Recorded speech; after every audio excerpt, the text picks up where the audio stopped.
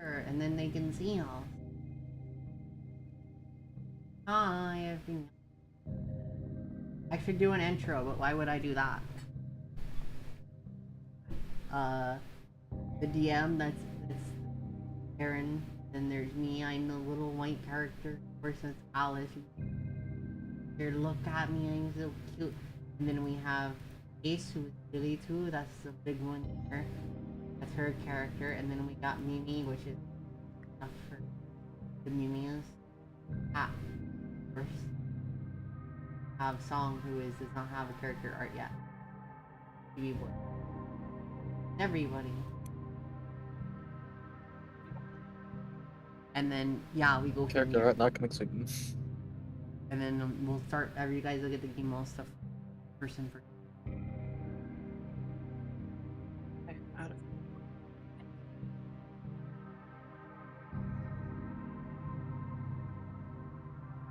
When things will happen.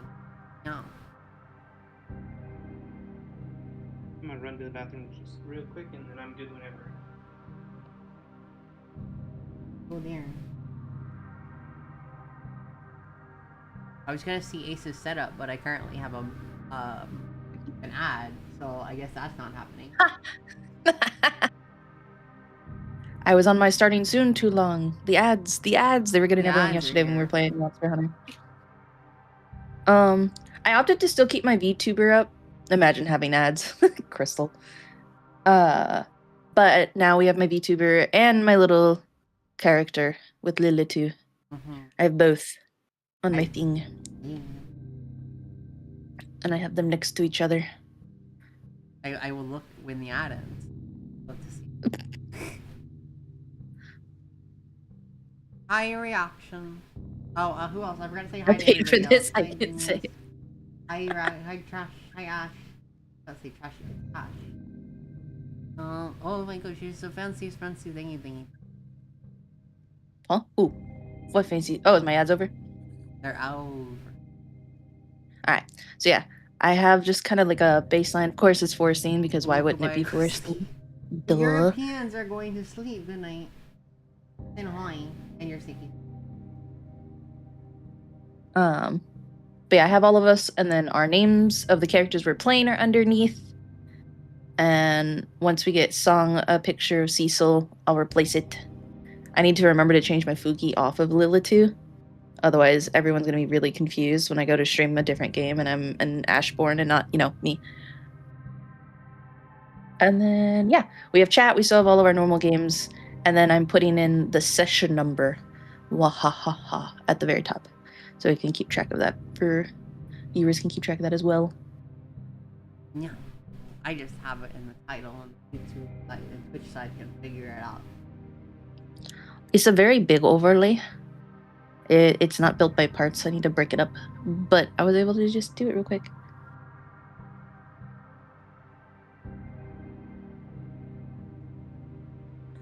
I love that Cleo is just staring ominously into my soul.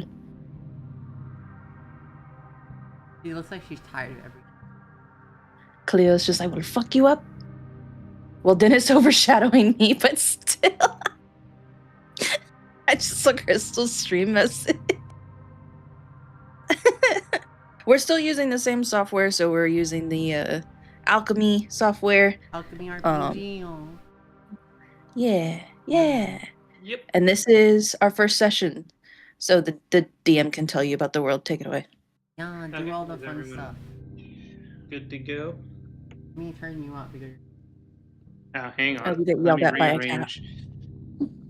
I have D&D books all over my fucking desk, so my mic was in Narnia. Perfect. Alright.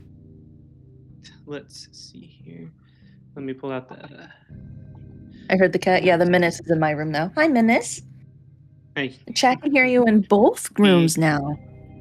He is poking holes in my jeans. I will tell you that. Ping. Alright, so. She is the menace to society. She does her best. Oh, she succeeds. Yes, she does. Pinky. What's it like having two cats now, Eve? They are still separated. The other one is in the bathroom. And they do not have their vet visit till tomorrow. get all their vaccinations. Mm. Not that mess. They are. You know, I still have your bed, baby. I don't know why you're so angry. Dad, do you want the cat tree to set next to your desk? Maybe she'll yell at you less.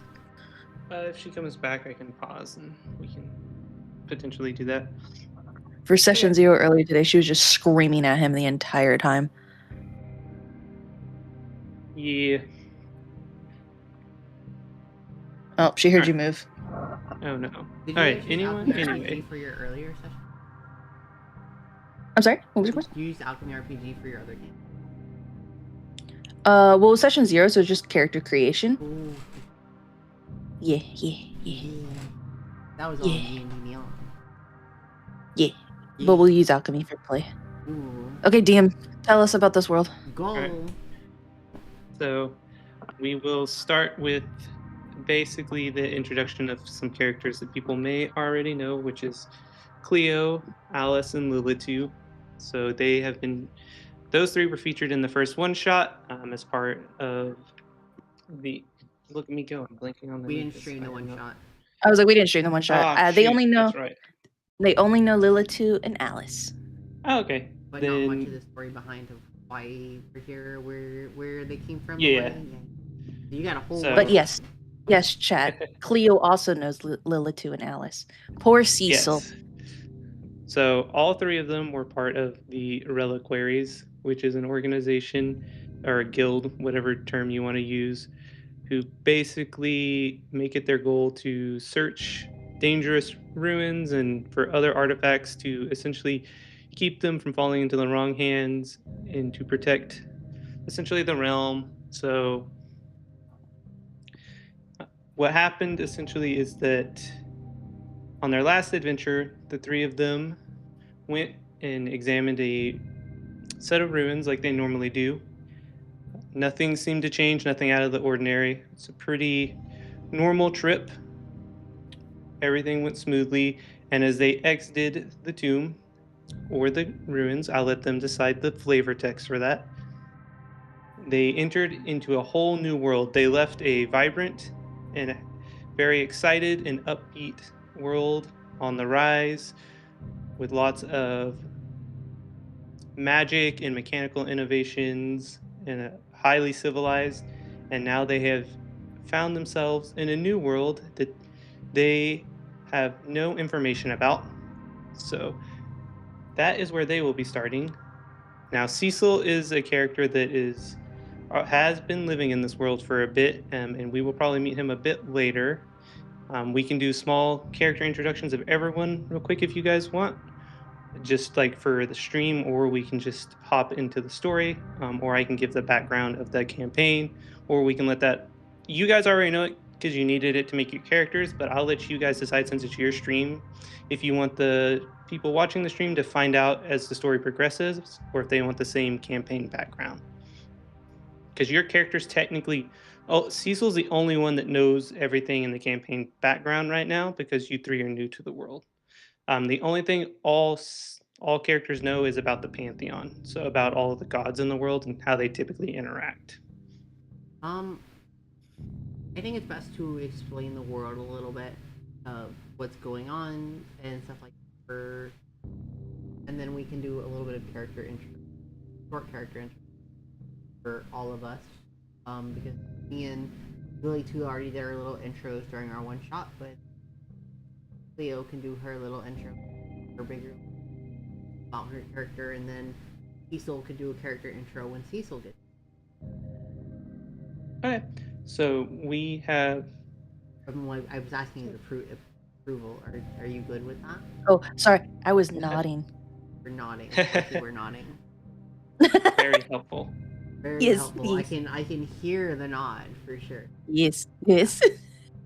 And is Cleo and Cecil?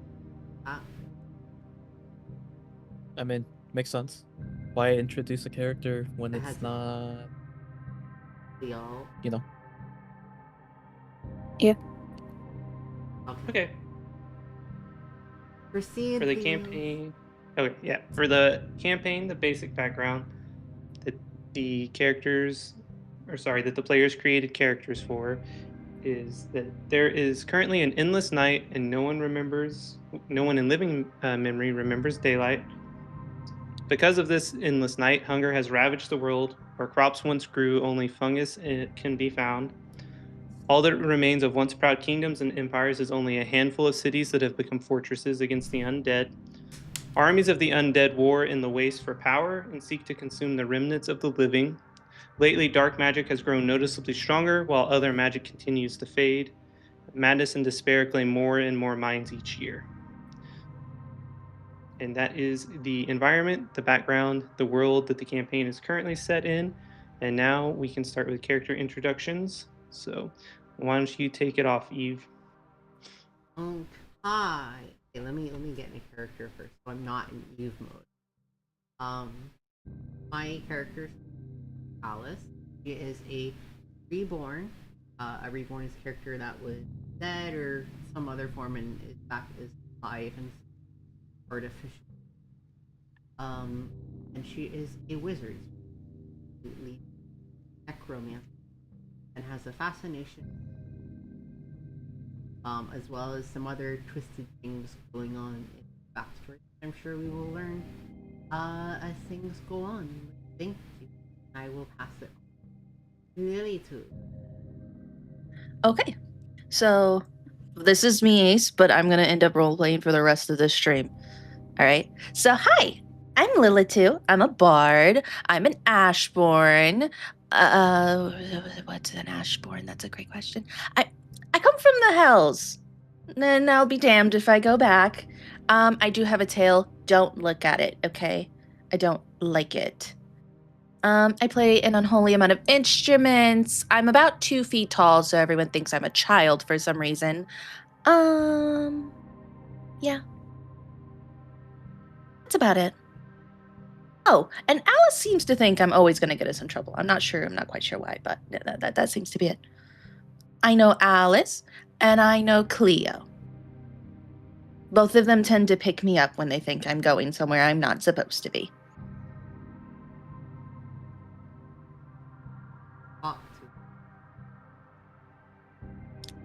Alice loves me. Don't let her fool you.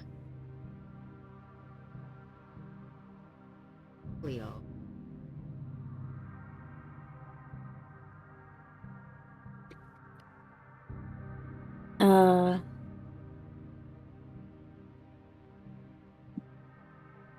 I'm Cleo. Orange Tabaxi, quiet, life domain cleric that worships Utu the Radiant.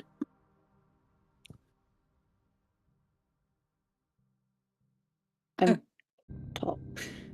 I pick up Lily too a lot. Cleo is tall. Cleo also has a very nice fluffy tail. I'm very jealous of Cleo's tail. Leo's tail doesn't stab people. All I haven't stabbed anyone with it yet. That we know. Cecil, you want to introduce yourself? So I'm playing Cecil. He is a human fighter. He is a noble that is ousted from his family for drinking one of the last remaining bottles of wine, and he's just trying to find his way throughout the world by being an ignorant, liver food spoon-fed little bab, you know? That's gonna be fun. Alrighty. There's gonna be a lot of confusion. Probably Oh, it'll be a great lot of though. fatigue.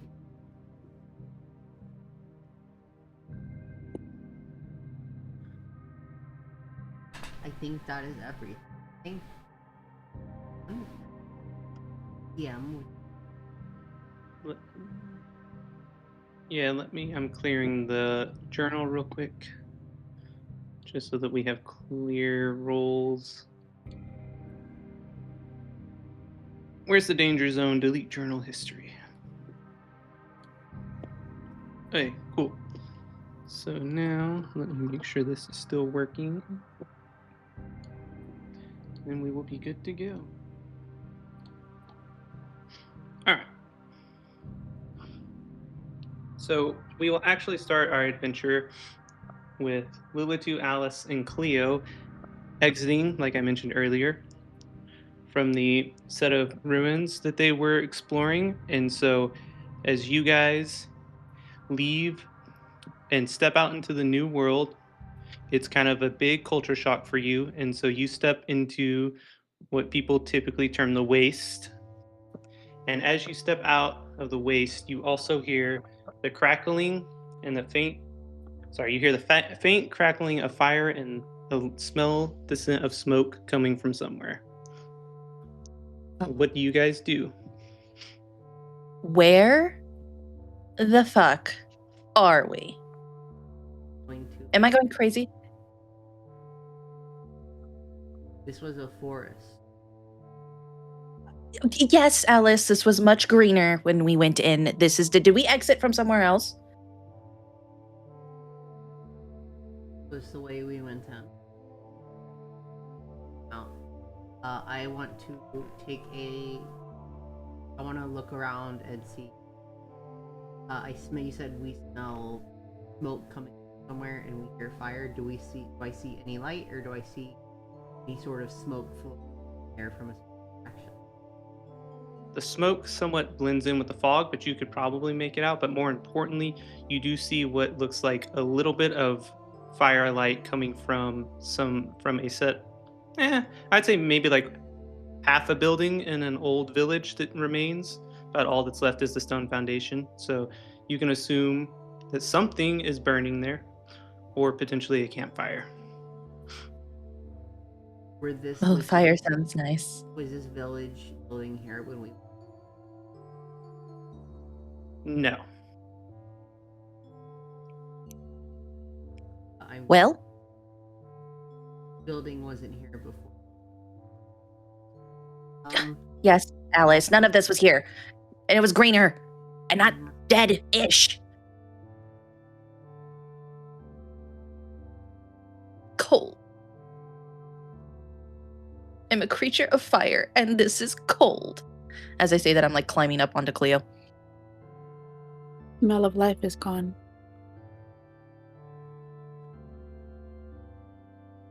I say go to the fire, okay? This is cold. This is dark. And we've had a hell of a time in that place. Oh shoot, I didn't mean to do that. I can delete it real quick for you. I was trying to view. Wrong button. Wait, do you think headquarters is still up? I'm going to use predestiny. Warm to close because it allows me to warm something for one. Oh, that's nice. And she is tiny. Oh, that's nice. For the next All right, hour. fine. Then I am going to start proceeding to the. Cleo follows. All right, cool. As you make your way to the fire as a group, you notice that there's a tree line in the distance, and all the trees are dead, and they are covered in fungus or lichen or some sort of mold. You can't really tell. It looks like it's kind of spread, but you still don't see anything alive.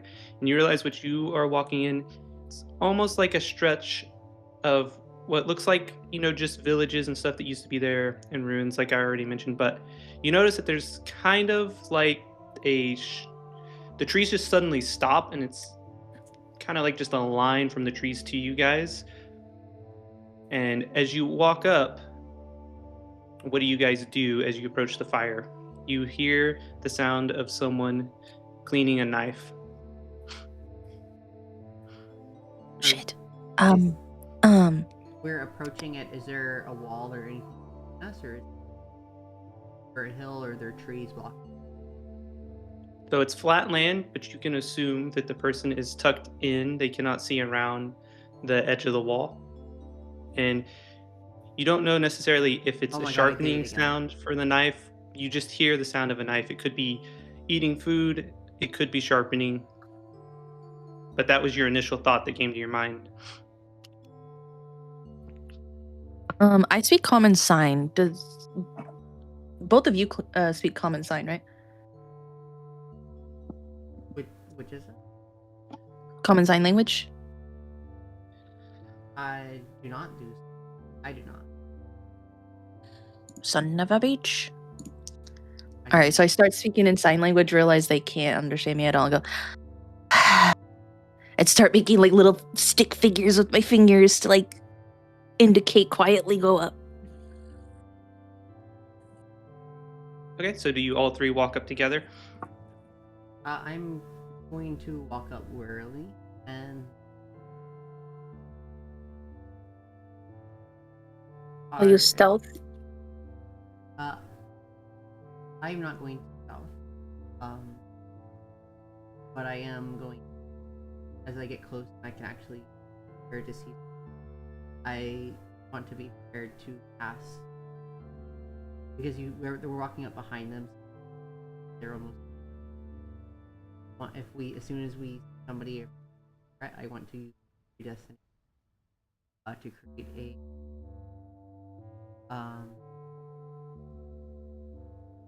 a small light for snaps or sound. Small light that's almost in front of them that rather we approach up to. Sorry, Okay, so so are you and Lilitu together at the front and Cleo's kind of hanging around? I think Lilitu is on. See. So I am in the. Okay, as you round the corner, you see a nobleman that is dressed in somewhat tattered clothing. Looks like he's been traveling for a while, sitting at the fire, spinning his knife now in his hands, kind of in the dirt, playing with it. And now, Cecil, what do you do? Oh, I mean, this is why I want the character introduction sort of in the game, but it's like I'm sort of just talking to myself, going like, how could father do this to me? All over a mere paltry bottle of wine. Wine? I I've climb been down to traveling Cleo. for days, fighting monsters. Tries to pass me. I'm grab her by the back of her. By the back of her. And then it's like while playing with the knife, I can't even bother with this map. It's not telling me anything that I can make out. Where am I to go? My limbs are just flailing as I'm trying to get to wine. And it's just a whole bunch of him whining because it's like he's lived that rich life. Just being all pouty. And then I'm just sort of just sitting there not noticing anything going on because I'm just tired, cold, and hungry. Okay, so Cecil is sitting close to the fire trying to get warm. I assume he's probably sitting cross-legged, staring downward, and you hear him muttering to himself as he's playing with the knife in his hand. And at the same time this is happening, was it Alice holding Lilitu? By the nape of my clothing. And holding a hand over her mouth to prevent her. Okay, so you guys see Cecil and you hear him muttering, and you heard him mention something about a map. What do you guys do next? Wine? I heard wine. I'm gonna sit there for a moment. I'm gonna cast minor illusion. I am going to let her go. Okay, so real quick, Lilitu, what are you doing? So I'm gonna cast minor illusion. You create a sound or an image or an object within range that lasts for a duration. The illusion also ends if you dismiss it as an action or cast this again. If you create a sound, its volume can range from a whisper to a scream. It can be your voice, someone else's voice, a lion's roar, a beating drum, or another sound. If you create an image of an object, such as a chair, muddy footprints, or a small chest, it must be no longer than 5 foot. The image can't create sound, light, or smell, or any other sensory effect. Physical interaction with the image reveals it to be an illusion. If a creature uses it as an action, So, I'm gonna create a whisper to Cecil and be like, "Do you still have I think Be it like, might get you do, out. do you still have wine? All right, Cecil. Do you hear it and do you react? So Cecil being just sad Patty, hears that, suddenly stands up and starts flailing the knife around, go like, "How to goes there? Wine? I don't have no wine." I throw my hands up and just go limp against Alice. And then it's at this point that Cecil, because it's right behind them, probably would notice them. Should I roll for that, or? No, I think that's a fair assumption. I'm not trying to hide. So. Yeah. So you just see a little was making foot. noise.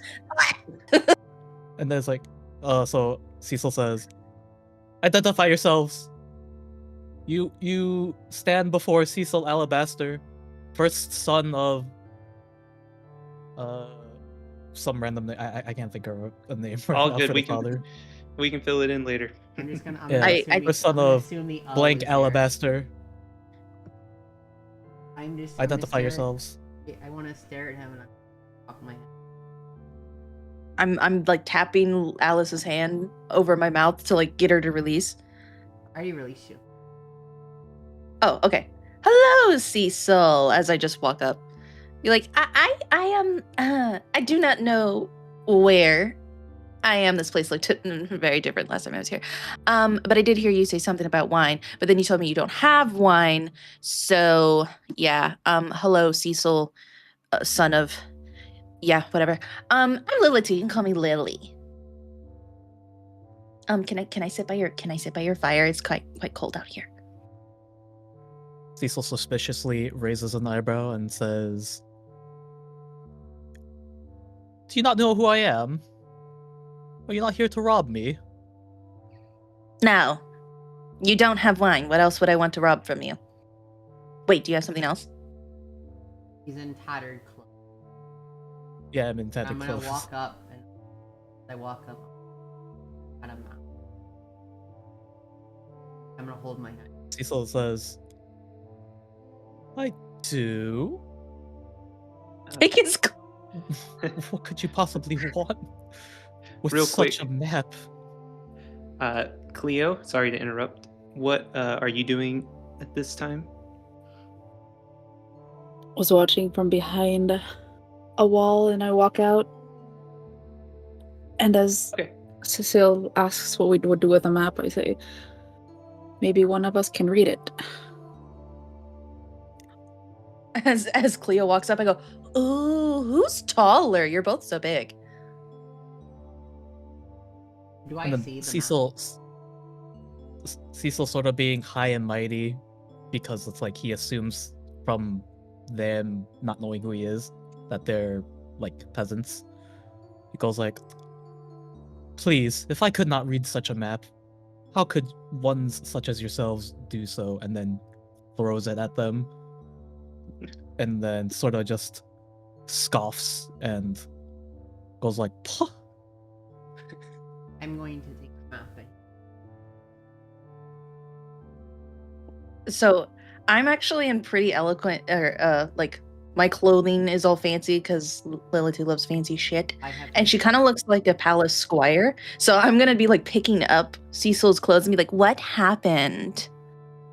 With my little fingers, just be like walking around him, looking at his tattooed clothes, being like, "What happened? This is terrible." Okay, so to paint the picture, Alice has the map and is currently scanning over it. Lilitu is kicking or going through Cecil's clothes, questioning him about them. And I assume Cleo has kind of just walked into the light or has continued to walk in like towards the fire. Standing next to Lilitu and kind of glaring at Cecil because she finds him rude. Okay. As this happens, you guys hear a strange rustling in the woods and a high, somewhat screeching noise. And out of the woods come what looks like two flying, the best way to describe it is swarms of bat-like creatures, and they flock straight to the flyer, and they seem to be, for some reason, focused on Cleo. What? Oh, I didn't mean to cast that. Gosh, I keep hitting the wrong button. All good. This one doesn't automatically take spell slots unless you manually add a tracker to connect to the action. So Okay. you manually track your actions in this, just like if you were playing at a table. Right, we gotta re-add our spell slots tracker. Yeah, the tracker should be there, so you just might have to enable it. So I will get the encounter set up real quick. I just forgot to name these stupid things. I apologize. So Cecil, do you have any rings? Like, what's this? What house are you from? When are we?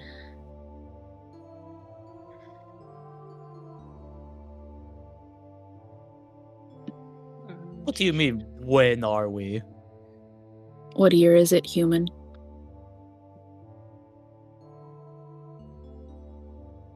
And then Cecil just sort of just blankly stares at them, going like, how could they possibly not know?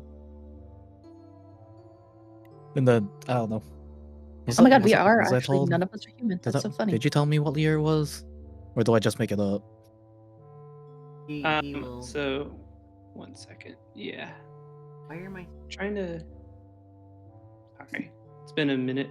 I just want to make sure. Okay, show. That is correct. Okay, show. And then now... Okay. I think I have to pull everyone into the encounter. It's been a second. The next encounter will go much better. Sorry. I apologize. so ill? Ba, ba, ba.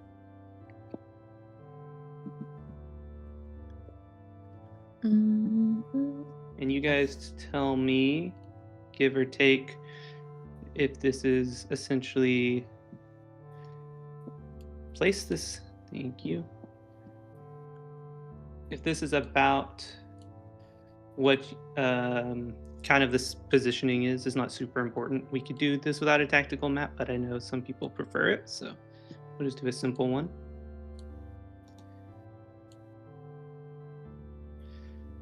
Why is it not giving me an option tracker for spell slot? I should have already had you one made. Yeah, I was like, my trackers are above my spells themselves. They are not above. I have cantrips and I have my... Oh, they are. Never mind. I see it. I dubbed them. They blended in with the background.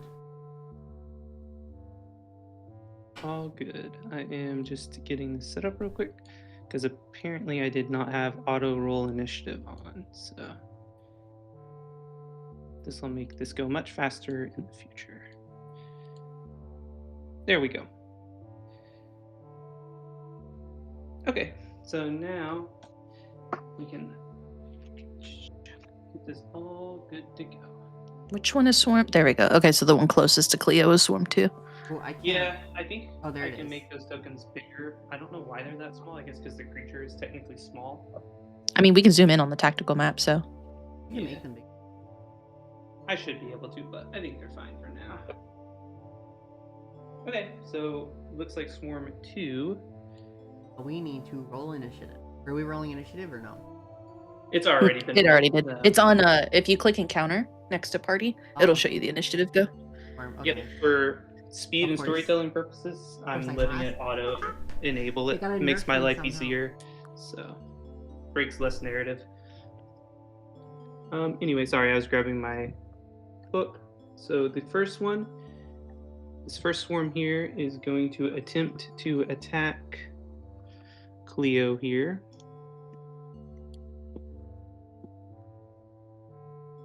Let's see. So does a 13 hit Cleo? I don't think so. I think you have an armor class of 14. So that is it for Swarm 2. And it is going to now be Cecil's turn.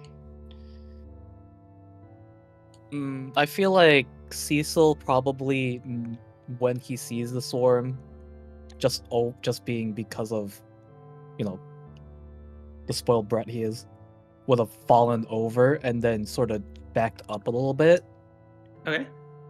You should be able And to then move your token if you need to, or you can just, if you don't actually move, that is also okay. If you just, yeah, just like a Just- smidgen, and you just go like pointing is like, what are those? Protect me, Okay. protect me, Okay. peasant. So Protect me, Squire.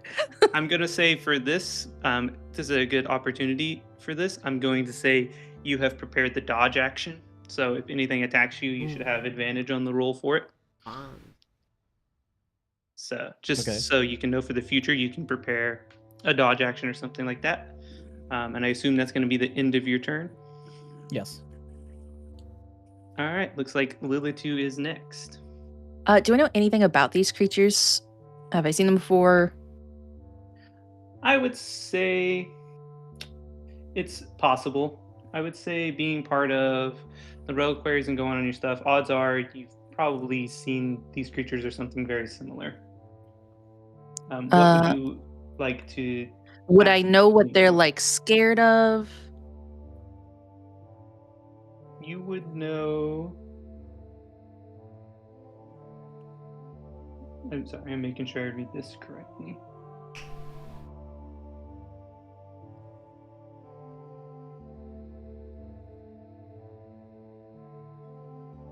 I don't think you would, no. Okay. Then I will cast Starry Wisp. You launch a mode of light at one creature, object within range. Make a ranged spell attack against the target. On hit, the target takes 1d8 radiant damage, and until the end of the next turn, it emits dim light in a 10-foot radius and can't benefit from the invisible condition. Sure, here we go. Oh shit! Oh shit! Oh shit. Ayo! Natural 20. Crit, let's go. So, did it do 2d6? 38. 38. What did it do? It did 2d8s.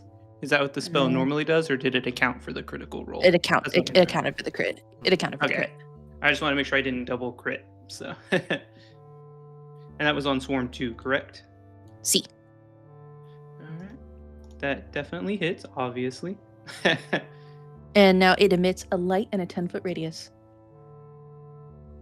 All right, let me mark these damage. I gotta turn a tracker on for it. I am. As I launch my little, take that, you rat with wings! Stay over there. Do this last time.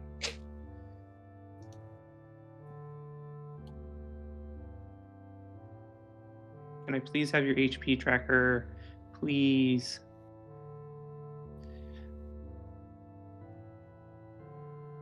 Sorry, I am confused on why this is.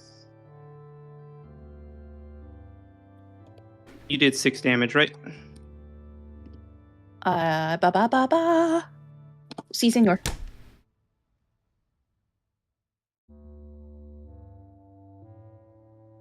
Do I have to play as you? Sorry, I'm relearning this. It's been a bit. I believe. Ah, I see now. Okay. So you knock a few of the creatures out of the air, and now it is Cleo's turn. Since they went for me and they're close to me, I pounce and claw at them like midair with my claws. Okay. So go ahead and use your cat's claws action, I assume is what you want to do. That hits for 3 damage. So you snap a few out of the air with your claws. Oh god, is the cat brain taking over? Oh, anyway. Was that Lily too? Yeah. I whip my head towards Lily too, squint at her. like what was the word?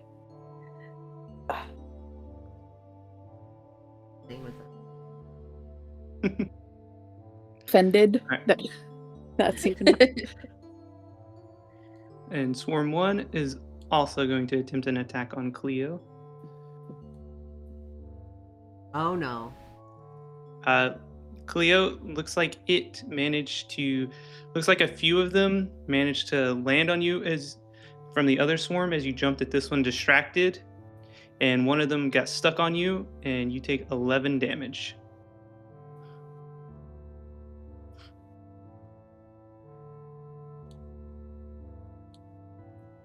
All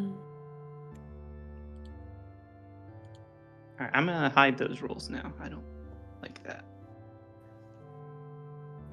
All right, that means it is now Alice's turn. See, you're casting Shatter. 17 damage. Does that hit? Do you have a brief description real quick for everyone in the stream and in the game? Okay, so Alice is going to snap her fingers, and then a little bit behind the air, behind the creatures that are coming at us, there's going to be a almost like a crack, and there's going to be a loud sound, thunder damage. It's going to come out from that. It's going to go in all directions, and it's going to strike the creatures. They have to make a dex save throw that passes 13. They fail, they take 17 damage. If not, they take half as. All right, dex saving throw. All right, they had to make 13. They fell, so they take the full 17 damage. And let's see here. This is one of Alice's favorite spells.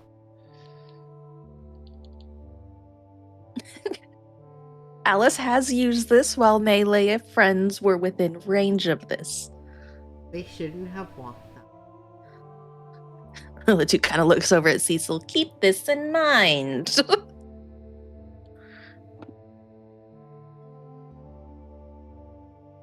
Oh, I see. Are they attracted So to just my lying life? on the ground, It's almost confused. impossible for and me to see on PC as well. So it's not just. I had to go full screen What is it? to see Amanda's stuff.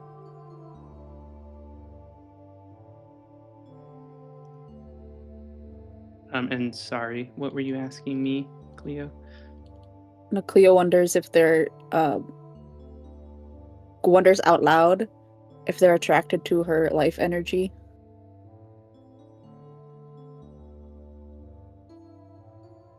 And thus the reason why they're attacking, focusing on her. They wouldn't care. It's not because you're a cat. I'm gonna side eye. Got all that fixed. Okay, so as you said you cast, it was like a thunder noise, right? Is that what you were going with for Shatter? It was thunder. So it was would have been thunder because thunder sound damage. So it would have just the crack in the air would have basically sent waves out that would have struck. As it happens, it looks like about half of both swarms fall to the ground dead. And now it is Swarm 2's turn. And again, for some reason, it wants Cleo, so it's going to attack Cleo. What the fuck is that? It does not hit. And so now it is Cecil's turn. So Cecil's hearing the side chatter of them just sort of making jokes and things, thinks to himself, are they playing around? Our lives are in danger. And then takes out his pistol and then from the ground aims it at Swarm 2. Would you have a clear shot? I think you'd have. How close are you guys? I assume you guys are not shoulder to shoulder fighting these. I assume you guys have some space between you. I'm gonna say you probably have a clear shot, yeah. Or if you want to move to be safe. I would have assumed since they're a swarm of bird in the air, creatures, yeah, they would be in the air. So like, yeah, yeah. I think so. let's Sorry. Like that. Wow, good roll. And you're attacking Swarm 2, right? Swarm 2, yeah. All right. Oh, sorry, that was accidental. I was looking at what they were. Okay, I'm sorry. All good. So, describe how you kill the remaining in Swarm 2, Cecil. Obviously still scared out of his mind, he just sort of shakily points it at the Swarm 2, since they're just flying above the heads, hoping that it won't hit one of the other party members, since, you know, obviously he doesn't know them, but he doesn't want to kill anyone, right? Just sort of looks away and then just shoots. Awesome. Alright, that means it's Lulitu's turn now. So you just witnessed Cecil, or you may not have saw what he did, but you just hear a loud bang, and then all of a sudden, what was remaining in Swarm 2 just fall to the ground dead. I kind of look over at Cecil and I go, ooh, fancy. And then I will cast Starry Wisp again on Swarm 1's the only one remaining, right? Yes, and I should have removed that other one for you. Yep. For 6. All right, do you want to describe the spell? You don't have to describe what it does unless you want to, but you can describe and add some flavor to the attack if you want. So I create a ball of light in my hand and then hurl it at the first swarm. And then as it hits, they take radiant damage. So does it kill them? Not yet. Nope. Okay. So they just start glowing. Right. So I'm making sure I did that right. Yep. So about a quarter of them are left now, and they're glowing. And does that give any special properties like advantage or anything?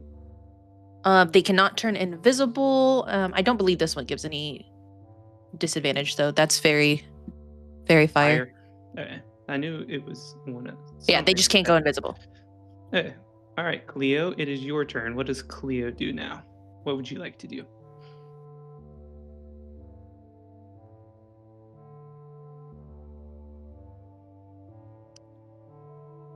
Cleo cures her wounds. All right. Do you want to re-roll that, or do you want to use the one you got before?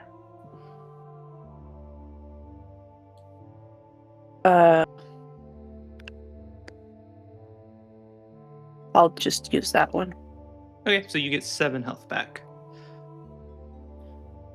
So, as this is happening, Cecil, you see Cleo start to glow bright yellow, and her scratches and things seemingly start to disappear right in front of your eyes.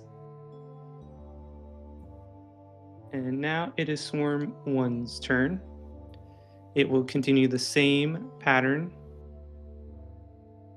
And it is blinded by the light, and it ends up missing its attack. So all of them kind of just swerve above your head. They're looking a little confused. And now it is Alice's turn. They're at it. Happy. Snap her fingers. Does that, a bell noise is ring around remaining, and Wisdom. they have to make a wisdom saving throw. If they fail, they take 3 damage. Okay, so this bell happens, and like 3 or 4 fall out of the sky dead. The swarm is looking mighty small compared to what it initially was. And it is your turn again, Cecil. What would you like to do?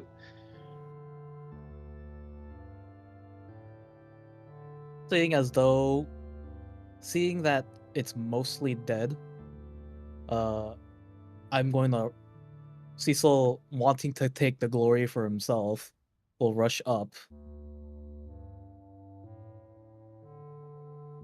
curving around Alice, and then just attack them with his rapier. All right, go for it. Let's see. I think that actually might be exactly how much health they have left. Nope. You slice all but 2 out of the sky.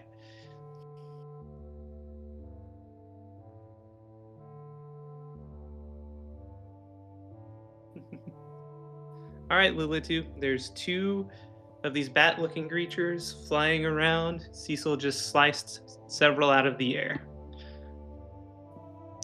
All right. I assume a 7 doesn't hit. No. All right, so I create another light in my hand and throw it, but with them only being 2, I like whiff and go in between them. Rats! All right, Cleo. You just saw Cecil slice a couple out of the air, and then you saw Lilitu throw something and miss. What would you like to do?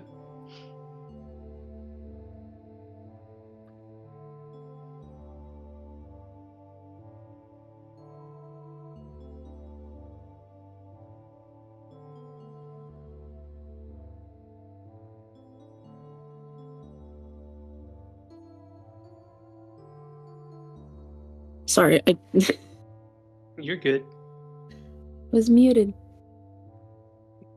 I cast Sacred Flame. Sacred Flame. All right. Dex save 13.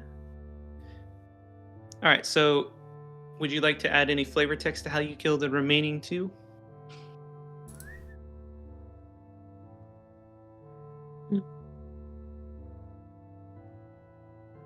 Did you say no? Sorry. I just want to make sure I heard correctly. If not, I'll do it. I shoot the Sacred Flame, and just a radiance descends on them, and they just disintegrate. That's what I was gonna do. Awesome. I just clap my hands. All right, so that is the end. You have killed all of the enemies. Are there any dead ones? There are... Yeah, there's still some lying around, whether they be sliced in half or dead from your sound that you created. There's definitely several lying on the ground. I'm Okay. just clapping my hands, running up to Cleo. Kitty! As I'm getting death stared at. So as you examine it, you see that they are bat size with dagger length probiases that attach to other creatures and seemingly drink their blood. Do I know what creature is? Is it similar to... I need to roll a... Yeah, I'm trying. Sorry, I was thinking about which one for you to roll, because there's 2 potential ones this could be. So let me check real quick.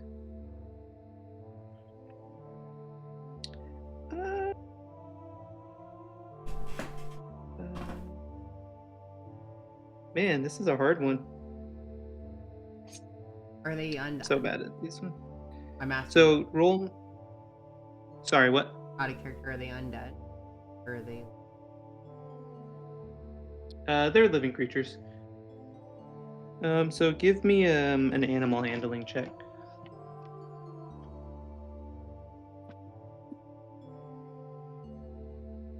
Okay, you have read about them briefly, and you recognize the anatomy as what is... No one's really ever taken the time to draw pictures or do anything of that nature in the archives at the reliquaries, but you can, looking at the anatomy, you recognize it as what the books call a sturge, and you remember that they are residents of the Underdark that typically hate sun and never come out during the day and rarely leave the Underdark. Do I know what's valuable to them? I'm their teeth. There's nothing of value that you know of that anyone would be willing to use.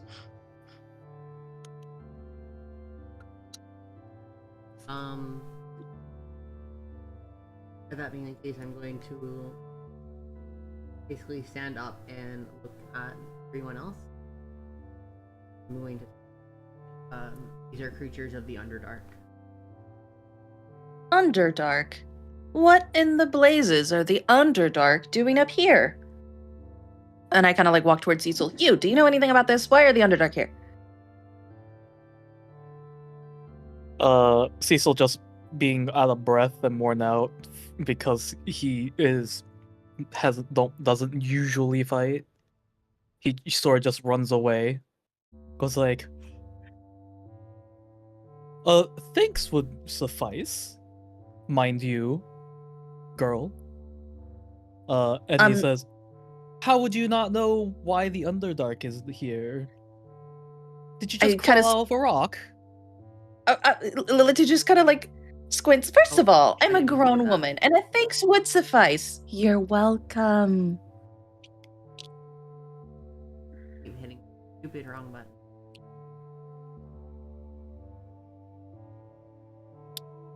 And then I kind of like walk back over to Cleo. Yeah.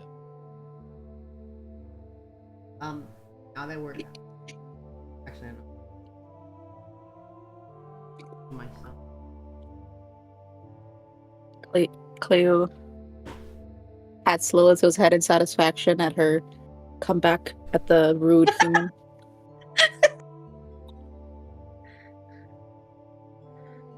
Cecil's just in bewilderment because he's the one thinking that they're rude because he's a noble. I'm gonna going back to the map now that we're how similar is it to the one that we You mean from the one shot? as in from the or like history of the world that we knew before? How similar is the map to what? So it is completely different. Is the city name the same as the one we came out of before, or is it? So the map you have currently that you're looking at, and if everyone wants to look at it, because I assume they can peek over your shoulder, let me go ahead and share that with everyone. Cleo towers over Alice to look at the map.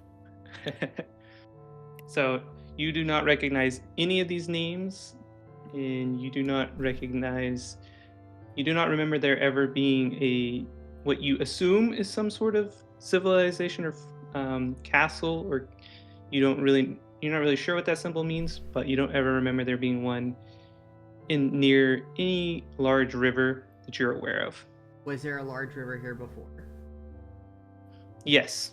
Can I, referencing from where that river is, where we are now, do I know where the city Reliquary was? What? You have no idea. The landscape has changed completely. I'm kind of looking at the map over Alice's shoulder. Undead Forest. Was there an Undead Forest before? No. Where are we on the map? Do we know? So you are at the... Let me make sure I made this name, and I was scared to end up... You are at the ruins of Castle Wormlock. I thought I was going to pronounce that wrong. Is it a tower? Is that what we're in right now, or is that because it shows a ruined tower? Yeah, you're basically in what remains of the cylindrical portion. But we don't know that, right? Because that's not what it was called before. Correct.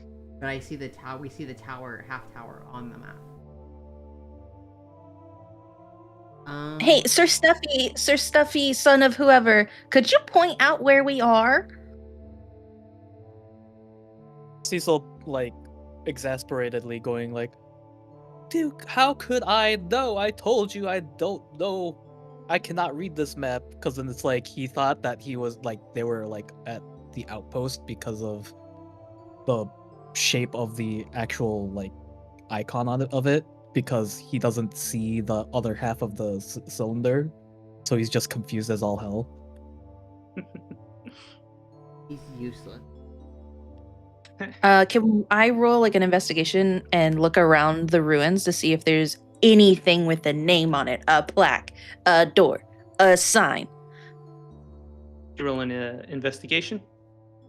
Yeah, let me go find my skills. I'm going to go for assist it. her with that. Okay, so for this, Same. do you guys both want to? Can I roll insight instead of investigation? Okay, do all three of you? I'll let. Okay, Lilitu. No, because you're not really. It's more for what a person is doing. Ah, tragic. 10. Ten. 10. Did you everyone want to roll their own or help Lilitu? I guess it all works out the same. Thank God for Alice. My map. Okay, so you three are all kind of looking around, kicking stuff with your feet. And Alice, you are kind of going a little bit, you're doing a little bit more digging and stuff, and you see as you move a rock, you see what looks like there's like kind of like a small hole. Doesn't necessarily lead anywhere, but you can see that there's definitely layers. So it looks like there have been a couple of buildings built here in the past. So basically what you're seeing, right, is 1, 2, you're seeing evidence that multiple things have been built here, torn down, rebuilt over. So you're seeing kind of time has passed. And you don't recognize anything here from like that would tell you where you're like that you would recognize.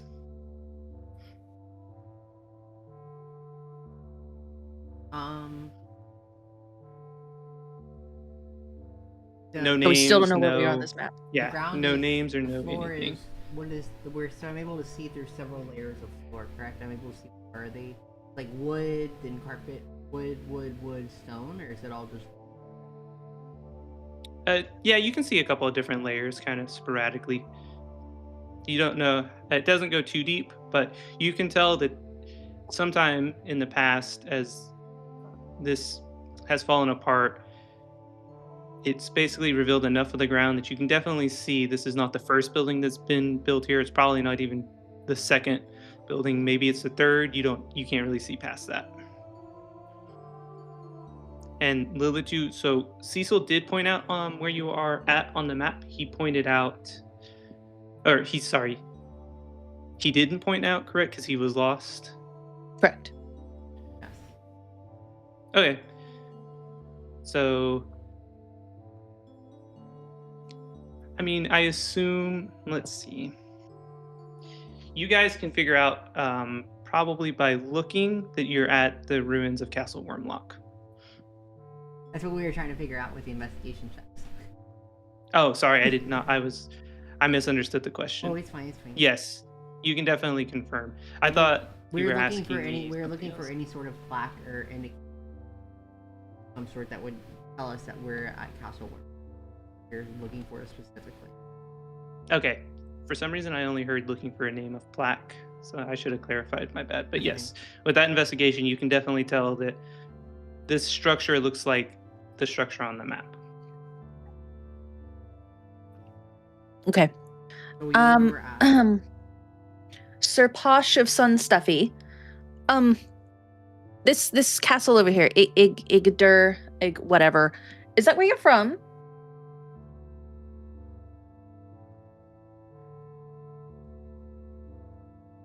I have to think about He's it. broke. Cecil will tell you. All good. This is hard. Roleplay gets easier with practice. Mm-hmm. Yeah, it gets much easier with practice.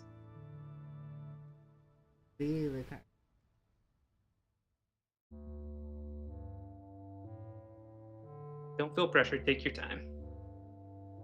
Cecil says, little girl, rude, first of all. Secondly, Igdur is the name of that castle town. And no, I am not from there. I came from the north.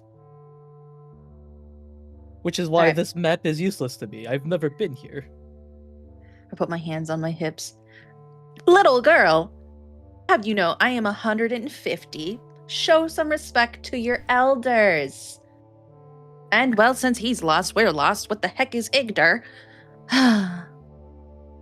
Do we just make our way to the Outpost 3? Maybe they'll know something. Yeah, we don't.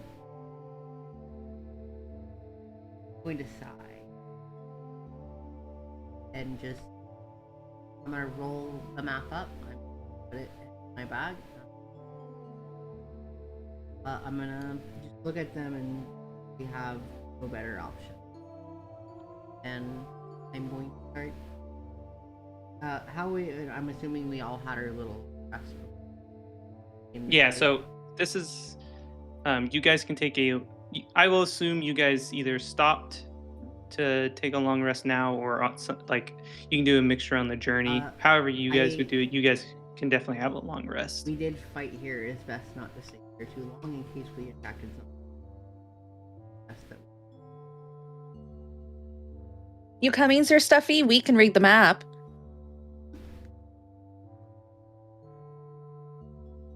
Also, I say that as I'm climbing back up onto Cleo's shoulder. Just scoffing, he goes like, "You may be able to read the map, but that's my map. You're coming with me." And then just I looked down. I looked down at Cleo. Kind of this one's going to be interesting. Leo brushes past him. Goes in the opposite direction of where the map is telling us to go. That's the wrong way. Sir Stuffy. I'm just gonna start walking in the right direction. Do you see the small girl with white hair? Follow that one. Do a 180 and it goes like, "I knew that." All right. And he didn't even have wine. We don't need wine. As you guys travel to Outpost 3, it's only about a half a day's hike, so I assume you guys get there in about a day because you're going to take a bit of a long rest. Hike. I thought that said bike. I was so confused. You roll the dice when you use handwritten fonts. But anything interesting happen in your, let's just call it a day trek while you're on the road? Or is it pretty uneventful? I played my fiddle while sitting on top of Cleo's shoulders for everyone. I'm assuming by this point, as we're traveling, introductions done between us and their Posh. I would assume that they would be asking a lot of questions since they don't know anything about the current world, so they would eventually get information you gave me. So would you guys like to roleplay that or just say it happened?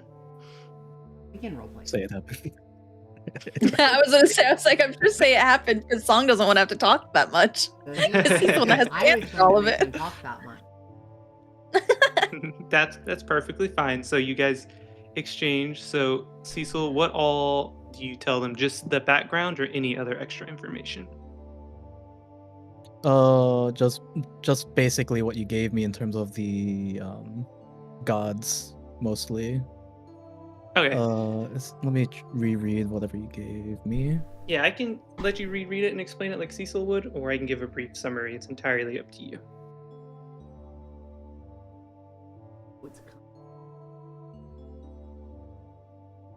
Well, I'm opening up the DM that you sent me. Yeah, he didn't have access to this make notes beforehand, so.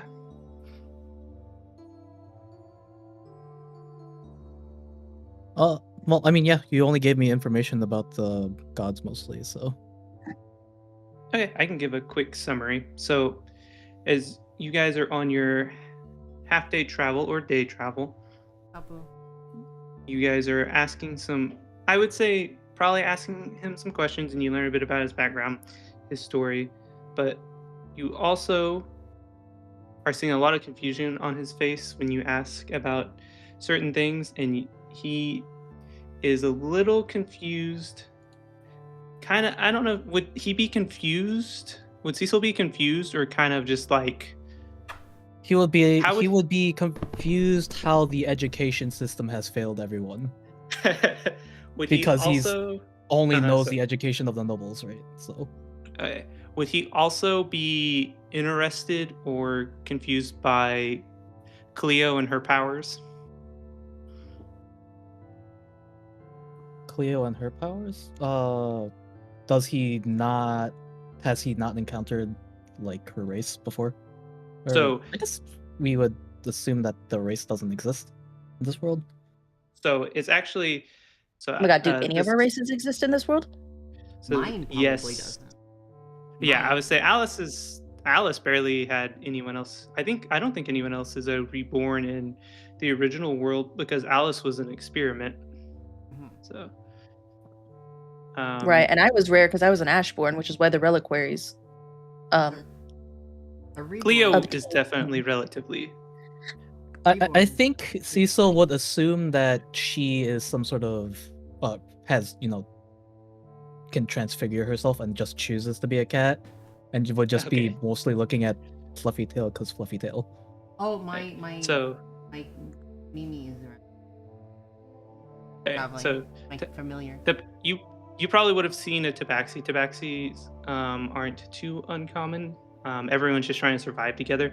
The thing that you may be interested in is so in this world is the rest of the party learns from you. No one really worships Utu anymore. They believe that Utu has abandoned them, and most people have disdain for Utu, as well as most people have stopped. Okay, so, Yeah. so you mean I'd be confused about her power to heal? Yes. Can you explain Yes. the Pantheon gods? And put the Pantheon handout and Yep. put the Pantheon thing handouts. Thank you. Yep, I was getting ready. Wonderful. Yep. I would say Cecil would probably not be super interested because he's just sort of oblivious to a lot of things. He would just be like, ooh, shiny, pretty light, and just, again, just be focused on Fluffy Tail. Okay, that's kind of what I was thinking, so I just wanted to make sure. At some point during our short rest, whenever we're doing that, or long rest or whatever, I'm like against Cecil's will, braiding his hair, asking questions. I gotta make sure I choose. I did a couple of iterations on this chart, so let me just make sure this is the correct one. Cecil wouldn't question it. He would just sort of be like, there needs to be some sort of sophistication here, and she's providing it for me after my tighter clothes are just dirty. And then so he's just like, I accept this. I may need to full screen this. Like, here's a picture of Cecil for stream. I'll pull him up. You get that long hair. That should open in full screen mode now. So there is this, which will tie into, and then I will also flashbang. I'll paste an article so you guys can show it to viewers and potentially in your notes and have it to reference. I'll try and build a handout for it so it's easier to reference later. Let me find this link real quick. I am blinking on the software we are using, and I don't know why. I found it, but my brain did the thing where it was like, just forget everything. So Utu is the one that we were worshipping, or it is worshipped currently? Utu is... Sorry, I'm getting the link. So many. We'll get used to it. The first session, lots of stuff. Yeah. So Utu is the radiant god, usually associated with, let me send this in chat before I forget, because I will. So here is the link here. You may have to copy and paste that into your browser. I don't know if it'll let you click from the link in the journal. Oh, my bad. Oh yeah, no wait, we'll have to put it on the browser. So yeah, you'll have to copy and paste to the browser, but so Utu is the radiant, is what the Utu is referred to. She uses the sun as her symbol typically. She is worshipped by healers, midwives, and farmers. And then we have Oog, the inevitable, is what is often referred to. His symbol is the moon, and he is typically worshipped by mourners, warriors, necromancers, and the dying. And then we have Oru, which is the revelator, and his symbol is the lantern. She's usually worshipped by judges, scholars, and mages. Then we have Cuckoo, who is the hidden one. He has no symbol. And he's typically worshipped by spies, thieves, refugees, people in danger, people trying to hide or be forgotten. And then we have Mu, the provider. Their symbol is the tree. And they are typically worshipped by farmers, merchants, settlers, and sailors. Then we have Boru, who is called the Cleaner. His symbol is the mushroom, and he is typically worshipped by farmers, necromancers, and the sick. So there are many creation stories, and no one knows which one is correct, but they can all agree that Utu and Oog came first, then the others followed. Whether Utu or Oog came first out of those two is an age-old argument that has not been settled. Most people honor multiple gods. Symbols to individual gods exist in major settlements, and Cuckoo has no symbol. The hidden one cannot be depicted. And so this is what you guys knew before. And so in this current situation, in this current environment, Utu is no longer worshipped. Most people think Utu abandoned them, so they have disdain for Utu. Oog is still worshipped. Oru is only worshipped by a handful of people in this world because there's not many judges, scholars, or mages left. Cuckoo, it's the same, hasn't changed, had no symbol, didn't have a place of worship, has the same typical worshippers. Mu has also lost a lot of worshippers because nothing really ever grows anymore. So they feel that because Utu abandoned them, Mu has lost their power or has abandoned them as well. And then Boru, the Cleaner, is also still worshipped because, the idea of taking care of the sick, decomposing things, and that nature. Okay, world question. Yep. All right, so Cleo is a cleric of Utu. Yep. Cecil is born in a world where Utu's pretty much like non-existent anymore. Nobody worships. Would Alice worship one of these? If Alice, as a necromancer? If Alice, that is up to Alice. So in this world, the gods, are somewhat opposed, and the worshippers may conflict. It's very worship any god you want, or don't worship at all. Because even if you're not worshiping, they believe your acts serve as the same form of worship. Okay. Alice would be. So that is. If I yeah, could. Sorry, go ahead. You're good. So Alice would be would not really worship any of them. She would be lean towards more of Oog and Uru, mostly because of their connections of magic and, of course, her being dead and necromancy and her stuff involved would lean towards those. But she does not worship really anything, mostly because how she was created is kind of what she considers herself as an abomination. Okay. I don't think Lilith would worship any either, being an escapee from the Hells. She kind of just worships life itself. So. Yep, that makes sense. That's what I computed. I didn't know if I should bring this up at the beginning or just kind of let it unfold naturally, so. Cool. Just checking.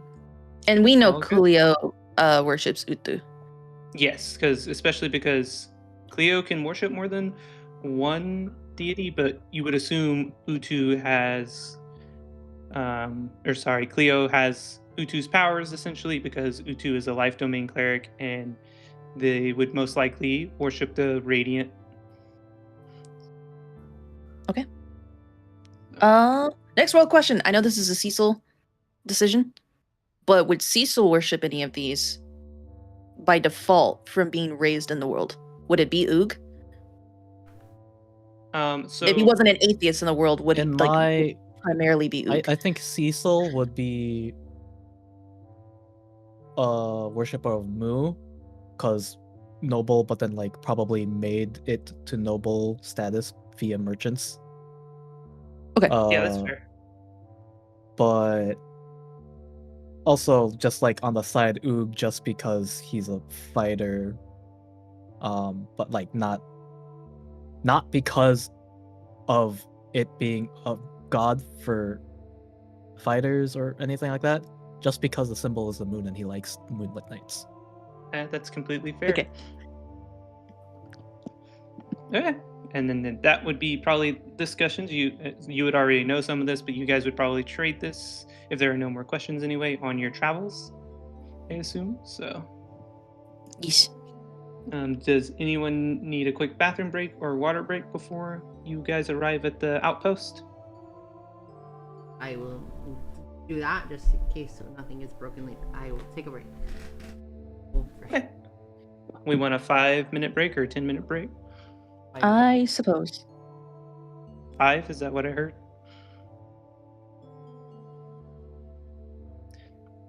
Okay, we'll be back around 7:05 to 7:10 then. My time, so sorry, I don't know CST, so 5 to 10. All right, I'll be back, chat. I'm just gonna go to the bathroom and then I'll come talk. I'll get something to drink.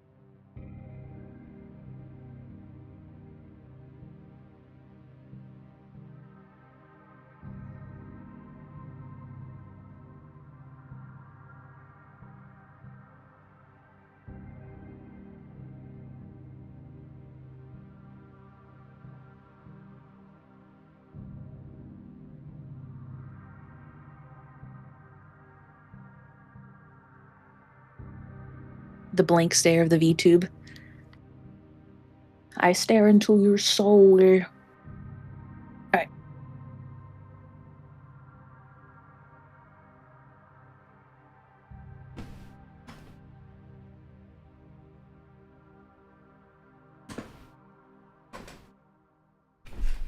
The blank stare. Hi, chat. Yeah, I was staring into chat's soul. Yeah. On my stream. You like that? I was asking Crystal if she wanted me to recap anything she missed. I missed the middle of combat. Cecil wanted to steal all the glory. He killed Swarm 2, did not kill Swarm 1, and Cleo got Swarm 1. And then we read the map, did some investigation to figure out where the heck we are. I don't know if you got to see the map, Crystal. I mean, so I have 4. 3? I don't know. I was like, I thought Alice had more. 3. Oh, okay. I think it's, I don't want to give spoilers to your background, but I read it recently because I have some questions for you. I'm trying to do some cool stuff with it. I think it's 3. You want to talk about it now? Or you want to do it off stream? I thought you. I don't want to. If you want to keep that as like information you reveal to your. We did read through the entire thing in the one shot. If you want, in the Lily 2 and Eve one shot. If Lily 2 and Alice one shot. If you want to just ask now, fine. People can go back and watch it. Okay. CCC. Yeah, I think it's your dad, a servant, and the young child that he was trying to save. I think those were the 3 souls. It was the young child was already gone and didn't have his soul. Oh, okay. It was the mom, the dad, and the mom. Then okay. And they were trying. I knew it was. They were trying to sacrifice the servant into a catalyst for an artificial to try to bring back their daughter and their daughter's body. And instead it went wrong, and then all 3 kind of got mashed together. Alice. With Alice. Sorry, go ahead. No, you're fine. I was just gonna ask, would Alice want to be a single soul and like a real person, kind of like a Pinocchio situation, or Alice would Alice doesn't. want to stay reborn? Aaron, can I share the deity link with chat? Yeah. All right, cool. Thank you. You don't have to answer now. I'm just genuinely curious, like how Alice would view that situation. Alice is content with who she is now. She would just rather be without the discomfort and the issues that come from two of the issues. Uh-oh, my thing just went to the thing. What the hell? There we go. Because there are some issues with well, they're all The three memories souls and have stuff. all three souls have their own issues. Mm-hmm. They kind of would rather them not be independent still. I thought so, considering she considers herself the real Alice now. So I was just curious. I mean, Alice knows that she's very unusual and very unique and basically abomination. Basically, from how she was created, the type of creature she is. Okay. What were you saying, Amanda? I was just gonna tell Crystal that DM is trying to get a site that you will be able to just pull up all of that information, very similar to the one that you were using at the moment. So I sent in chat the deities.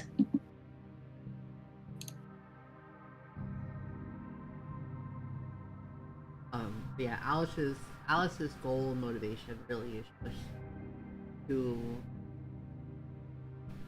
enjoy things, and which also kind of varies between the soul and on her. So her father's obsession with magic, and then her mother's obsession with having her material obsession with clothes and cute things with small animals and stuff like that. And but people can't see that face because your Discord's still. God dang it!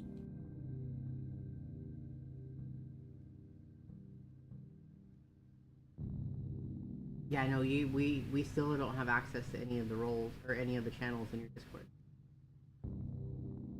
I thought David said he fixed that. He has not fixed.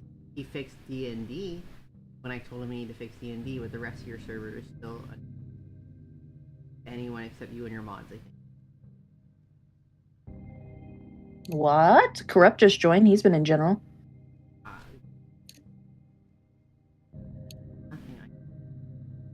Do you have the Traveler's role? I should have everything. You only have Friends of the Grove, you don't have Travelers.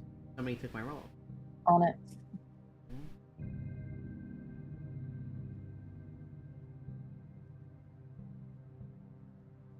Oh my god, I only have 2 roles. Where'd all my other roles? Should be fixed.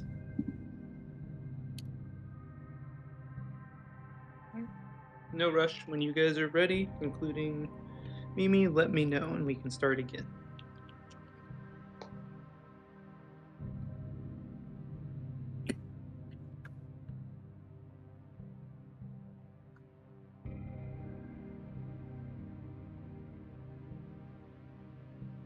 Yeah, I'm just eating pudding. Num num. Num num. All right, so does that mean everyone is ready? I have one question. Do we still have the link for the alchemy for the campaign, the public-facing one? Because I do not have that in my Discord. There's a public-facing? You mean like the summary? Not the... Yeah, the summary. Or the background. Yeah, like the here is what the world is one. Yeah, I have that. May I have it? I will throw that in Yep. chat as well for Crystal and in my Discord.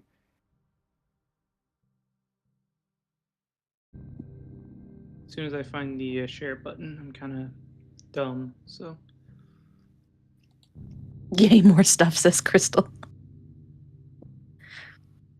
oh, it's from this. Yeah. Menu. I can copy this embedded. So I'm probably gonna embed it in the website, so it's easy to view all at once.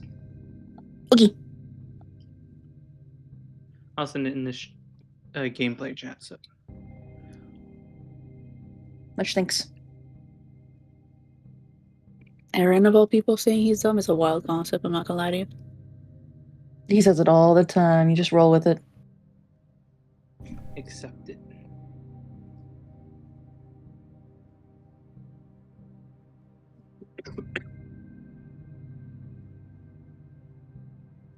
And there is But music when for anyone we who say wants the atmosphere. Oh, sorry, what?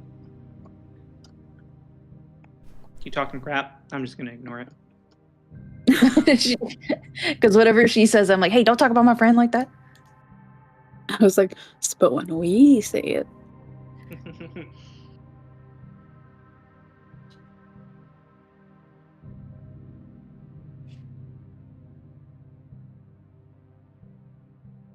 sorry, what about music? Oh, if anyone wants the music for while they read, there's some music. I don't think it auto plays. I think you have to click the little play button on those two sites I sent Amanda. Oh my gosh. Sorry, I'm looking at.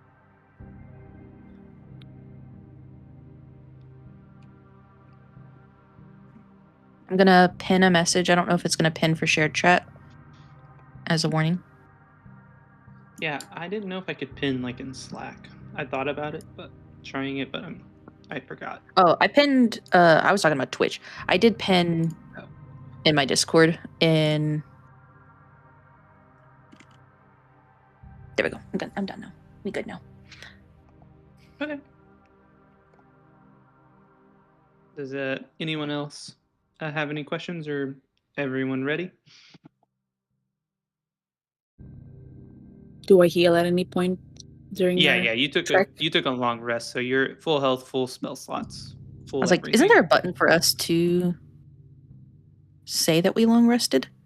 In this, I do not know, because this tries to be as close Or do to we the just physical. manually re-up everything?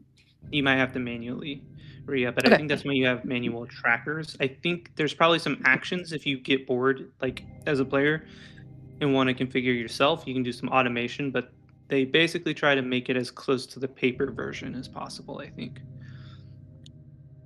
I didn't use any spell slots or anything, so I'm cool. I was just curious. So you're healthy and have all your spells. Both of those links are the same. Of course I messed it up. Did I send you the wrong one twice? No. It would be me. The first one.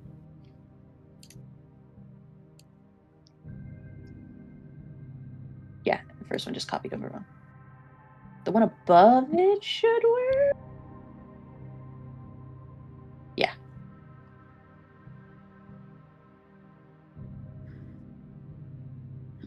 Eve is on starting soon. I am not on starting. Oh, the thingy there. And I will also have attributes to artists and stuff too. So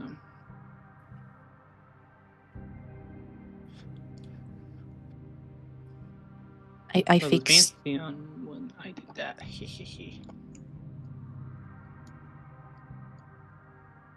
All right, cool.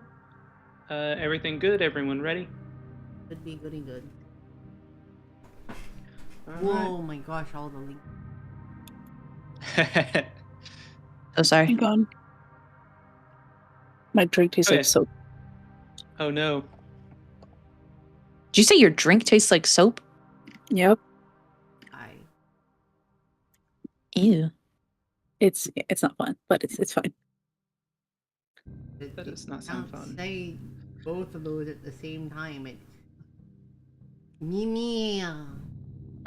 Alrighty, let's see here. All right, there you go, Crystal. Should be good now.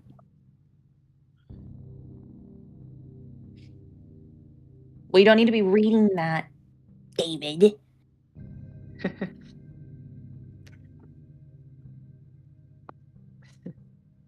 Wait, spammer in which chat? My chat? Whose chat? talking about you. Oh, Dennis, shut up.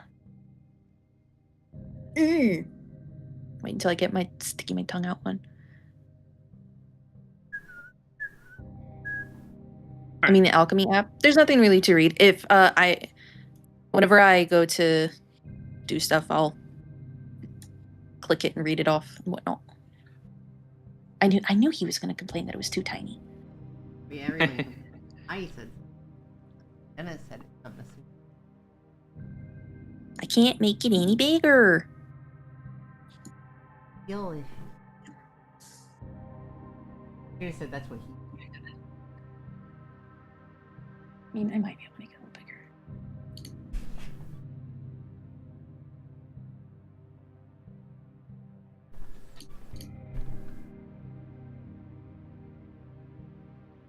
Are we waiting on? I'm waiting on the all good to go from everyone. You have a check mark from me. I'm good to go. Yeah. I know Mimi said it earlier. I assume, other than her drinking soap, she's good to go. Long. Yeah, I'm good. Okay. All right. Continue. So, as you walk up to the outpost, you notice some strange things. You would expect an outpost to have guards guarding it, or an outlook, or someone to meet you there. But no one has noticed your arrival. And you also notice that there is no longer a gate. It looks like it is in pieces. What do you do?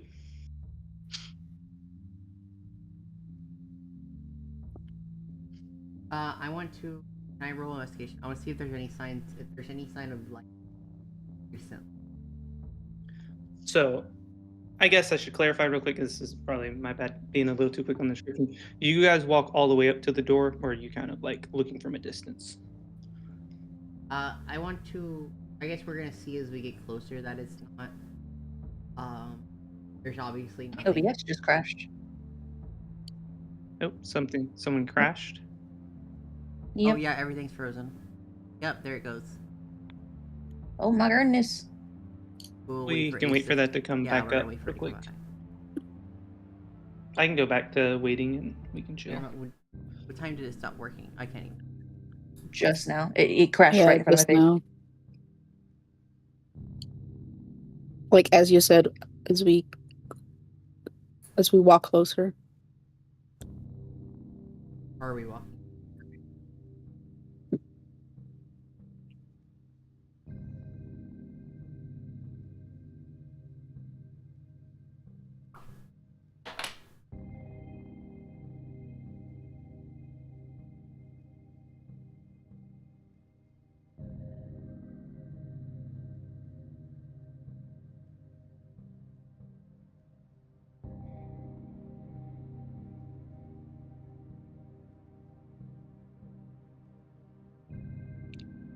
But yeah. Oh, it randomly wants me to recheck my stream key. Are you dual streaming? Yeah, I was dual streaming. Restream. So I need to check it with restream. Yeah. Might have you log back into restream. Oh my god, all my stuff is... I'm just gonna reboot the entire PC because it's really fucked.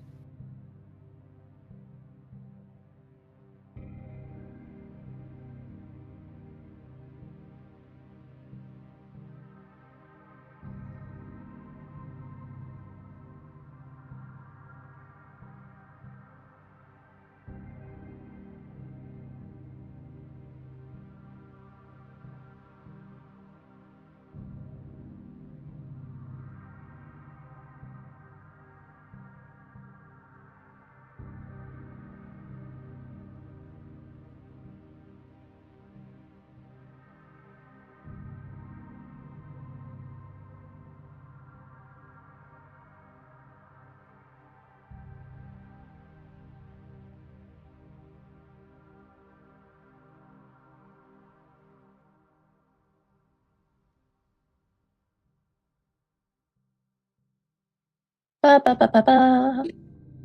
PC wasn't happy with the break. Who wasn't happy with the break? Apparently you. AC. Yeah, that was weird. It's all good. Technology.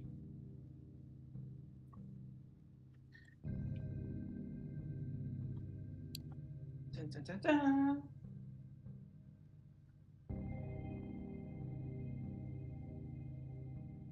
I'll wait for my VTube studio to finish getting back up. Cool.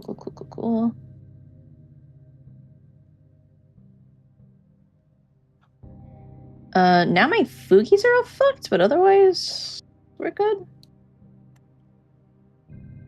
Oh, they're back.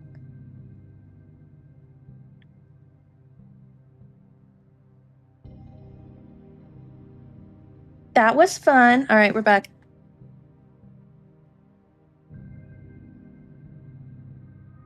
That's what I get for trying to make this screen bigger for David. I don't know how. It's his fault. It's bad. I think I need to reinvite you to the thing,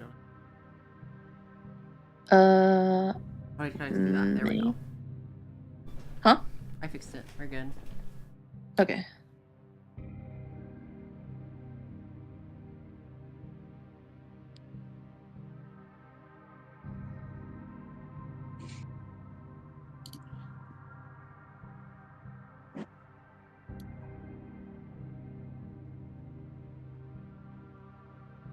First times two? All right. Back. We're back. Everybody. It's my bad, OBS. You're so right. I shouldn't have moved anything. That's completely my fault. All right, take two, it sounds like. Do over, everyone assume their positions. We're wrong. Okay. So I assume you walk up to and see the gate kind of in pieces, and you mark that you were not approached by any guards or anyone. So I assume you were standing kind of at the broken gate, or like where a gate should be. I would assume so. I am, of course, once again at the front because I have no sense of self-preservation. Which makes sense. Gotcha. I am going to continue walking, and I want to look for any signs of life or how long ago it might have been, if there was indication. Torch fire, like torches, like that would have been there. Just the candles, whatever they're called, anything like that, or ashes from fires or anything around that.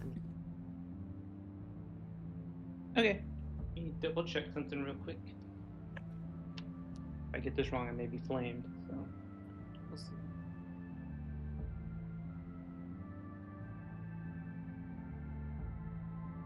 Give me an investigation check. 23. Wow, huge. Okay, so you can see that the torches and lamps, if there were any, have burned themselves out, but they were lit relatively recent ago, maybe not within, you can't still necessarily smell them or feel the heat, can't tell how long, and you see what looks like dried blood just past the door, past the gate, kind of on the ground in the courtyard area. And you see crushed buildings, and you detect a faint feeling of magic throughout the location.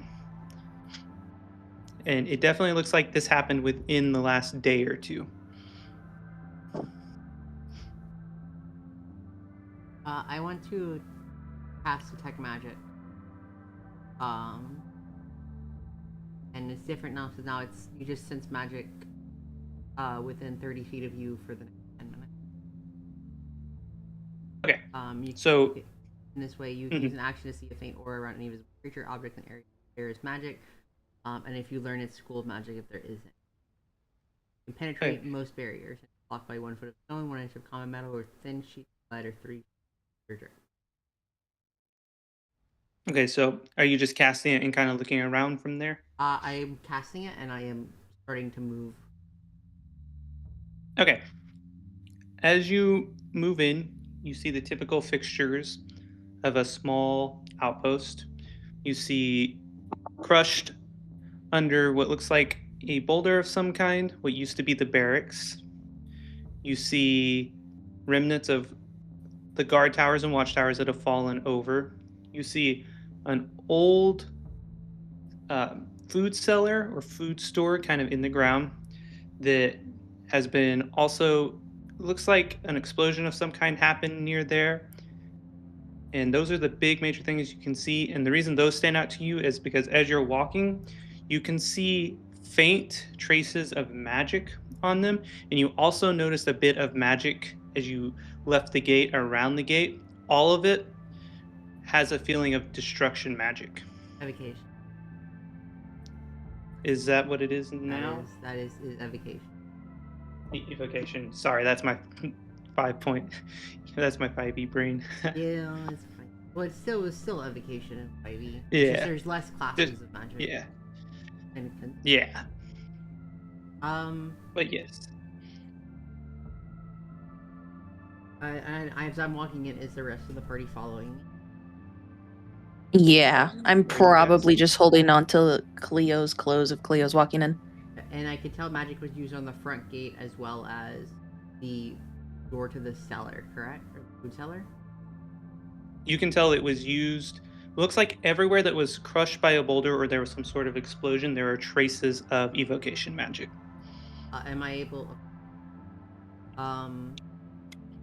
As we're walking. And yes, the cellar and barracks were included in that. Sorry. The barracks, the guard towers, the food stalls.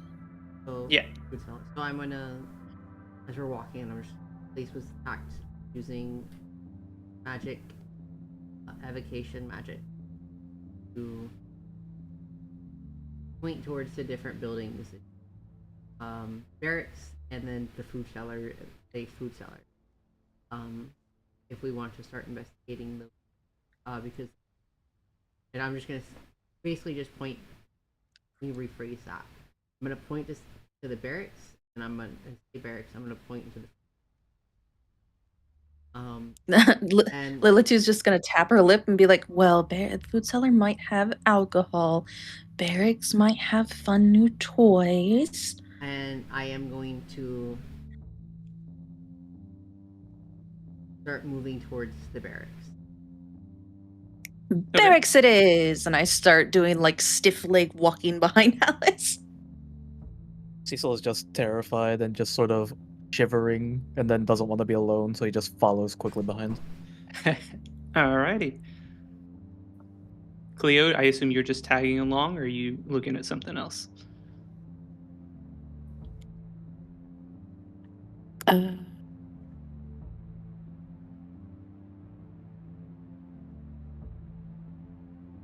Yeah, just tagging along. Okay, no problem. All right, so what does the party do next? You make your way to the barracks, and you can definitely still feel the traces of magic.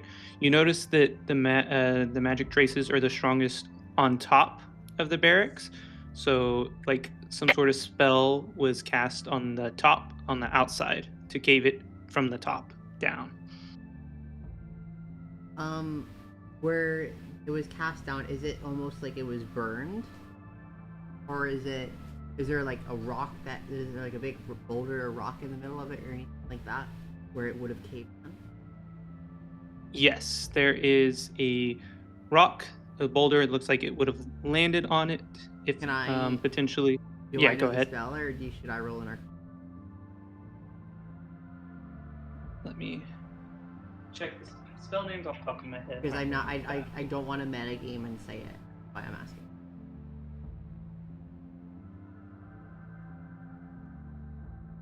I have my those are in the player's handbook. The one book I don't have with me. Let me grab it real quick. I should have spells tabbed though. It's always the questions you never expect that get you. Every time.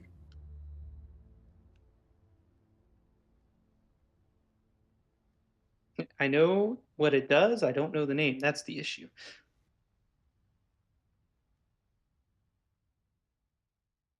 One of those tip of the tongue moments.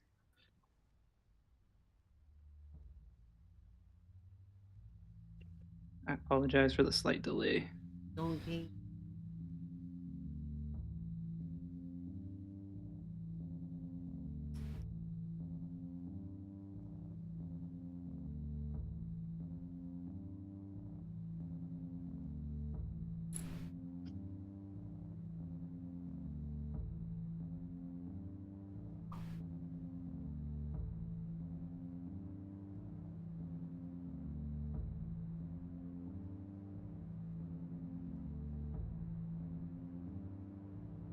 Okay, so around the boulder, you can detect that levitate was used to move it.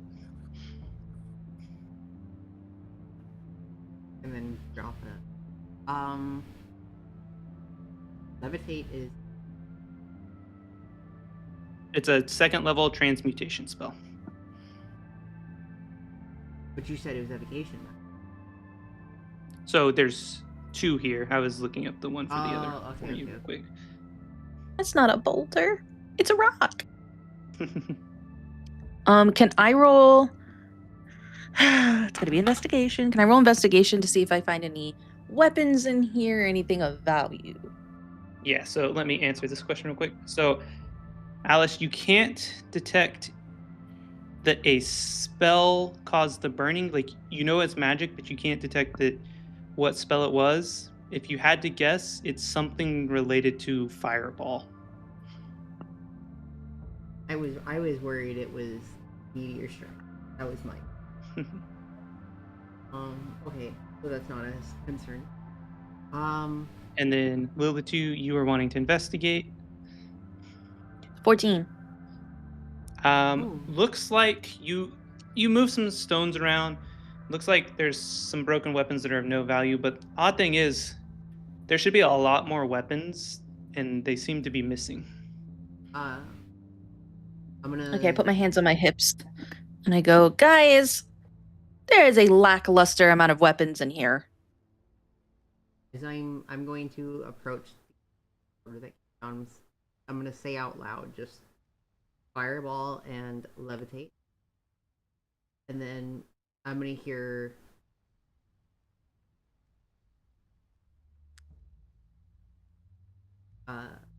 Lily say that, and I'm going to kind of assume in my head and say out loud, this place was packed for its resources. I'm sure if we go to the food cellar, it will be empty.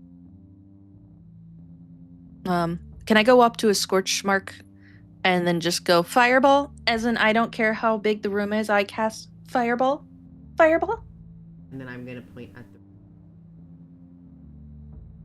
Oh, joy.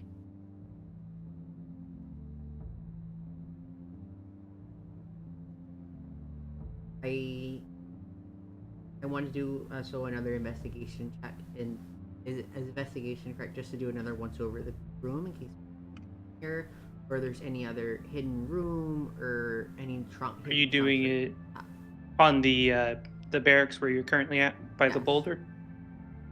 Nope. What Lilitu said, you confirm basically just by doing a quick glance. I want to. I'm just gonna say there's nothing else here. I'm going to walk out of the barracks, head towards the food cellar, and basically say to the rest of the party, you guys need to kind of point them down. Okay, so as you approach the food cellar, you notice I'm chasing behind her going, drink, not eat, drink. You notice that it has a strange smell about it. It smells kind of like of rot. Would Cleo smell that like better than us? Yes, actually. I think they have keen senses. I don't know if that's actually like enhanced senses or if it's just like proficiency or bonuses on something. I think it is literally just they have proficiency with any checks with using scent or hearing. Yeah, I think so. Something like that. But for the story, it's funner if she notices because cat. Yeah. scrunches her nose in disgust at the scent. Can I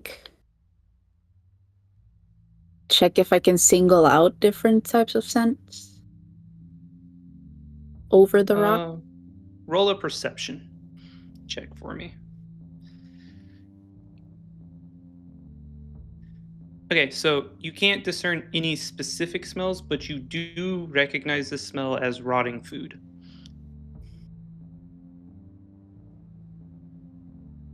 I relay this to them.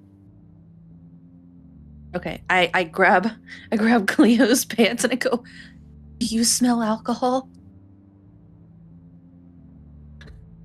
Do I roll again for that? I don't think. No, but No. I turn to her and I'm like, alcohol would have been sorry. sealed, so you no. Then there's a chance. I look at Alice. You better hope there's something down there for you. And I'm going to point them down there. Start walking away with my finger in the air. Drink, dear Alice. Drink. I want to move towards the guard's tower because I want a review of the surrounding area.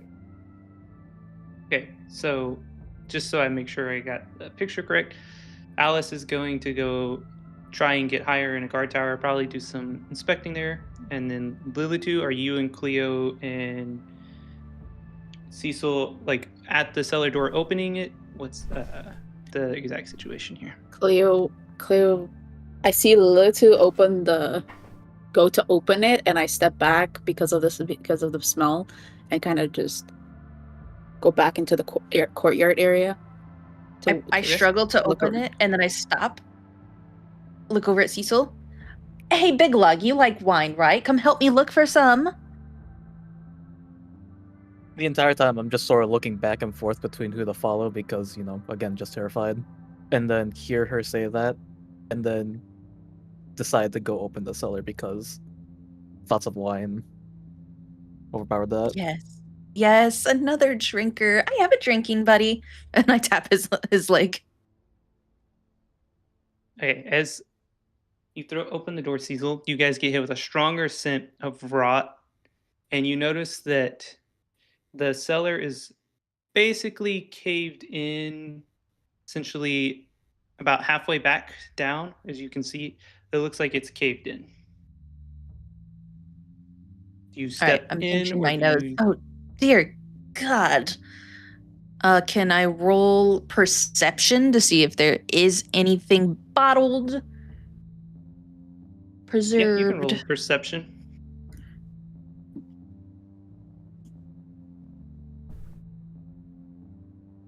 So there's a glint that catches your eye, and you walk into the cellar, and you pick up a bottle. Turns out it was smashed and empty, but as you're looking around, you notice something odd about the pattern. One, there's no boulder here, and two, the roof doesn't look like it was fallen in on itself. It looks like it was pushed outwards instead. Pushed out? Like, guys, I think it's Alice. I think somebody blasted their way out of here.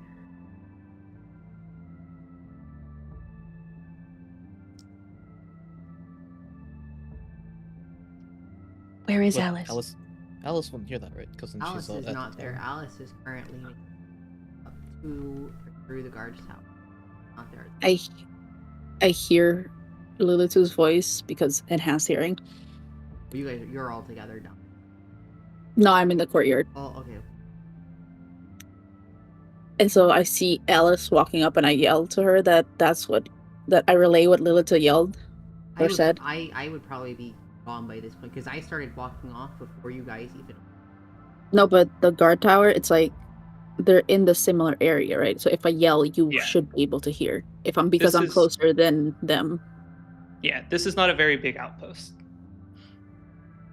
I want to wait till we get to my part with the outpost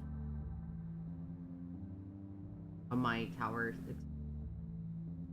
Okay, you're welcome to. I roll investigation. Okay, Well, you hold on your investigation check real quick. And at the same time See. you were doing this, Alice, what were you doing at the remains of the tower? I'm at the remains of the tower. How is it destroyed? What's the destruction? Looks like it was hit from kind of similar to it looks exactly the same with the boulder and with kind of like what I guess brimstone / fire, which you assume might be from a strong fireball spell, in the exact same manner as the barracks. Is it going through the roof or through the... It is, so the damage looks like it came kind of like where the roof and the wall met, kind of the turret part, and knocked it in towards you, and then a boulder was set on top of it. Am I able to get higher into the tower to look at the top? You can climb a little bit of ways, and as you are climbing, you notice that at the top, at the highest part, there used to be what looks like the makings of some sort of signal fire.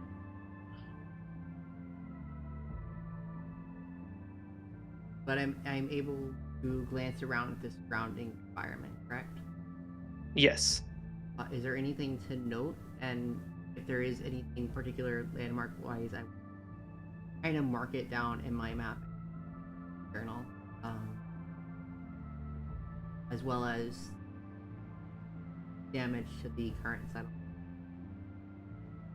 Basically, note basically the spells that we. There being a magic caster attacking. So that basically, what you've seen is pretty consistent for the destroyed buildings. Getting a bigger picture, it definitely looks like someone was trying to maybe fake a siege attack, potentially. And that's basically all you can ascertain from this.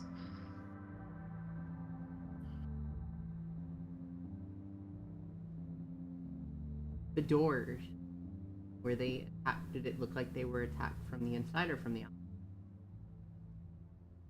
They were very splintered, but knowing the information you have now, and with your detect magic detecting traces of that same explosive like substance, and seeing a disproportionate amount of wood on the outside, you assume it was probably done from the inside, and they tried to clean up their mess by burning the pieces or crushing them more.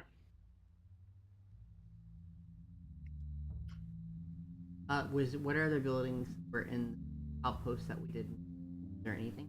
No, that's basically it. There's a covered tent where a campfire would be cooked for the nightly meal, but this is a much smaller garrison. It is most likely, from which you can obtain, combined with a signal fire, probably some sort of like forward warning outpost that is a skeleton crew, basically.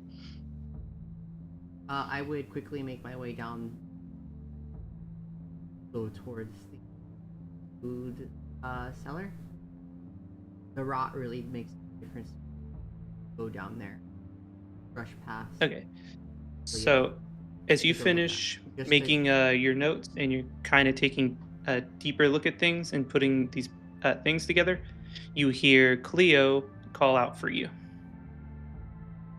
And you start, I assume, heading towards the cellar like you were describing. And at the same time, unless I'm misunderstanding the situation, Lilitu has decided to investigate in the cellar as you're on your way. All right, Lilitu, let's see what you investigate. So I want to investigate for if there is any food, because I did the perception for food and drink to see if there was anything bottled specific. And unfortunately, there's not. Why is the rum always gone? So I'm going to investigate to see if there is any edible food, since Alice was focused on that for us that need to eat. Although I should really look into if Ashbournes need to eat. They do. And yeah, but I feel like I think I don't have to eat as frequently. But I could be wrong. It's all good. It's not relevant right now. You can continue with your investigation. Plus, I think I have rations, so. Yeah, worst case, you guys have travel rations. So, but I'll still look for that because that's what Alice wanted us to look for. I'm still looking for alcohol, and I also want to so I guess these would be like 3 different roles. And then I also just want to investigate in general for any other magic that happened. I don't have detect magic, but I could roll an arcana maybe? Yeah, so if you want to look for magic evidence or magic traces, you're welcome to roll an arcana check. If you want to investigate for alcohol, you can roll, a regular investigation check. All right, alcohol first.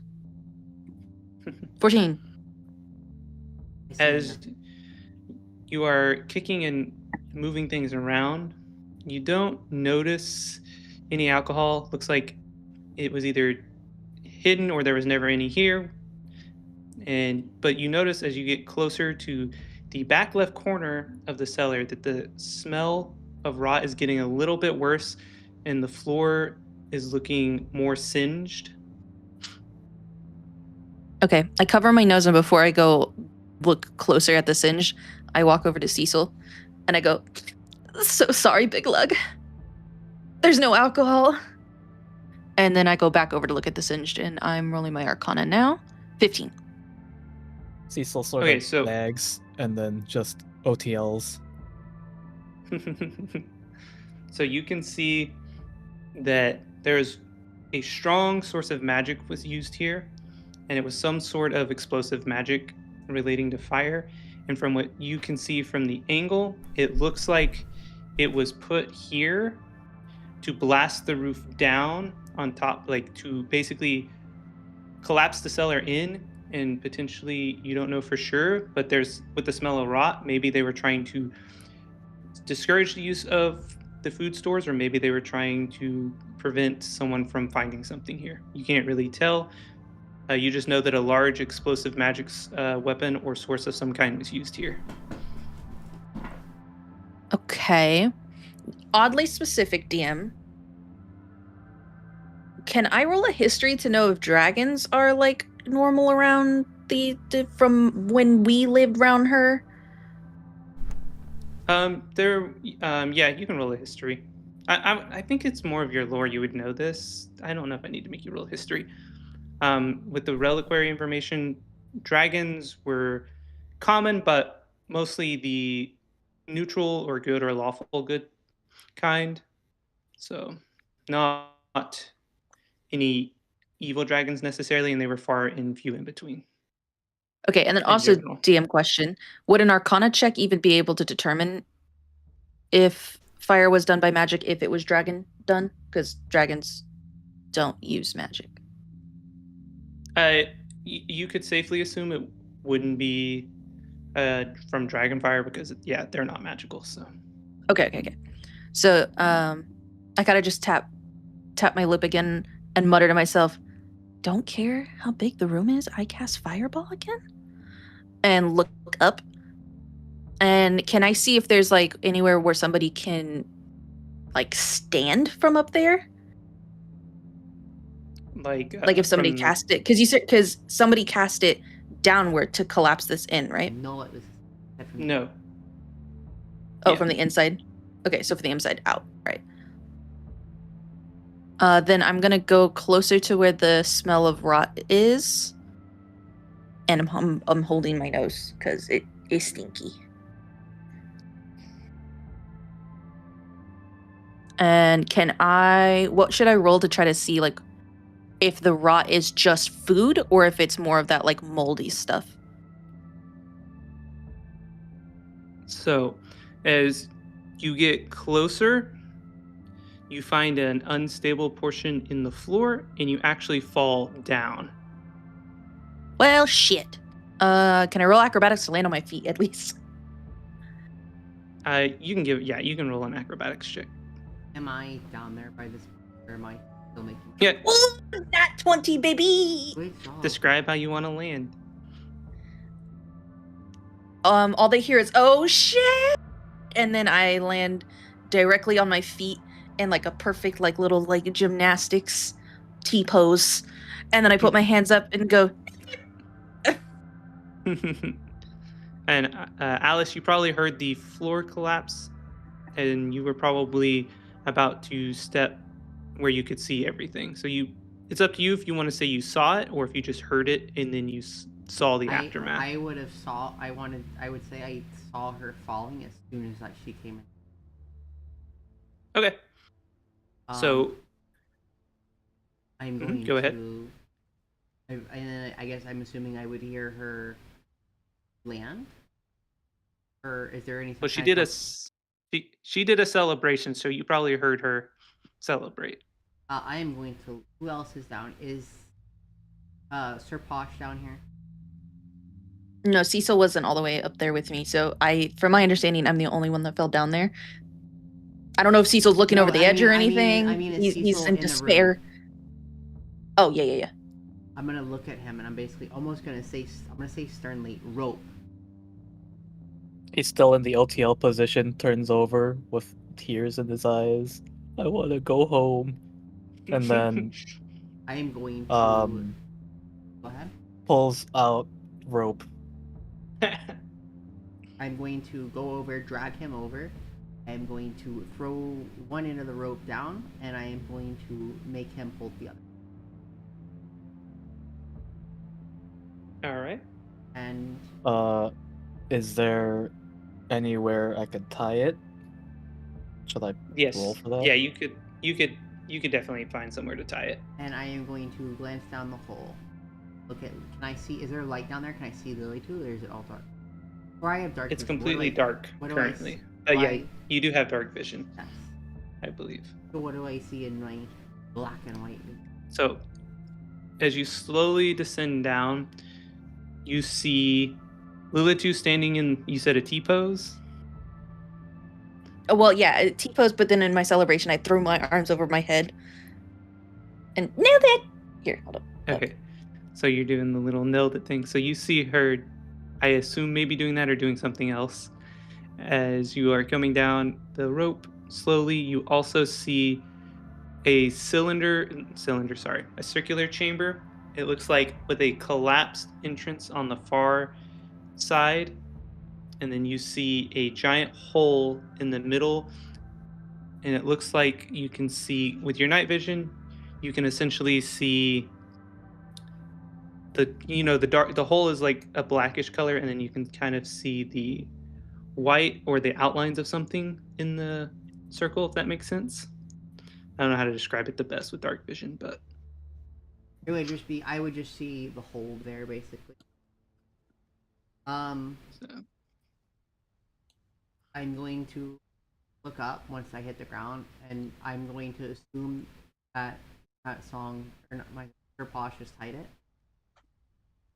Yeah, Cleo, did you do anything when you heard all of this, or are you just hanging out? I sat down in the courtyard while they were like going through the cellar. So I hear the crash and the yelling from Lilith, so I half stand up in concern as I look back, and then I hear a cheer and I sit back down. I'm going to yell. All right, sounds good. At Sir Posh, say, "Get Cleo."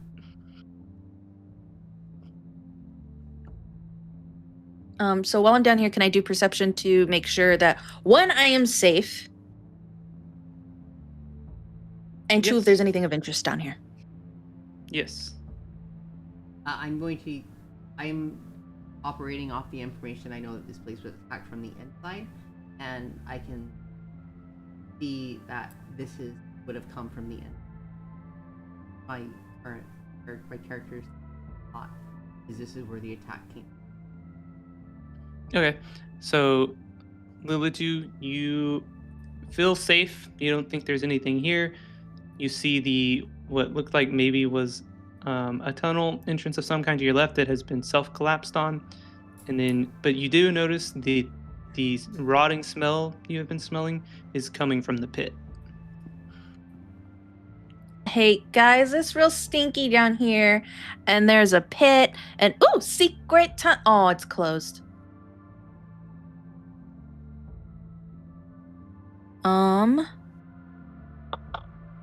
I yell up at Alice. So are you guys coming down here, or do you want me back up there? already There's a down. pit thingy. I'm And it's down pretty here with you. stinky. Oh, okay. I think about at this point, Cecil will be halfway up the stairs trying to get Cleo, just muttering to himself. Oh, That's fair. reduced to a mere servant. All right, so Cleo and Cecil might be on their way to you guys while you were. assume- Can I Mhm. also roll Arcana to also see? Wait, is Alice's Well, detect I mean, magic still if on? My detect magic. Yes. Okay. And yeah, Alice, you don't detect any magic down here at all. I don't. Okay. But I can smell the Um, rot from the pit. It's coming from the pit where the hole is. Correct? Yes. I want to make my way towards. I kind of run to catch up to Alice, and I go, "Hey, did you see? Cast Fireball was up there too." I saw this place was attacked from the inside. Yeah, how bizarre. Then they took all the alcohol. Maybe that's why I got attacked. There's no liquor anywhere. Okay, so have Cecil and Cleo, are you guys coming down the rope at this point, or are you still in the cellar? And Alice, did you tell them to come down the rope or just into the cellar? I said my exact words were "Go get Cleo." Yeah, and then so I said, when that was happening, halfway up the stairs was muttering to myself, so it would be up to Cleo. Because then by the time this is happening, I would assume I would reach Cleo, tell her what's happening, up to her if she wants to follow. I feel like And it if would she depend did, on then we'd what probably Cecil be says. Well, Cecil, what do you say to her? Your friends over there told me to come get you. I kind of look him up I and am but a down, mere messenger. stand up, and then just walk past him as he keeps muttering, talking to himself about feeling disrespected or something. That's fair. Okay, so I feel like this has to happen, and you can correct me if I'm wrong, Mimi. It is your character, but I feel like when you get up, you do like the cat stretch. You know what I'm talking about, where you like Yeah. arch your back and do like the really big stretch. Like I just did. Right in front of him, and you do the cat thing where you turn and walk away. Yeah. So Alice, what would you like to wait before checking out the pit till the Leo gets in talking distance or gets down there, or would you like to look? I would go over there, and as soon I knew Lilitu said you were coming with me, Lilitu, or you were just talking. Yeah. Yeah, I'm walking next to you. I'm gonna just, as Okay. you're walking with me, I just want to make sure that I'm basically kind of using my hand to push you back further. Okay, Okay. so I assume you kind of push me towards my chest, and I stumble back a little bit. I'm like, fine, I'm not fine, really I'll wait pushing for you. you. I'm not really pushing you as much as I'm holding my hand down. Oh, okay.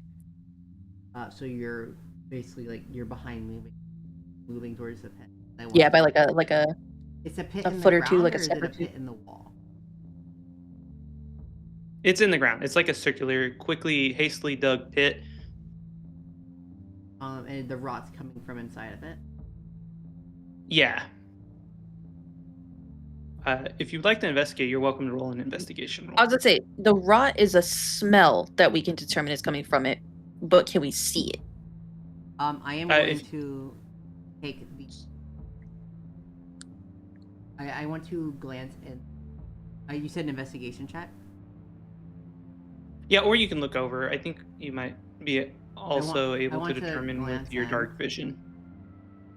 So you see what looks like a haphazard stack of the remains of bones and people.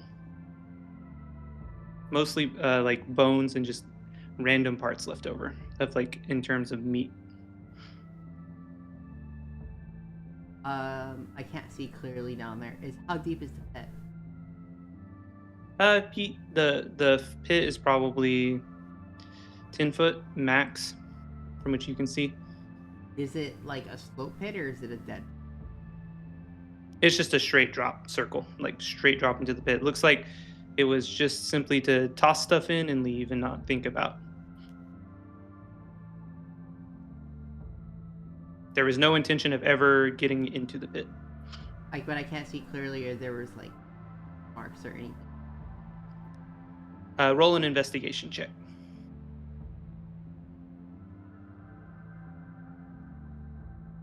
21. So you see a couple of bones close by near the top that you actually can get good line of sight on, and there are definitely signs of teeth marks. And the bones are humanoid? They are humanoid. Wanna look at Lily? Did Lil see in the pit, or is she behind? I'm behind you by like a foot. I glance in and see that. I am going to turn around and turn Lil around. And You turn me around like all the way, like a 180. 180, and we're walking. Yeah, I have a question for you, Alice. Does detect magic work in a sphere? I forget. It is a sphere, except it cannot pass through 3 feet of dirt, 1 foot of stone, and 3 inches of metal, and 1. You said 3 foot of stone or 1 foot of stone? 3 feet of. Okay, so as you got closer to the pit, 1 foot of stone, 3 feet of dirt. Okay, that's what I thought. As you got closer to the pit, you could just detect the faint outline of some sort of magic near the collapsed tunnel. The tunnel is the tunnel next to the pit, or are they opposite sides? So where you drop down and like what looks like people came in, then there's a pit in the middle with enough walking space around it, and then just directly after the pit, it's like a straight path, is the collapsed tunnel. I want to.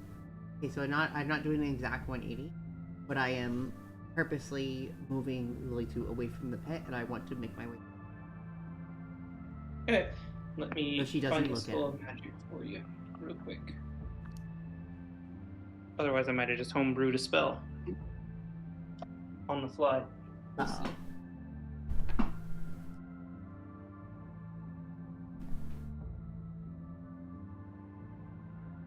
Uh-oh.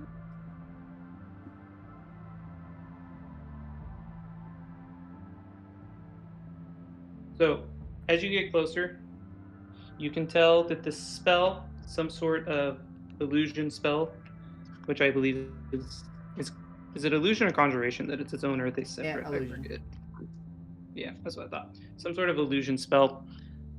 And it's one you've never seen before, but it's similar to, it has the same, I guess, magical makeup as would say a message spell or a spell that you can use to communicate verbally with someone you know. Across similar to illusory script. More, yes. Actually, and that's that a is perfect example. Is that on me? You can feel it faintly coming from behind. So you know it's not more than 3 feet away because you have managed to detect it, but you can tell it's coming from somewhere in the collapsed tunnel. It's not more than 3 feet? Yeah, otherwise you wouldn't be able to detect it, if that makes sense. So like the source of it is within the 3 feet of your detect magic. So if you in your radius. If I'm making sense, because you felt it just at the edge of your sphere, so you had to walk closer to feel it. I want to take. Is it dirt or stone? Dirt. It's dirt. It looks like it was just quickly collapsed. Where I feel it, kind of that general area. I want to take my crowbar and just start trying to dig that area and just scooping stuff out. I want to see. Okay, I walk up toward Alice and I look down and I go, "Oh, do we want into the secret tunnel?" Okay, so with both of you digging and with us, well, I'm not digging. I'm asking. Does she want into? Illusion Do you want into the secret tunnel? Some kind of illusion. So yes, we want into the secret tunnel. We will find out. Okay, can I roll investigation for like a rock or a stone or like something that I can shove into the dirt? Yeah. Okay. At this point, Cleo is like has basically climbed down the rope as well with the dissatisfied face because of the scent. Okay. Are you watching them? Do I see them come down? Lilitu, 20s and now a crit. you ain't Lilitu, you ain't found shit. Yeah. I just came down, Alright. so I'm like Just now getting off the rope. My question is, do I notice them? Like Lilitu and Cleo? As in Cleo and Sir Posh coming. Sir Posh, did you decide to go down? I'm sorry, that's your name now. I would have made it halfway down, or like probably like 10 feet up in the air, and then like Okay. yeah, I'd be like still on the rope, and then like have my feet dangling, and then like at around 5 feet just fall on my butt. Okay, so you're halfway down the rope. Cleo's still touched... there, like below the rope. So you would kind of be falling onto her, like into her arms. So Cleo catches Cecil, and she just kind of drops him anyway. And I run over and help Cecil up, and I go, "It's really swoon-worthy when she does that, though, isn't it?" And help him get up. So you definitely hear all that commotion, Alice. So you know that they're all three down there. I'm going to yell at them, do not look in the pit. And Cecil looks into the pit. As soon as Cleo, God damn it, glances over, Cleo but decides to listen and walks over to Alice. When Cleo gets within range of me, I am going to predestinate. I'm going to snap my fingers, and I'm going to create a harmless sensory effect in front of her nose to try to block out bad odor. That smells nice. Cleo gives a nod of thanks. Cecil just barfs into pit.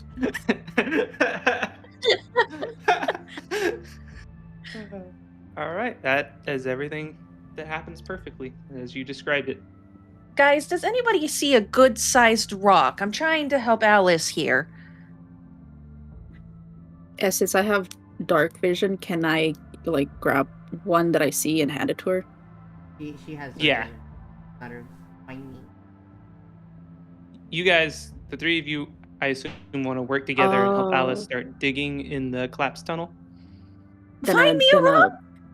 And I should do, instead of that, I should do investigation then, because she also has dark vision.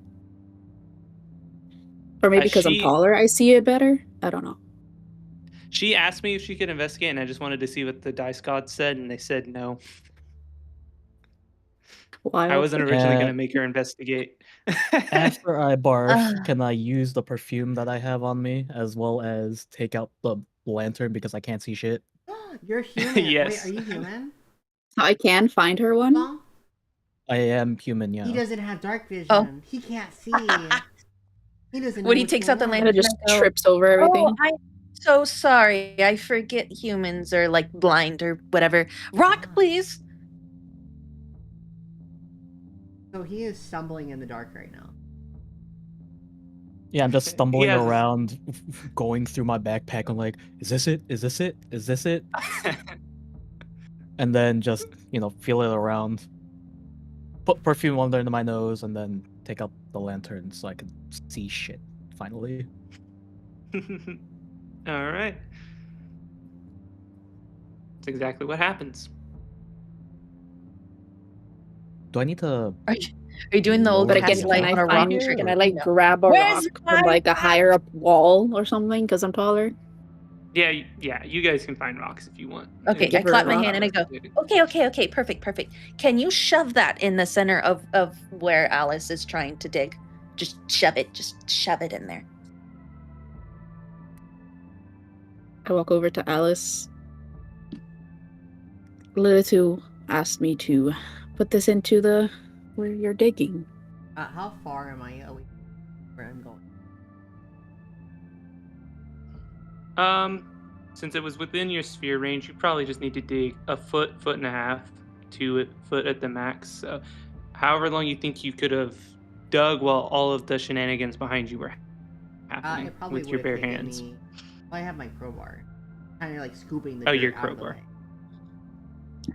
Okay, this is very important. How big is the rock? You want? Should I? I want as big of a rock as we Or can not get. cast. Should I? You want me to do athletics check? Just how fast? Well, it fits in. No, you're my good. paw. I'm trying to figure out what Lilitu is trying to convince you to let All right. happen. I tap don't my know. lip. No, bigger rock. Bigger rock. We need bigger rock. I would just. They're doing some kind of weird shenanigans there about finding rocks. Because they don't quite know what I'm doing. It's up to you how long that takes. So, as you guys are handling this, you find the source of the magic, Alice, but you can only stick your hand deep enough to basically touch the source. But it's just on the side of the wall, basically. Can I send through and look? Is it big enough for me? My cat Mimi, not Mimi, not Cleo Mimi. Is it? How big is your familiar? Can it fit in an arm-sized hole? Yes, it is a cat. Then yes, but it can't see anything. So. It has dark vision. You like, yeah, and you see the source of the magic on the wall, trying to decide. Yeah, so there's some sort of magical writing on the wall. Because you know the type of spell was similar to the writing spell you mentioned. Am I able to? As I'm looking through, I want to basically copy what I'm seeing, eyes and handwriting in the. Okay, so you see written hastily in a panic. You see, Master, your theory was correct. They are coming through the tunnels, or they are coming from the underground. And then you see it like someone was dragged away against their will, and it kind of just scratches off after that. They're coming through the tunnels? Is that what it says? They're coming from the underground. They're coming through the ground, basically. Sorry, I'm just making. Yeah. Did we find a bigger rock? And then I see Alice writing, and I go, "Oh, Alice, do you still want in there?"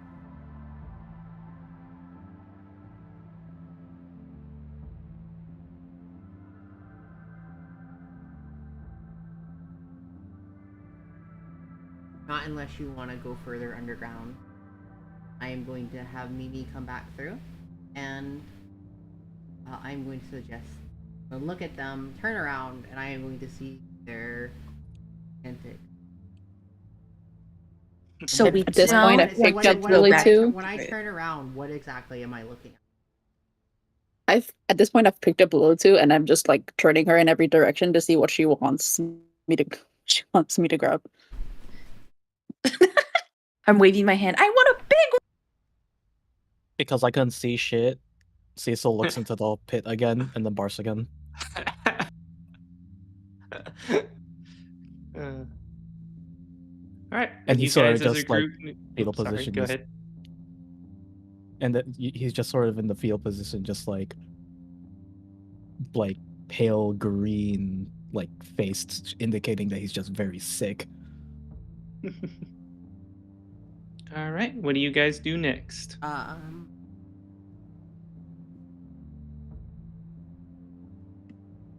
So again, we don't want to go into the secret tunnel. We do not, unless you want to go further. I am going to make. You would also have to keep digging more dirt, because Alice only did about a foot and a half to get her arm in, just to find the source of the magic. And it happened to be at chest height because someone was writing on the wall as they were being taken through. Fine. If we're not going through the secret tunnel, I don't need my rock. You can put me down, Cleo. I set her on my shoulder instead. Oh, this works. I'm going to nod my head, and I am.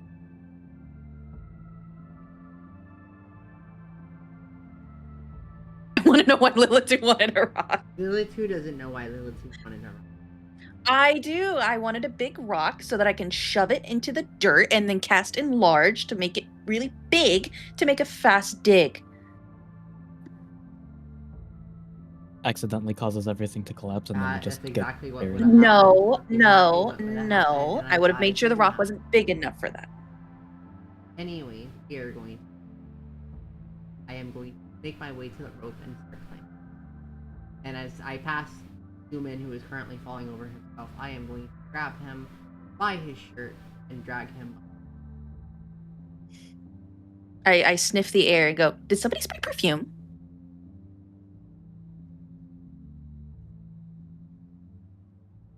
Cecil's unresponsive because he's just trying to hold on to whatever food is left in his stomach. It's coming from the human.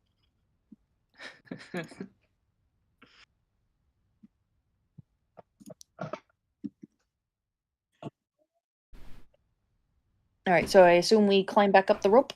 We are climbing back the rope. I'm not explaining anything until we get back up to the top, and I'm kind of closer to being out of. Who takes Cecil out of the up the rope?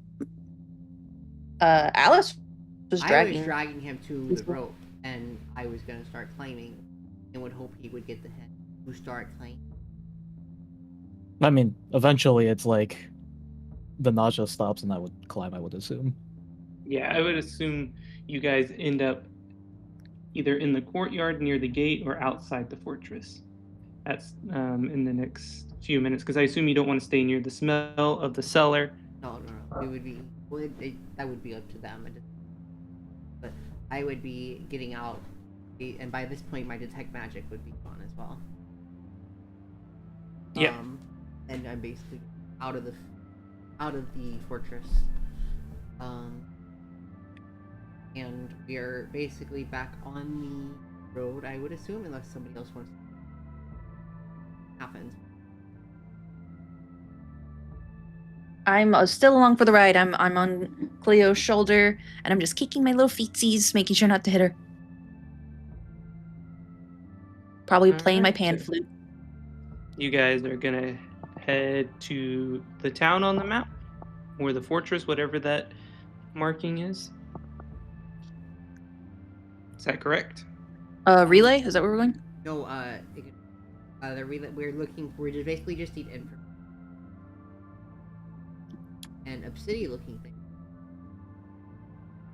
But once we're out of the fortress, I want to go into make notes of what I was found about the magic. I didn't quite know what it was and what it said. And basically the information. Basically just going to tell the party based off of my assumption. What I appreciated was the town was attacked from the side. And it started here, so it started from where the food, and the tunnel was sealed off to stop something coming in, and outpost from the inside out was to prevent whatever was happening. That is my assumption. All right. But something is coming from. You guys make this 3 to 5 day trek. All right. So you guys make this 3 to 5 day trek.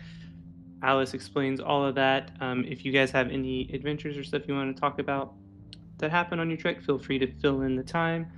But if you guys don't want to add anything to it, then you will end up in front of the gates of Igador. I probably just bother Cecil a lot. During those 3 to 5 days, the Cecil's mannerisms or like what's it called? As Cecil's mannerisms are becoming more more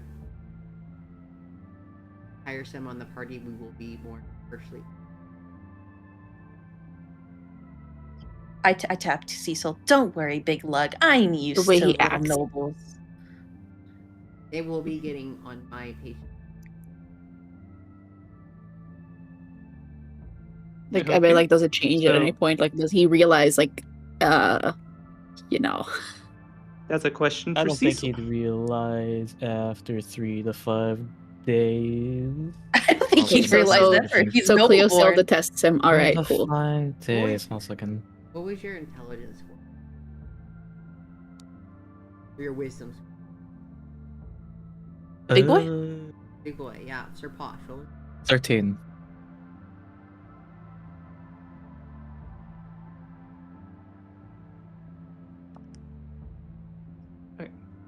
So, you At some guys- point again, I end up playing with his hair. I'm like, you really could just do like a bun.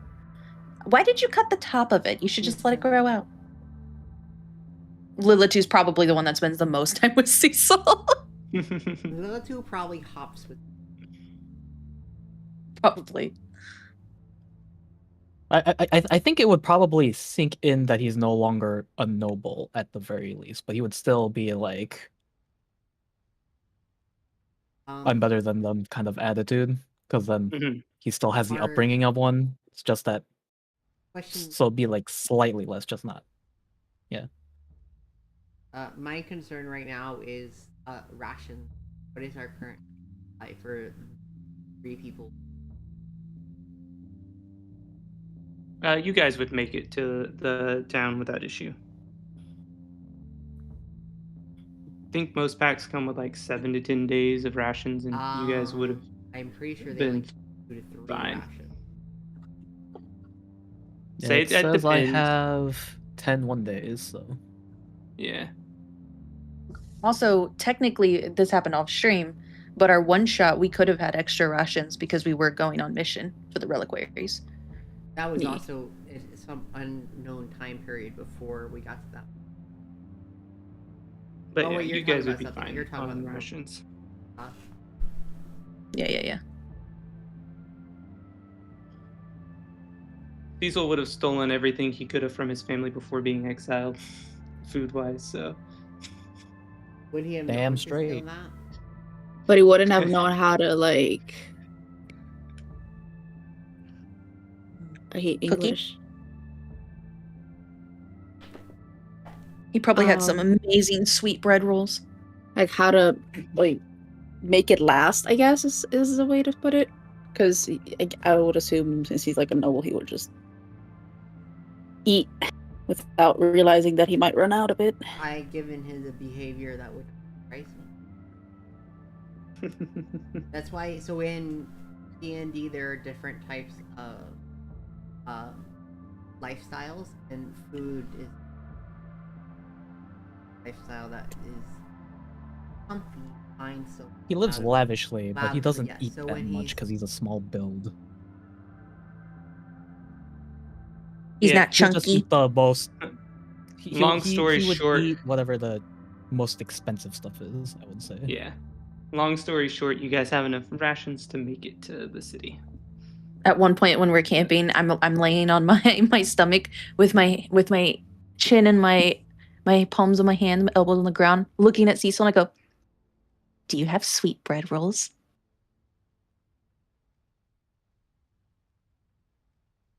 Cecil rummages through the pack, trying to remember if he finished all of them, and then he has like half of one left. I clap my hands and I jump up and I jump into Cecil's lap. Can I have some? He doesn't want to be on everyone's bad side at the very least, so he tries to get Lily on his side by giving her the entire thing. I just eat it while I'm dancing back and forth.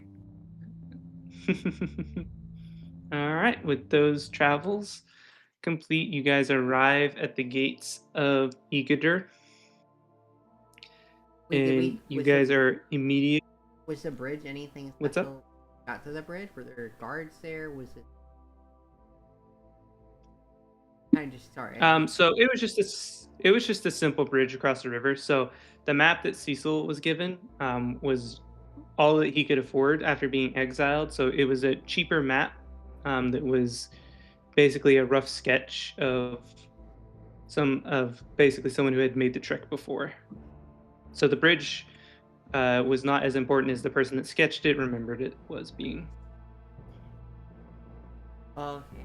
So it's just to get across the river, and right quickly after the bridge, you can see as you cross the bridge, though, that it could be destroyed in a hurry if needed, but looks like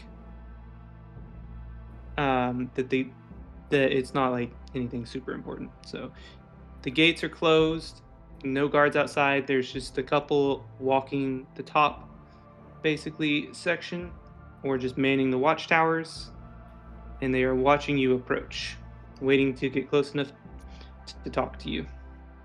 So I'm still kicking my legs, looking at Cecil. If you're from up north, does it snow more than it snows here? Because this is dreadful.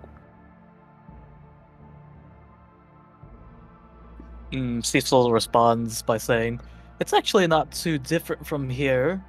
The town up north probably reaches colder temperatures, but the snow is about the same." Ugh, you lost me at colder. Okay, So so then as Cecil's just sort of just chilling because it's still warmer than where he's from. Also, I Fair assume enough. that I'm on Cleo's shoulders as I'm talking to Cecil. Wait, also, how tall is Cecil? Who's taller, Cecil or Cleo? I forget what I wrote down for his height. I forgot. Let's see. I don't think you wrote Did down not- height. Yeah, he did not write a height down, so he is whatever height he chooses to be right now. The last one was shorter. The last character was shorter. I think. No? No. Yeah. I don't remember. Yeah. I think you were the tallest in the last one. Let's make him a nice 6 foot, I guess. Oh, okay, you're the exact same height as Cleo. For those that don't use the really dumb Imperial system, that's about 183 centimeters. 200. Okay. So as you approach the main gate, you see towering walls with an iron reinforced door, and it looks like it has strange arcane symbols on it. Do I And- recognize? No. And the weird thing is you don't hear any sounds from the city, even though you are right at the gates. And as you approach, a guard says, "Who goes there?" I'm going to. Can I roll for persuasion? And I kind of stand up on Cleo's shoulders and wave my hands and go, "Hello, you guys want some entertainment?" As I have my fiddle out. Okay, go ahead and roll.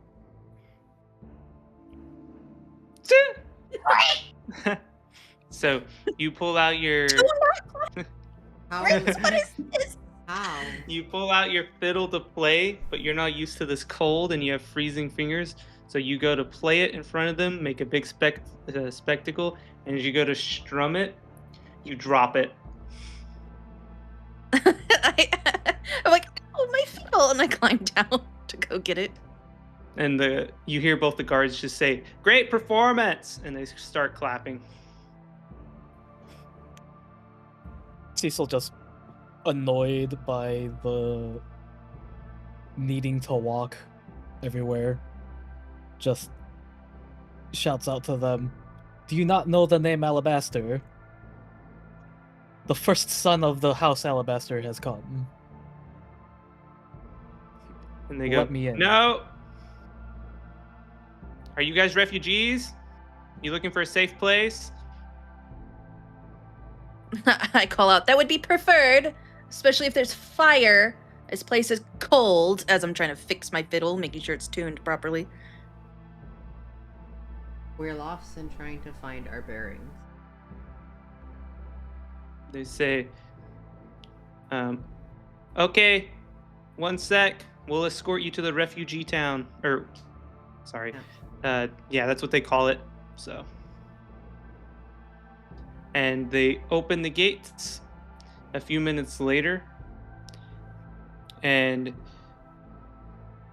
there is I would say about 10 to 15 men armed come out. And they take you inside the gates. And they take you, directions don't matter too much, but for your perspective from the gate, they take you left into a portion of the town that is a couple of the fastly put together 2-3 story buildings. It's a single street, and it has a gate that is the only entrance to this section of the city. And they walk you into the gate. They assign you a building, and they say, stay here until we have time to investigate you. And they leave. Are there other people? So the streets are dead quiet, but you see fires lighting some of the apartments.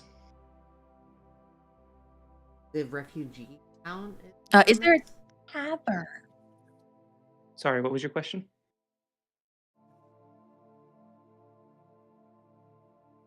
Alice? We're in refugee town, or they take us to like a guard station? No, you are in a refugee area of the city, or the fortress, whatever you want to refer to it as. It's basically a decently sized walled city, or at least it looks like it. And they're apartments, they're like wooden buildings.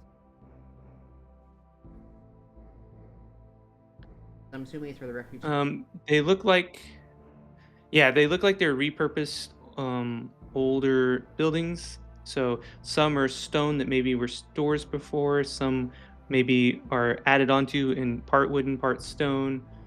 Some may just be stone altogether from like a previous type of building, but you can tell that they've been neatly erected in a single row. And there is no gap between the wall and the back of them. And at the end, there's a little curve, so like a cul-de-sac, and that's it. So it's just a single file row with only one entrance, which is the gate at the front. And they said they told us to wait here for processing, correct? Did they specify how long, or are we in a separate building? Or... They basically gave you the keys to one apartment building, and so you guys can handle it however you want.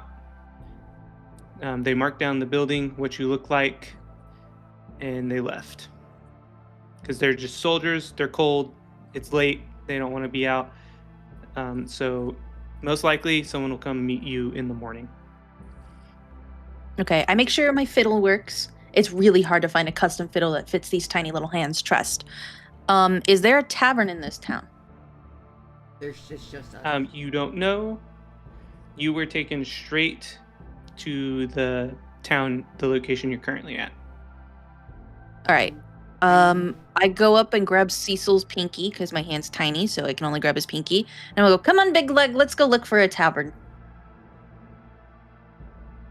Excited at the prospect I'm going to of grab the being able to drink shirt his again. That weird waiting. We're told to.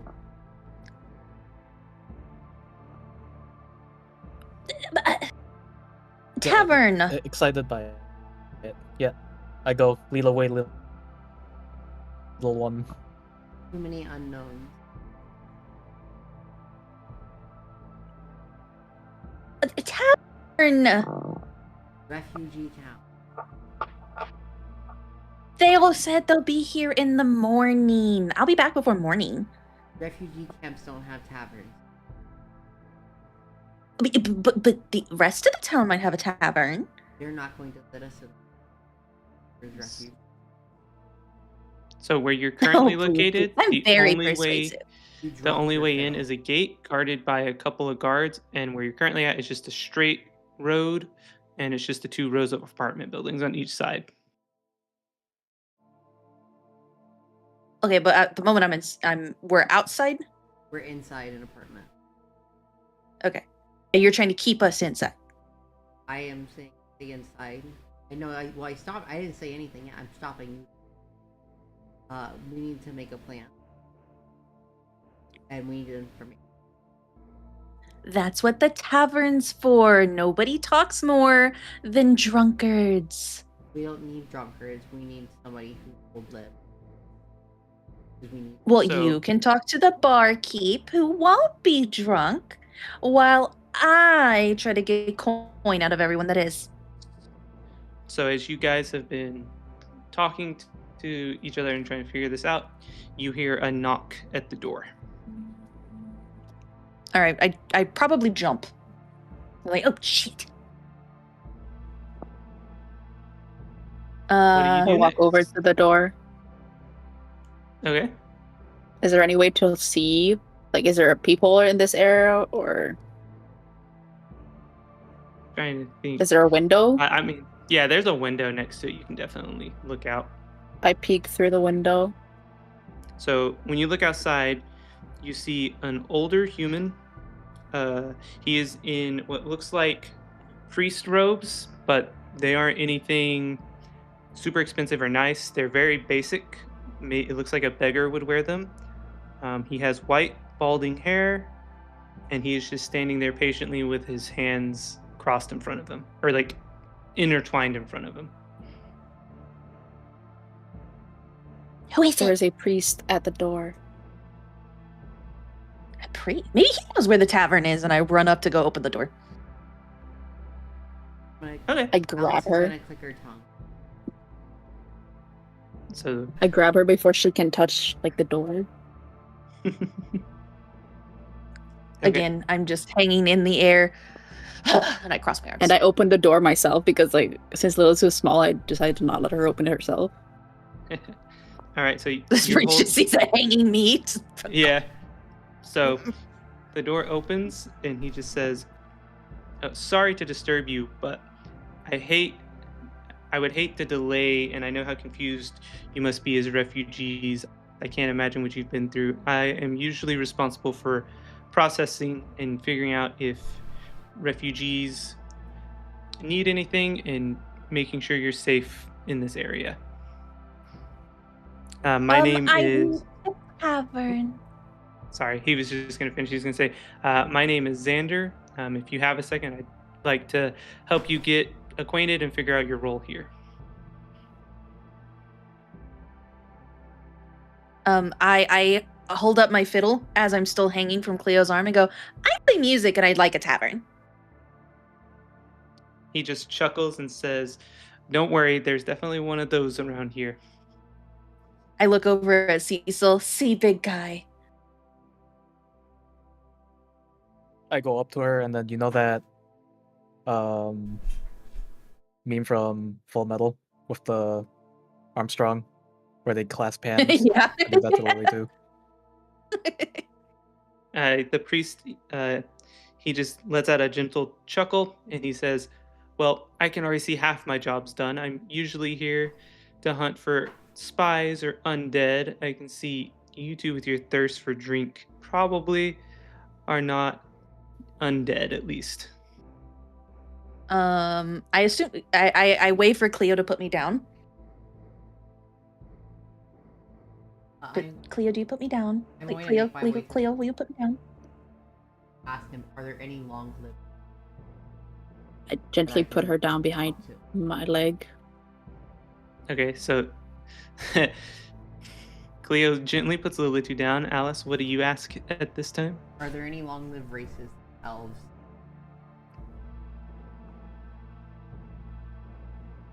He just looks at you, confused for a second, and he's just like, what do you mean? Do you mean humanoids? Humanoid. I run up in front of Alice and I bow and I go, I'm Lilith the Bard. My friend here, we're very confused. We're not from this region. So she's just trying to get some information on what's happened here recently. You know, in the last, like, millennia. He says, he chuckles and he says, that's a long time. Well, you could say we've been living under a rock. What do you mean? Where are you from? Oh, okay. Well, so here's the thing. We were in this like tomb thing, and when we went into the tomb thing, it was green, and when we came out of the tomb thing, it was snowing. So I'm not sure if we got teleported to a different region because we are really not sure where we are. Which is why we're trying to figure it out. He just looks at you and he says, are you sure you need more alcohol? Yes, I am sure. Okay, he just shrugs and chuckles a little bit and asks if he can come sit down out of the cold.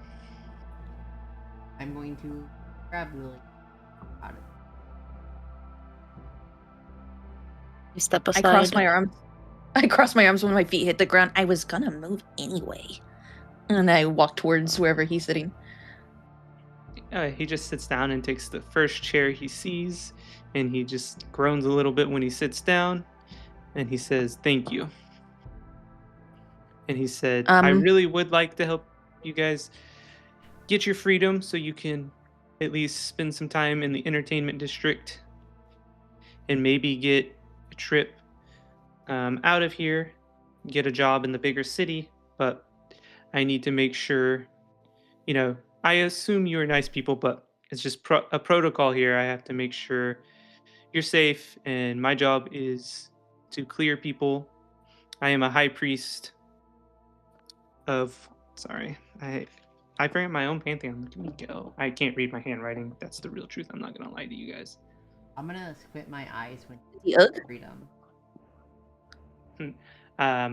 He says, I'm a high priest of Boru. I'm what's known as a sin eater, and I seek out corruption and can find evil in the hardest places.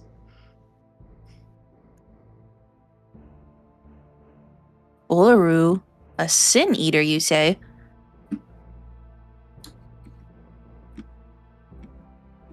So we know about these, right? It's not just Cecil? Correct. So would I know that necromancers can tend to... Yes, yeah. Anyone can worship the gods, and you would know that necromancers tend to be... This is one of the two they tend to favor. I tap my lips and I go, does that make you... Are you a necromancer or are you just a priest? And he just... he chuckles again, and he says, no, I don't have an ounce of magic in my body. Besides, necromancy around here, with the state of the undead and everything, wouldn't exactly keep you alive very long. The state of the undead? Yeah, where is all this undead coming from? We passed some, I think. When we came out the tomb, it was like a swarm, flock, thingy, real mean. Sounds like you fell into some entanglement with some strigas. Sure, we'll call them that. Little rats with wings. But curious, where could you be from that you don't know what is happening? Is there a place out there that is safe from all of this that we don't know about? I wouldn't necessarily say that it was safe. I mean, we were looking into this weird rot thingy that was spreading across where we were from when we went into the tomb. And again, I'm not really sure where we are or when, because the maps are all weird. So I'm not sure if the tomb teleported us or not. Therefore, I wouldn't know how to get you back, because I don't know how to get back. But see, from what? You really don't know anything? Not a clue. Only what our friend over there has told us, and our friend over there has lived a quite sheltered life. Roll a persuasion check. Or persuasion, yeah.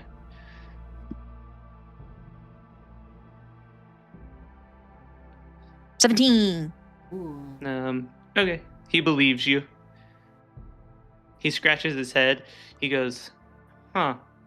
Guess it's not the most crazy thing to happen. We did witness the sun go dark nearly 500 years ago. Oh my god. I blink. I am sorry. 500? You haven't seen the sun in 500 years? Well, I've never seen it in my life. I wish I'd been alive for 500 years. Actually, you know what? No, I don't, thinking about it. My bones would hurt too much. But I do wish I could have seen it. I'm assuming. Are we sitting like at a table? Because I assume I'm sitting on the table and he's on a chair. You That way I can you be eye guys level. tell me. Yeah, he's in a chair at the next to the table. Whether he is like under the table or not, I will leave to you guys. I would assume he just pulled it out and sat down right away. So he's probably to the left of the table or to the right, depending on where the chair was. I crawl to wherever Alice is and I go, 500 years. Write that in your journal. And then I run back over to him. And he just says, wow, you really don't know anything. No, I don't. Hence the tavern. I was going And then, just want to point out what's up, Alice? Alice is kind of just standing over. She was gonna start writing stuff in her journal. She's still kind of stuck at the 500. So she's just holding her pen over. and he looks at Cleo and he says, is that why I feel something strange from you that I haven't felt in years? And he says, those symbols, they're ancient. By chance, can you do any magic? And that's directed at you, Cleo. I heal my friends. The power of healing, you say. The symbol of Utu. That can't be. Utu abandoned us. Yet you have Utu's power? I crawl up Cleo's shoulder and I'm like, what? Have you never seen a cleric before? We have not had a cleric in hundreds of years. I blink. I look at Alice. Hundreds of years. Write that down in your journal. Are you looking at him? Is his face more of shock, or is it more like he's very wary? A bit of both. Mainly shock. But he is definitely weary. But he's definitely is just more shocked by evidence of Utu's power still being around. And Can I also- use perception to see if he's not a fan of Utu? you can use insight. Insight? That's Okay. kind of what I wanted to basically see how basically if he was. 19! No, you got it. Okay. So you can see it's a feeling you didn't expect from him. He's trying to hide it. You were expecting anger or disgust, but he's actually scared. Okay, so I'm still on Cleo's shoulders, and I'm like patting the top of her head, kind of like I do Penny, you know? And I'm like, Cleo here's great. She's so sweet. Just trying to put him at ease.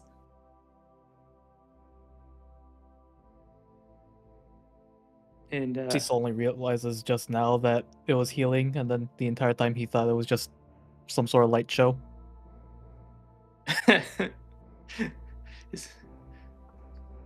So what he does next is he asks if you can demonstrate your magic and if he can bring a sick refugee for you to heal. I wonder if DM this is a good question. idea. I look DM over at Lily question? too They and kind of says, look around the room. All right, one DM question real quick.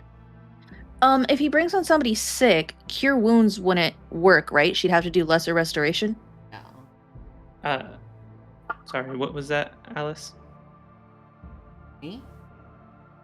So did someone say something? I thought I heard something I- in the mic.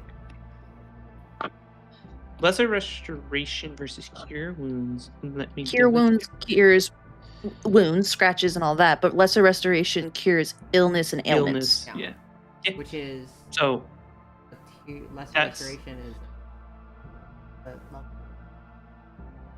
So yeah. So sorry. I see what you're asking now.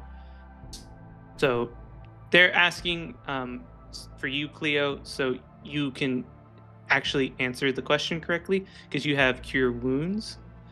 So they're making sure. Sorry, I should have done this myself. Good catch.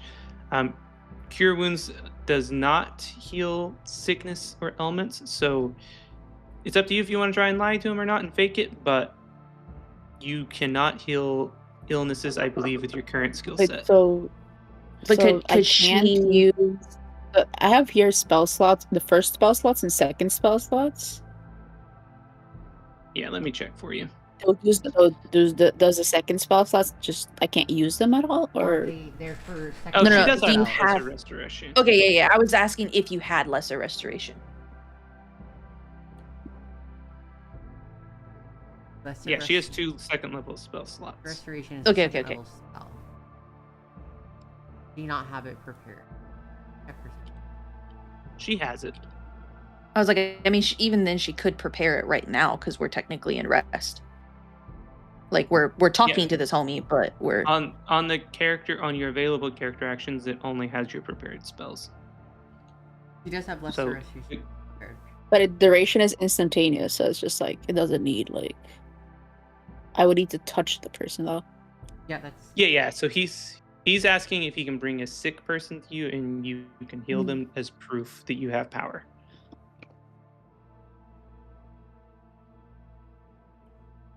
And they were just asking to make sure you used the correct spell and that you could do it.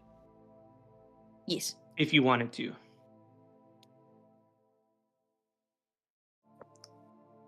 Yes, Alice is Unpause. gonna have a concerned look on her. Yeah, but like it's concerned, but it's like one part it's like, a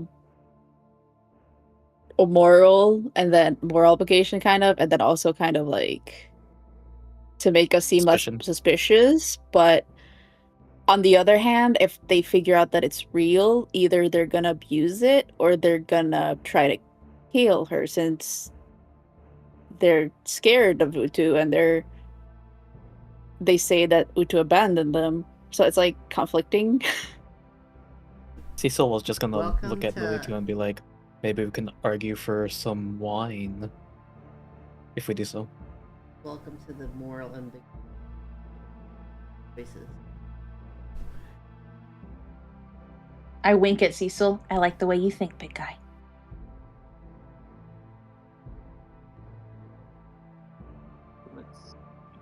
I am going to. So I'm going. You to are be- neutral good, Mimi, so your character could make the decision either way. I want to. That's go... not what you wanted to hear. that is really not what you wanted to hear. I'm going to go up to Xander and ask, if she were to heal him, what would you do with that information? What would this? He says, I would just like to confirm that I am not being lied to, because if this is the case, we need to keep your powers secret, and we need to take you to the commander of this installation, because this could potentially change things. Re-rolled insight. Okay.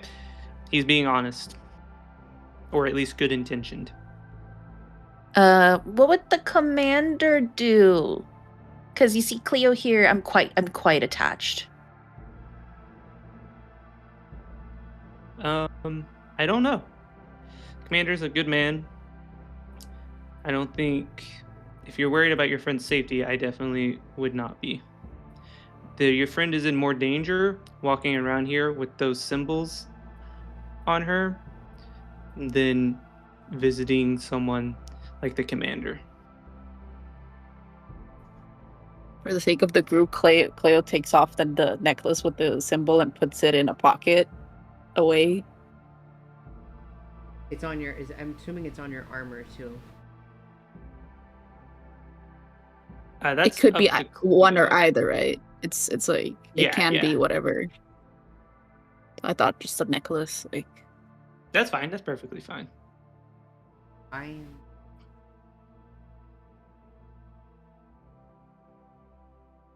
just going to look at Cleo and wait for her response. I'm going to basically kind of just like nod my. Will my friends be allowed to get the sustenance and alcohol that they desire? He just I pet Cleo again. He just chuckles and he says, "Oh, you guys are not prisoners here regardless of your answer. Even if this is just a precaution we take, my job is to come here, make sure you're not a threat, and to make sure you're safe to walk around. We will give you special day passes. You just have to be back basically by the end of what looks like day here.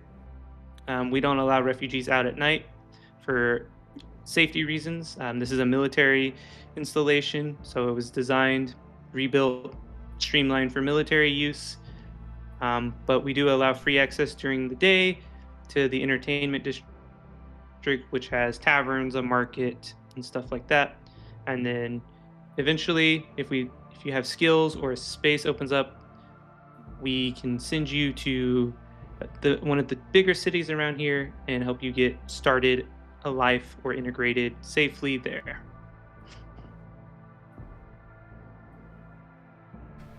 He says there are so few of us left, it would be stupid to cause you any harm. I glance around the room and then I shrug and I go, I'm not gonna drink until they leave, so I'll make sure you're okay. And I pat her head.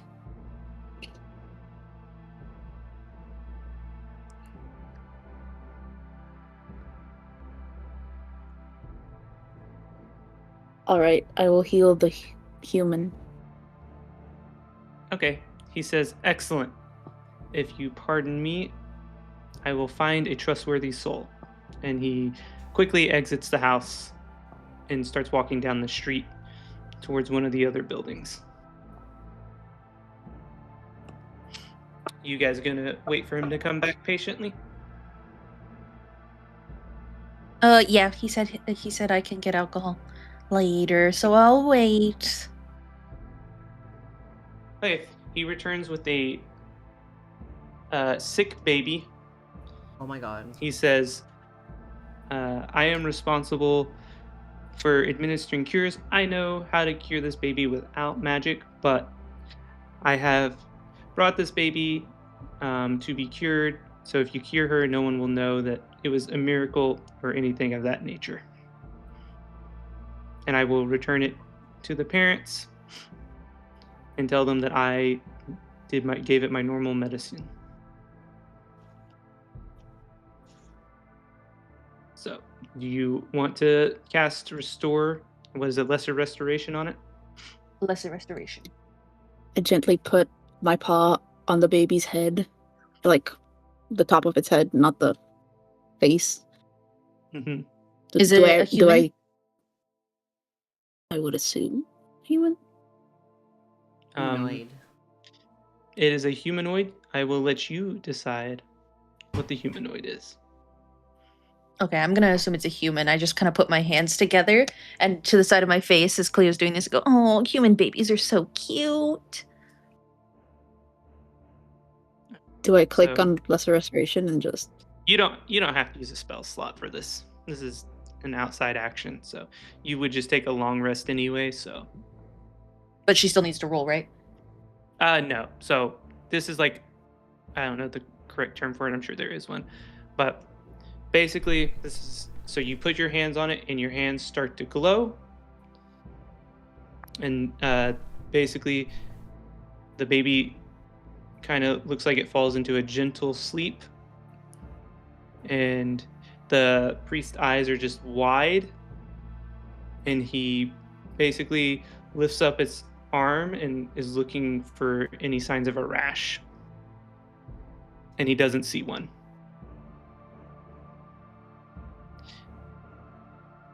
And he just stares at you for a second, and then you can tell he's shaking a little bit, and then he promptly takes the baby back to its parents. I sit back down. Okay. He returns, and he says, "Huh, you really are." He says, "Follow me," and he starts walking towards the gate. So what do you Alrighty do? then. I'm still on Cleo's shoulder, so We follow. I high five Lily too and says, "Booze." booze. Okay, so as you're following him, he takes you out, and you are going back the way you came, and then you go up, and you realize, you are approaching a large circular building, and around this building in this circle, you can see a forge, barracks, some cook fires. So it looks like this is where the head of the military. Looks like where the soldiers sleep, kind of where all the official business happens. And so you go into the main building in the center of this circle, and he briefly walks up to a big wooden door, and he knocks swiftly, and he says, "Sir, you have to see this." And he waits, and the door opens, and as the door opens, you see, let me make sure I get this right, a tiefling set down at a table, and you see a half-orc standing up, pointing at something on the table, and it looks like they were in deep discussion, and they turn and look in shock because they weren't expecting the door to be open, because the priest just threw it open, and you guys are thrown into the room. What do you do? Would the tiefling know that I'm from the Hells? Possibly. I mean, I would assume... I know what type of tiefling it is? I don't think that there's anything that your character has that would necessarily let you know. I'm from the Hells. I mean, what's your knowledge of the Hells? Like, do you have all your memory from the Hells? Like, oh yeah, I don't want to go back there. Okay. You would just know that it's a green tiefling, and it most likely is of abyssal descent. Can I walk up to it tapping my lips? Like, again, just tapping the lower lip? Looking at it? And I snap my fingers and I go, abyssal? And he picks you up, and he lifts you above his head, and he spins, and he goes, "I love this little piece of shit!" Oh, okay. I'm just getting swung around. And he I'm sets like, you all down right, laughing. okay. And he says, "Hello, sister." Hello. Is there not many of us around here anymore? He says, Nah. No, that's tragic. Yeah. I definitely don't want to go back home. And I climb up on the table. And then I'm like, hello, as I sit down. Lilitu, and I put my hand out. He says, "Nice to meet you, Lilitu. I am Aranis." Ooh, you can very hellish see- name. I like it. You can see the commander is used to dealing with this bullshit. He has his arms crossed, and he just has a "I'm tired of this shit" look on his face. Wait. I who's kind of the- lean back on which my hand one's and the go, commander? yes, there's 2 of us now. And then I go, these are my friends. Is Commander the half-orc? Yes. Okay. As we walk up, are we able to point on the board? You can Able. see that it's just a map and it has outposts labeled and with red X's on them.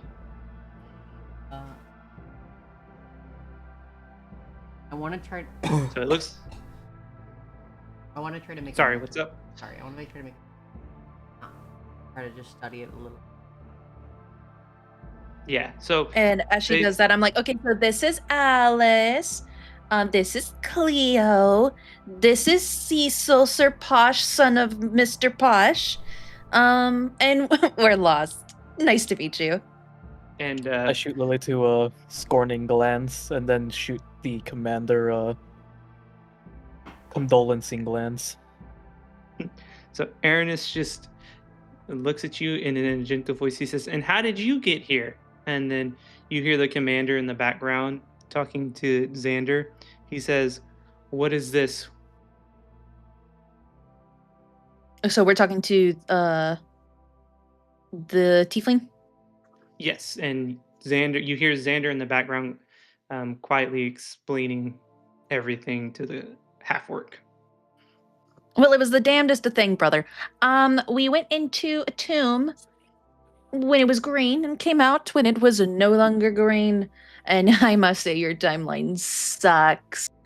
Because apparently that was 500 years ago that we went inside. So, you know. And your priesty friend brought us here for our cat to meet your commander. And he just laughs and he says, "No shit. Sounds like a good story." Oh, you know I'm gonna make music about this one. Oh, I'm a bard, by the way. I would say, and he says, "Oh, musically talented. Well, I'm sure that we're all about to get an earful from the commander soon, but if you ever need a job, you should come to my district over in the entertainment district and I'll help you find a good position to play music." Oh, sounds like a plan. I'm also assuming there's booze in this entertainment district of yours. Why, of course. How else would it be fun? I smile over at Cecil. Sir Posh. And I give her then a thumbs up. the half-orc walks over with heavy footsteps and he says, "Are you done yet?" in a gruff voice. Oh, okay, boss. It's a boss. And I climb up to Aunt Cleo's shoulders again. Take it away, Alice. And he looks at all of you and he says, "If what Xander here tells me is true, then you might be a blessing in disguise. He says you came from the waste? Tell me, what were you doing out in the waste?" He says you were discovering a ruin. What path did you take to get here? I am going to walk towards the map and point toward. He said, "So you had to pass by what is this? Outpost 3? What? We don't number our outpost. What is this that you passed? Did it have men stationed there?" Oh, heavens, no. There's a bunch of rotted everything and explosions and a weird oh, so sorry. Go ahead, Alice. I am going to pull out my journal. I made notes on it that we came across, and I wrote my conclusion down. I'm going to give him my journal. Go to the of where it was at and tell him that in the next several pages. Okay. He sits down silently and starts reading. And while he's reading, the tiefling looks over and he snaps his finger and a bottle of vodka all of a sudden shows up on the table and he gives you a wink.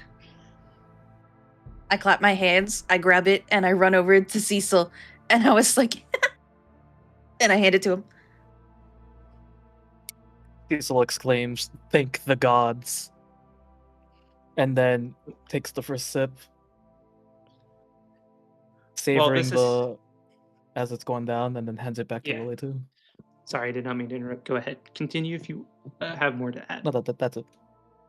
So as this is happening, all of a sudden, the half-orc stands up abruptly, his chair falling over, and he says, "God damn it, this confirms everything and makes too much sense." And he... Ow, sorry, cat just scratched me. Where was I? Oh, yeah. Yeah. He stands up, he walks over and draws an X on another outpost, and then he looks at us. Sorry, I'm getting attacked by a cat. I was talking for someone else. He looks at you guys, and he says, and he looks at the priest and he goes, "Close the door." And the priest walks over and closes the door. And he looks at the four of you, and he goes, "This doesn't leave this room, and I may need your help."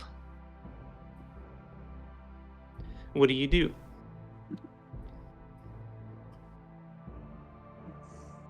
I'm whispering to Cleo.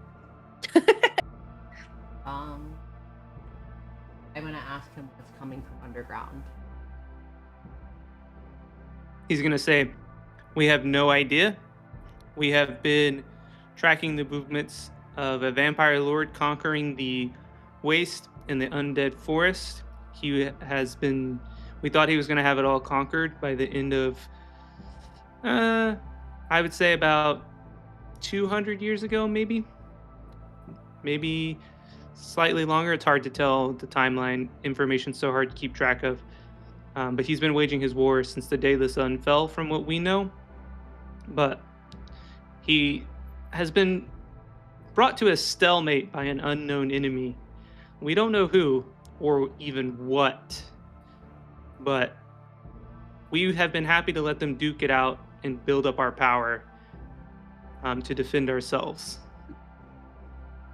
This is not like a vampire attack. This must be the enemy he's been fighting. The real question is, what are they planning?"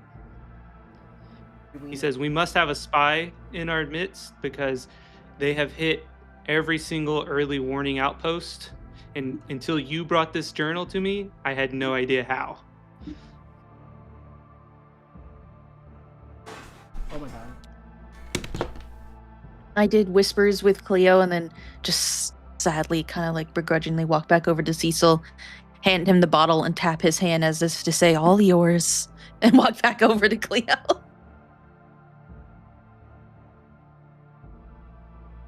Okay.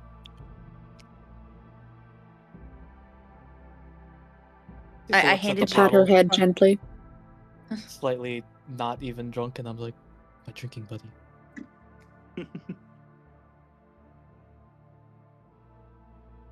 And then he kind of sits down across from you guys, and he says, "I know it may seem strange that what I'm about to ask you and why I would trust you, but if what the good priest here says is true, 3 of you aren't even from this world, this plane, this time. I don't know. I don't really care. I think you guys can help us stop something bad from happening. And as for that strange man over there, he seems innocent enough." Cat not. You're good. We all got cats here. Well, except for Song. Poor Song. We need to get Song a cat. Wait, sorry. So I get a. So Yes, you need a recap of what he just said. Yeah, so he basically sat across from you guys and said, "I know it may seem strange for what I'm about to ask you guys to do, especially since it seems we just met, but if what the good priest here says is true and I have no reason to doubt him, then 3 of you aren't even from this world, which automatically makes you more trustworthy than every person in it. That guy over there, he seems innocent enough. And if what they say is true about her," and he points his finger at Cleo, "then that's all the reason I can trust as well. We need some hope." I'm on Cleo's shoulders again, and I'm kicking, swinging my feet, and I go, "Well, I'm not opposed to helping, but have you ever heard of the reliquaries by chance?" He just looks at you. He says, "No," and he looks over at the tiefling and the priest, who is just kind of standing there with his hands clasped. The priest shakes his head, and the tiefling, Aranis, he has a smirk on his face, and he says, "I may have heard a story or two. No one's heard of them in over 500 years. We assume they all died." 500. Great, they signed my paychecks. Well, Alice, I don't really know of any magic that would get us back to our timeline, so I think we're just kind of SOL and stuck here.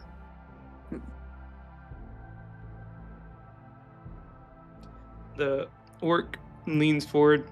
He says, "I know you have no reason to trust us, especially this strange timeline, but what I can offer is a free ticket to the last bastion that we have in this world that may have some information about your reliquaries, as it's the only place left that has a library, and it is in the business of hoarding knowledge." I'm gonna perk up as soon. I think that's the most color I've ever seen in Alice's cheeks.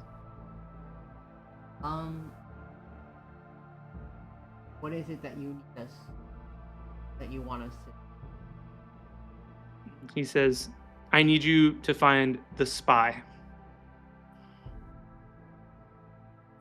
He says the only way that they would know where to tunnel in and how is if someone has given them some sort of information about all of these outposts. I need to find the spy. I need them alive. I need to know if we are in danger here. This information you've brought me has already potentially saved many lives, because now we will be looking for signs of tunnels. But I would say it's a pretty safe assumption that, considering they hit all of our early warning outposts, that we are sometime in the next few months or days even due for an attack. We are the last warning system for the city I was just telling you about. So protect this place, protect library? Yes. There was no indication who the vampire lord.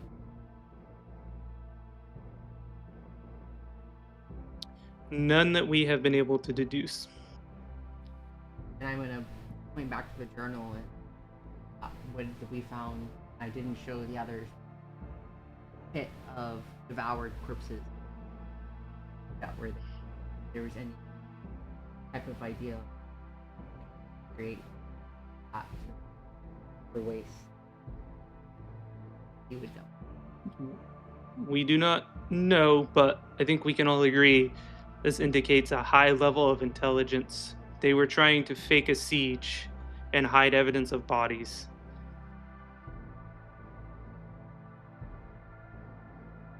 I do not know any other undead off the top of my head as cunning as that. I'm still kicking my feet. Are we sure it's I'm also... Go ahead. What was that, Alice? Are we sure it's He says, "I have no idea. If it's not undead and it can fight in the waste and go toe-to-toe with our mysterious vampire friend, it's not undead, that's scary enough."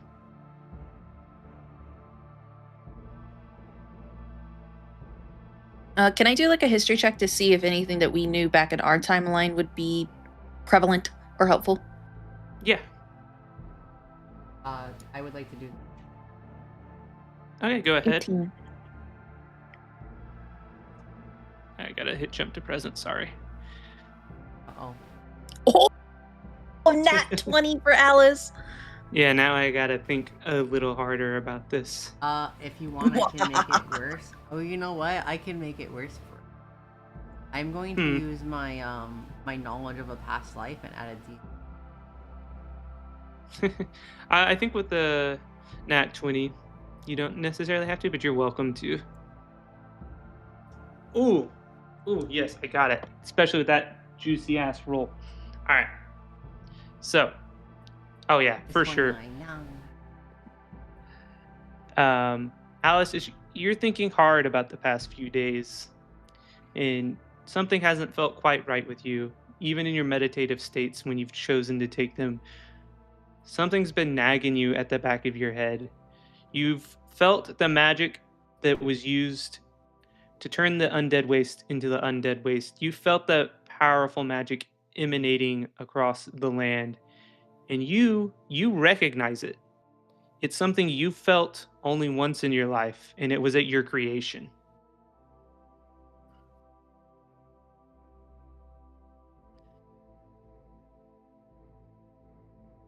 And that is what you recall with your history. Massive, what happened to the land? That the magic is potentially, it's the same magic you've felt before, and you've only felt it one other time. Now, these guys, they don't know that Alice is a construct, right? That's not clear. Alice just looks like a human, correct? Oh, yeah. Correct. Like so a human. I will help explain that a little bit better, Alice. You feel that the magic that did this was the same power and the same type of magic used to create you. Or necromancer. Or rather... Like the artificial soul? Question mark? I'm just figuring out how to word it.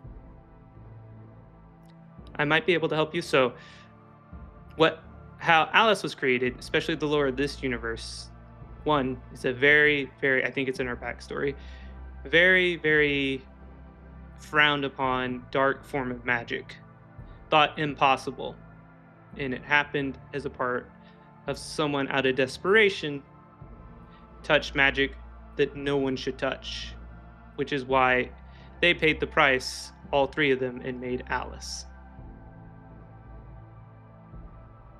I mean, Freddy Creek. Yes. That's the same magic that spread across the world. Yes, same dark energy, same dark feeling. So you know that whatever happened to the world is magical, and it must have had a great cost because you had a great cost when you were created. Something creating God.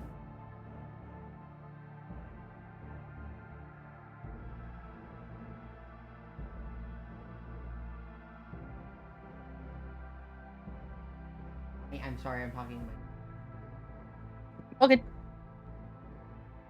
I'm going to keep that information. Technically, I'm a construct, but I'm also bad. I not be good. That information. No, right now. No, Lily. No. Okay, yeah, that is perfectly fine. Because you just did a and even history Lila check to too see. has not been sharing that information. Lilitu would know because we're both very unique. Our existence would have known. So I don't. Yeah, the reliquaries collected us. Yes. I will say, are you from the Nine Hells? Or are you from the Abyss? Me? Lilitu? Yeah. I'm from the Nine Hells. That was unclear. We looked into Ashbournes. They can either be from the Nine Hells or the Abyss, but I believe I'm from the Hells. Okay, so with your history check, everything you've seen, everything you've felt, all the stuff you know about the reliquaries, nothing indicates anything about the Nine Hells. Okay. So, I'm swinging my feet. Well, and I look at the other tiefling. This definitely doesn't have the hells all on it, so I guess the vampire thing makes sense.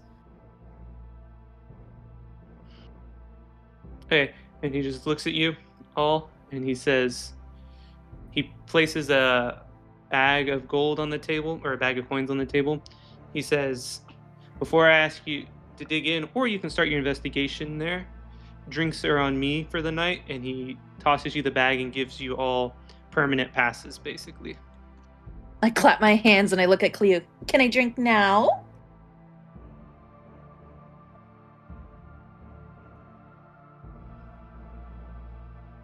And Go what do you ahead. guys do? I somersault off of Cleo, run over to Cecil, and snag the bottle and take a swig.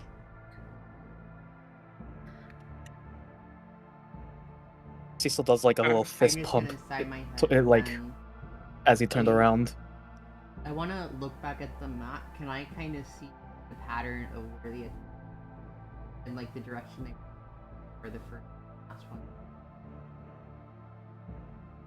one? So he sees you trying to look, and he's like, "Oh, we don't have all of them marked yet, but I can already tell you what's going to happen. It's obvious.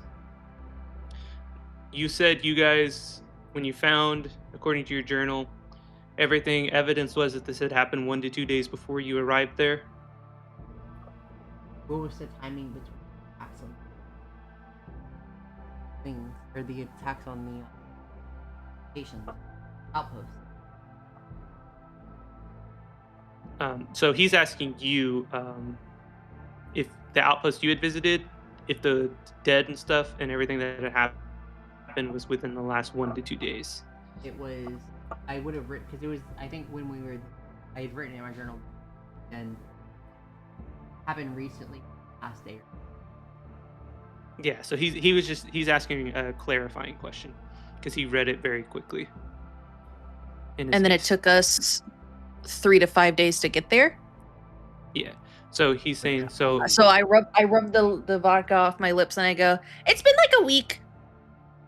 He said, from what what reports we have not received any signal fires indicating danger, but we have also not received updates from outposts that need updates and need supply list. In the ones we've investigated, the ones you see on this line here that are marked with an X, were all attacked by our estimation around the same time. I will almost put money and the safety of this town on the idea that all of these outposts were hit at the same time, and we need to figure out if there's a spy in our midst very quickly, because if there is, we need to get them gone, and I'm going to need someone to inform what's left of civilization that something big is coming, because this would be an army like we have not seen before. But I cannot risk. Yeah, and he says, but I cannot risk the spy finding out and warning them that we know how they're attacking and that they plan a bigger attack. Are there any underground passageways? Fortress. He says, currently, so he says there weren't at any of the other places. Our theory with what you gave us now and it being the cellar, it's a place we've never checked. We can't afford the men to check, but I'm going to assume it's a similar pattern. I'm going to take that risk, and I'm going to keep an eye out on any underground structures around here, because that would be the only place you could get in without being seen. The spy would know where these are. Correct. This is an old city. It's been rebuilt on multiple times. As far as we know, there's no underground tunnels, but hell, for all I know, there's underground catacombs. Who would manage? He said, I don't even know if there are or not. There's nothing in our blueprints or anything. I'm just saying, at this rate, anything's possible. I put my elbows on the table and my chin in my hand, and I say, so, would the best place to look for a spy be at the barracks? No, you won't get any information. Outsiders having permission to walk around military installation? No. But, and then the tiefling leans over and cuts him off, and he goes, but you know where soldiers talk the most and like to hang out the most? And he gives you a wink. I clap my hands. Oh, wonderful. I'll take a glance over as well. I look over at slightly Cecil and I twinkle, wink and I say, and then you're about to have a wonderful time. Slight nod. Okay. And the commander stands up. He holds out his hand, and he says, "I'm Rogar. Come back immediately as soon as you find the spy. If you can bring them in alive, that is more than acceptable. But if you just find out who they are, I'll get them."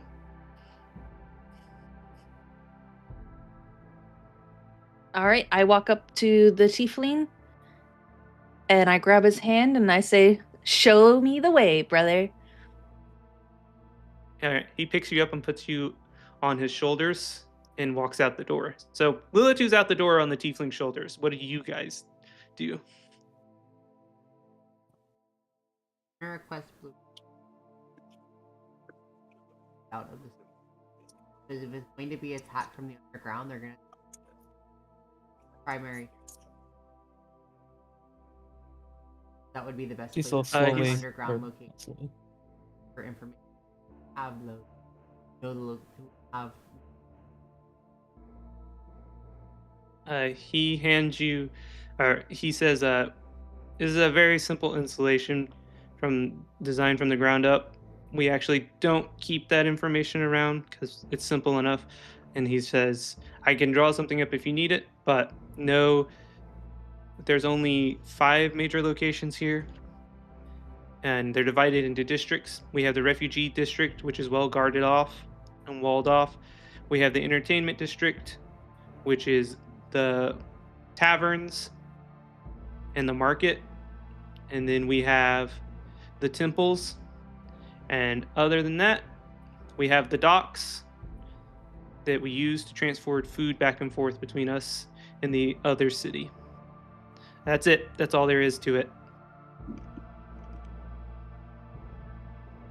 The temples were built with this. They were already here, but restored. Aspect.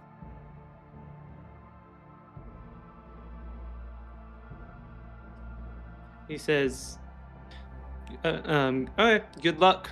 I don't know if there are any, but if there are, please let me know because that's an issue." My plan is I don't particularly need.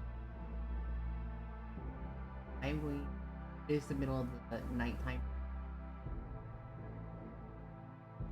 Yes. That is. But yeah. Being So, are you going to the temple district, or are you following the rest of the crew to drink?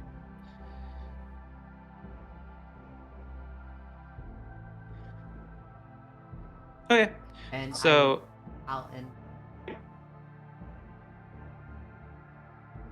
okay, as that's happening, so as Lilitu and the other two go out the front door and head towards the entertainment district. I assume Cleo's going with. Are you going with Cleo?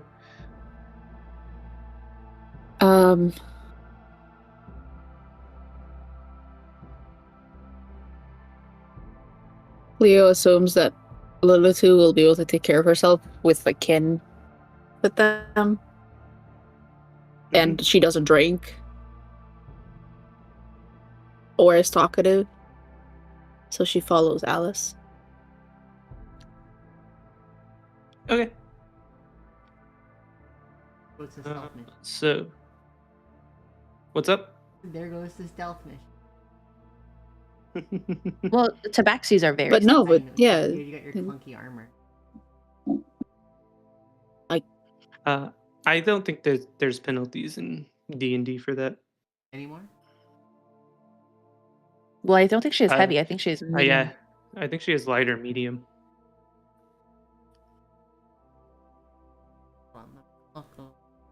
Would it automatically give you the merit for it? If you have heavy, you do, yeah. Heavy armor reduces your stealth ability, but medium and light is fine. I mean, I would assume once we got to that, like, apartment area, I would have taken that off, right? Because... Oh, that's up. If you do, it reduces your armor class. So if you do end up running into anything, you'll be squishier. Does she? But even have then, any- I don't think medium Yeah, medium doesn't do anything, is only heavy. and even if it does, oh well, we'll just know next time. But you said she has a chainmail? That's medium, no? Pretty sure. Chain shirt. Chainmail, Yeah. same. Yeah, because But, leather is Yeah, light. so that- Leather's light. yeah, that I think she's fine. Yeah, she should be fine. She's And fine. Studdard is, Yeah, it's like plate armor that's heavy. Yeah, well, she's actually, fine. Cleo's got a -1 in dex. That's She's fine. funny. This Yeah, but why though? Like, wouldn't she like be like because it says Because you're a cleric. Clerics are tiny. very it clumsy. says feline agility. Your reflexes and agility allow you to move like faster or something. I mean, with how your dex is, we kind of just. It's fine. It is what it All is. right. It's just silly. Just silly. I was like, you're Alice going with isn't technically Alice. dexterous either, so as long as you don't have the penalty, you guys are pretty much the same. I think I'm the most dexterous. I actually have more dex So, than. so Leo. So Lilitu and Cecil are going to the entertainment district to drink and party, and Alice Gather information. and Cleo are going to the temple district to ask questions and poke around for Oh, we're not asking any questions, we're information just about poking around. underground. We're investigating. Okay. By this point, everyone's just investigating. Oh, Okay. So we will go to Lilitu and Cecil first because they left first. And so you guys enter the tavern and sit down. Can we take a break? Oh yeah, we can take a quick break. If we need to end the session, we can also end the session as well. If you need a long-term break. No, just I gotta pee. Yeah. Yeah, we definitely. We can take a pee break. I'll just leave the screen up and everything. Sounds good. Maybe back.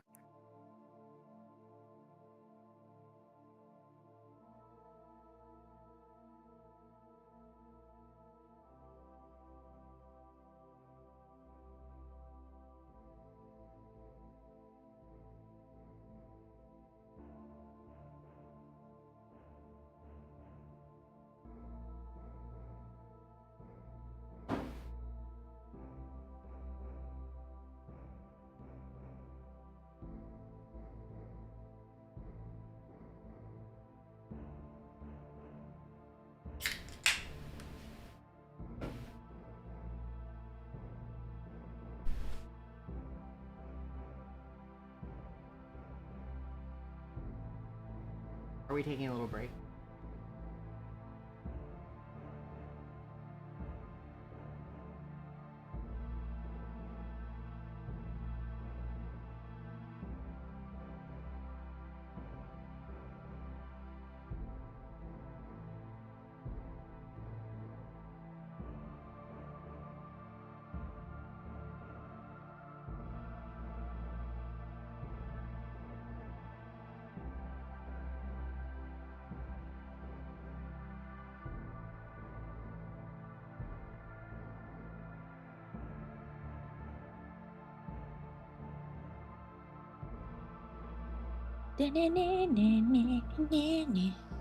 Are we taking a little break? Okay. Oh, yeah. The new tax.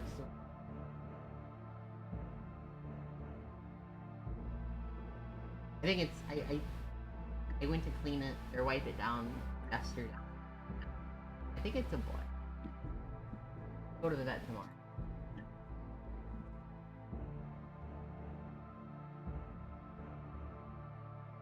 They still spook me with noises. I always have to hear something in the bathroom. What is that? And I go,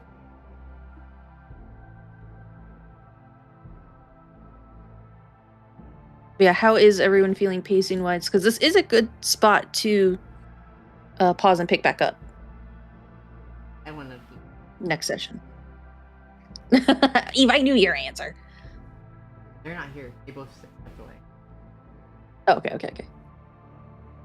No, I'm here. Oh, I'm you're just here? go ahead. When would we? I don't know when you guys are. Yeah, we'd like to know that too. Especially with everything that's recently gone on. We'll have more answers on when we're going on the 13th. Okay.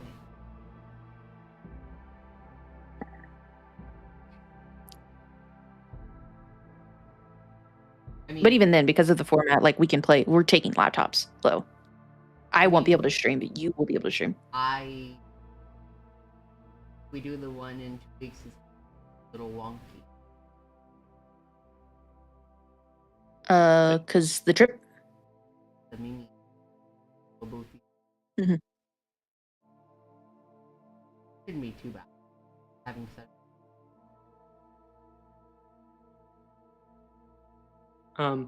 Yeah, we can keep playing tonight if you guys want. We got started a little late, so we're still, I think, around the 3.5 hour mark. I would love to. So we can.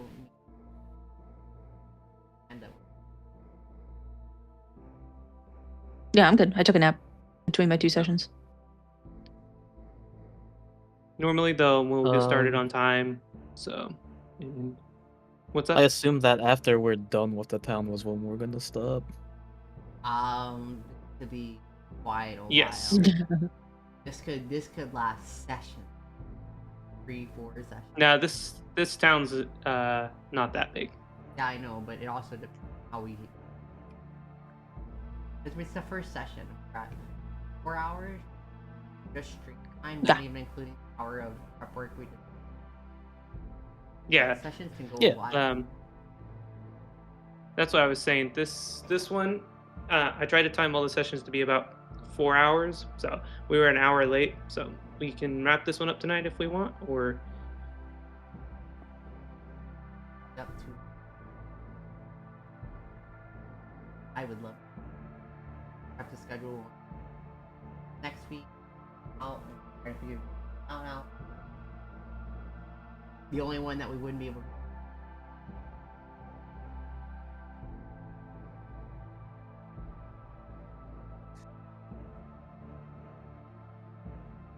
I mean, I'm free on weekends pretty much. It's just the weekdays because of the job search.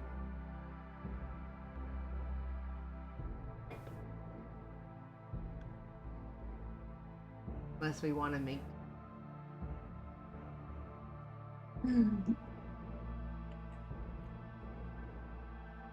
The real question is, Song, do you want to wrap up tonight for another hour or so, or do you want to call it?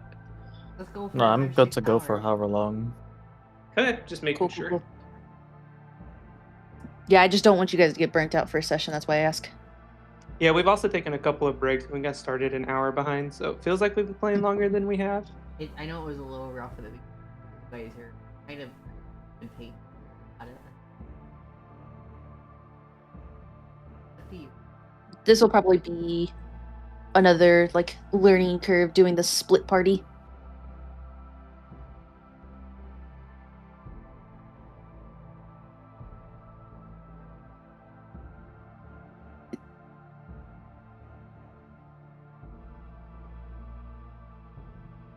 I love how Cleo's just staring into my soul from my screen.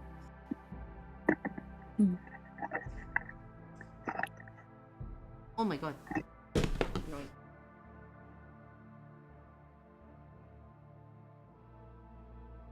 You still good, Mimi? Not burnt out?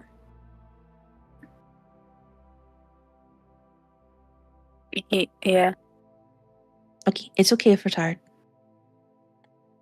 I'm always tired.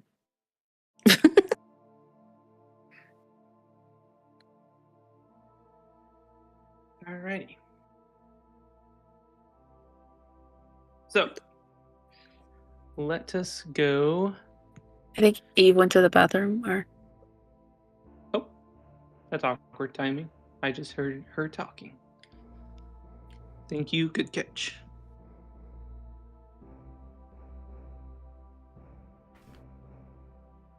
It is almost midnight, so like my writing has gone down a lot. Like most of what happened in that, like,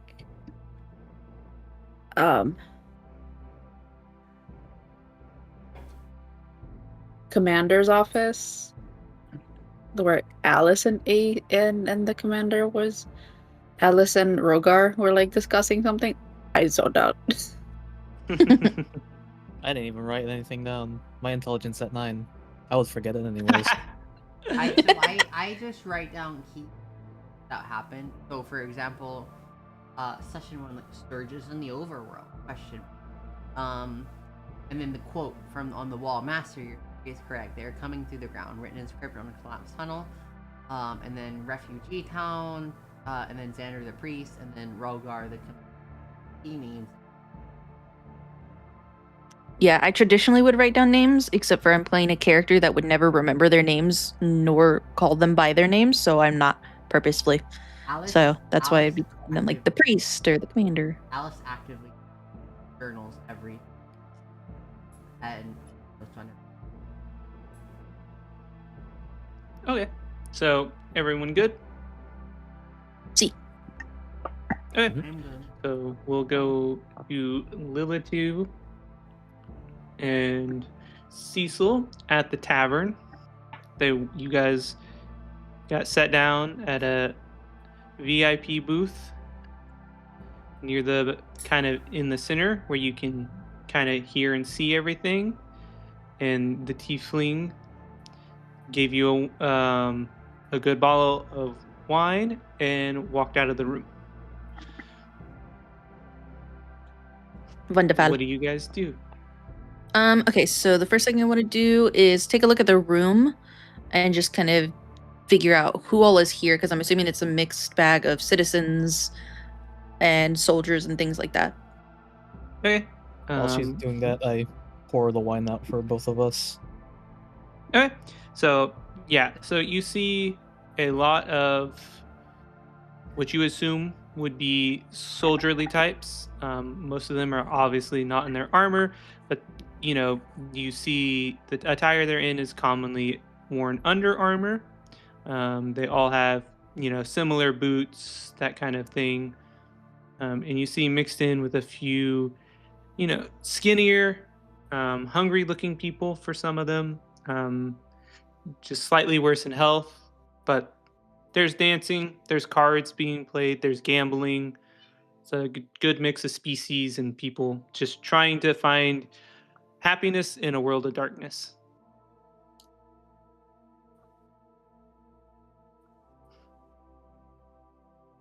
I hand Lily to one of the glasses and say, "Here's to our first drink as companions." I click the glass. Here, and I drink with him.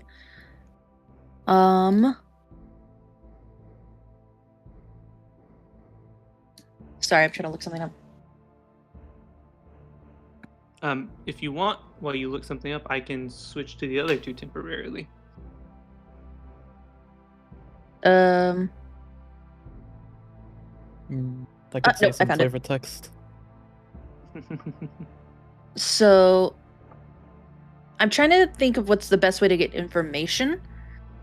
So I kind of tap my finger at Cecil, and I'm like, "You're a warrior type, right?" I may have trained under a certain instructor, yes.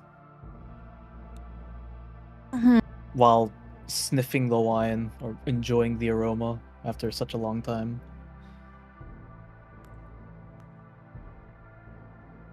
And I tap again, and I look around the room, and I'm like, who do you think would have like the most information?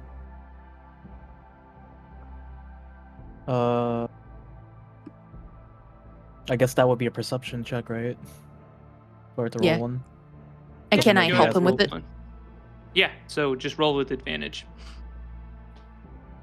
How do I roll with advantage for this one?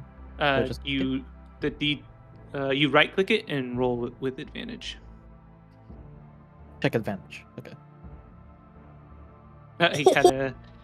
All right. So you're looking for a soldier that will give you the most information, right? Mm-hmm. So Cecil, being the son of a noble, and having had some fun at many taverns and around his bar, notices a drunk guy at one of the gambling tables, having a lot of fun, and looks like he is very happy when he wins a hand of poker. And he is down a little bit on money right now, so he's pouting a little bit. Okay. So I take learning that or observing that, I turn over to Lily too. Hey, check out the soldier over there by the poker table. Seems I look like he over. could use a little persuasion of the cha-ching kind, if you know what I mean. I tap my lips and I was like, well, then let's get some cha-ching. And I climb up on the table, and can I do a performance and say something along the lines after the performance being like, ale is welcome and gold pieces even more so. Yeah, roll a performance check. Can I join her with my... Okay, so yes. So both of you roll a performance check.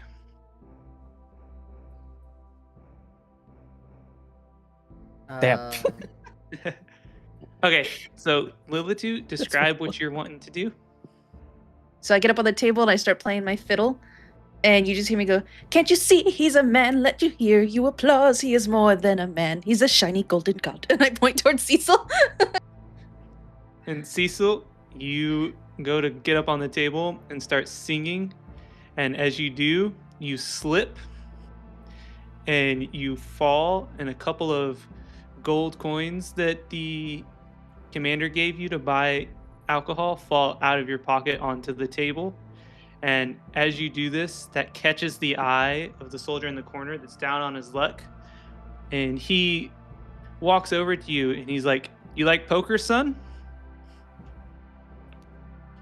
I shrug and look at Cecil and I said, it worked all the same. And I grab him around the neck and I go, of course he does. And I look at her and say, I do? All right. He takes you over to the table. Lilitu, do you want to try and join him, or do you want to just stand there and, perform? Nope, I go with him. Okay. So while that's happening, let's go ahead and flip over to Cleo and Alice real quick. So you guys are walking towards the Temple District, and as you're walking, you were expecting it to be kind of in a lull and dead, but as it turns out, it seems soldiers at all hours come and go to the temples, make their various offerings, and strangely enough, you notice that even though you were told you weren't allowed at night, it looks like there are some people from the refugee camps that are allowed to go to the Temple District. They do typically have, it looks like they typically travel in groups, and they have at least one or two guards with them. Let me describe the Temple District for you real quick. So at the Temple District, there is, if you remember the image I sent, you can pull it up if you need to, of the pantheon of I forget what they call it, but basically the 6-pointed star. And that is how the temples are laid out, except the one that would typically be for Utu, the Radiant, is gone. Looks like it was burned to the ground. The one for Mu has fallen into a severe state of disrepair and looks very unsafe, and no one attends that. The one for Uru is still standing. It is falling in disrepair, and very few patrons go to it. And for Cuckoo, Oog, and Boru, they all have a fair amount of patrons go into each one.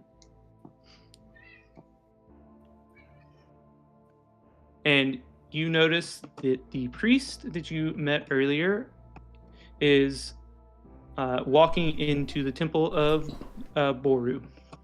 Or Buru, sorry. That would be Xander. Yes.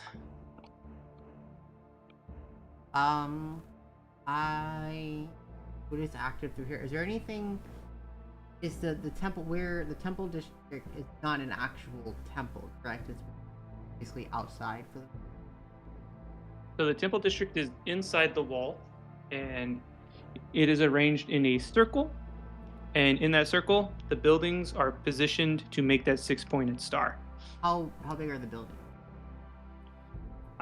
So the temples are big enough. It depends on how the typical people choose to worship their patron, but they're all, especially because this is a streamlined military installation, they don't have much seating. They are more for offering, but you do notice that the temple of Buru is a bit bigger than the others for some reason. Is there any sort of indication of there is graves or mass graves or anything like that around it? Nope. All you see around the temples is acolytes going around talking to people or cleaning up the sides, like in what passes for a yard in this world. So I'm going to go.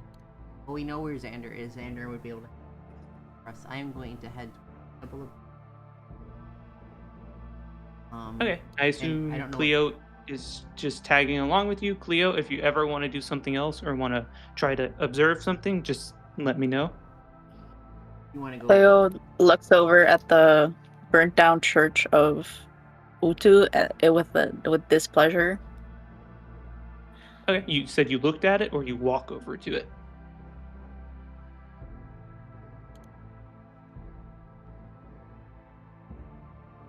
I was thinking about walking over to it, but I don't know. Okay. So Cleo looks over. I kind of just stand outside as Alice walks into Guru. Okay. Okay. That is currently what is happening. Alice, what do you do as you walk in the temple? Xander wasn't in that room with us, correct? Or was he? He was. Okay. So from what you can tell from that room is that the commander only trusts those other two, but those other two also seem to be the equivalent of, I guess... District leader. Yeah. Commander's the leader of the military district, the barracks and stuff like that, and then you got leader, which would be Xander, and then or I guess a temple and refugee leader would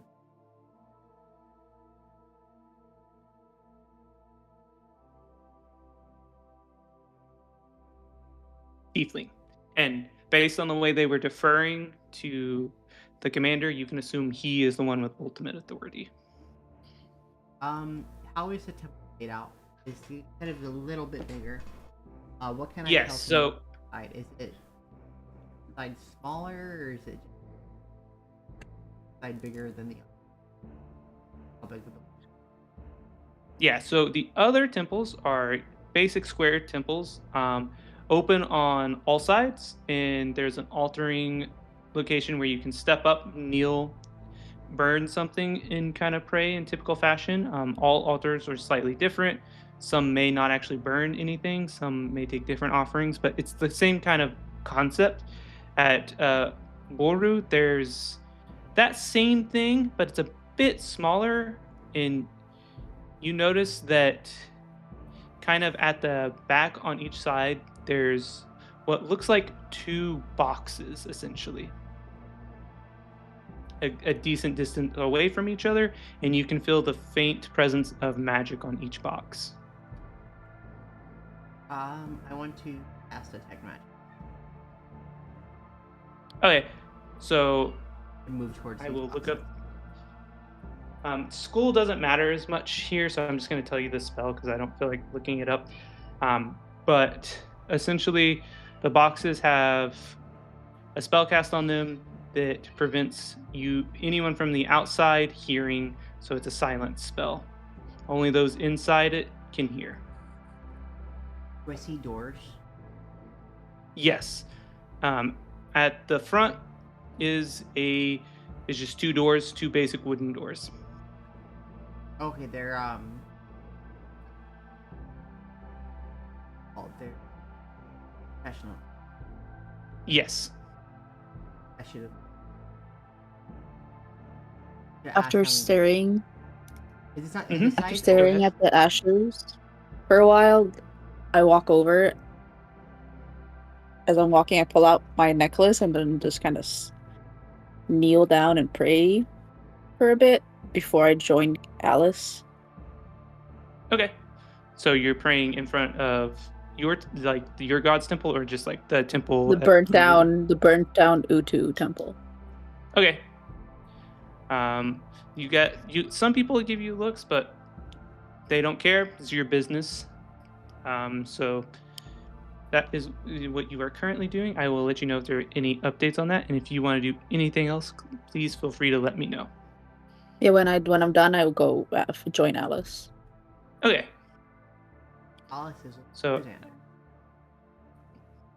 So do you want to look around a bit more, or do you just kind of want to wait and see? I want to look. I thought that was basically me looking around. Want me to roll? I didn't know if you were looking for something. So like, if you're looking for something, like if you just want to look around, that's typically me kind of describing a room. If you want to look for something in particular, I can have you do an investigation check. Any indication if there was something patched over, or because it's the temple is. I'm assuming the ground of the temple is stone or some kind of concrete. And then it's open on all sides, and then outside the temple on open all sides is all stone as well, correct? Or is it like dirt? So you have the brick road, or the cobblestone road, sorry, and then the stone steps, the stone floors, and then outside where there used to be gardens and stuff, is some ground, because now they basically farm mushrooms outside and try to feed the refugees with like mushroom soup and stuff. I am gonna go. Is there any type the ground inside the temple, stuff like that? There's nothing where something might have been patched over or something like that. Roll an investigation check.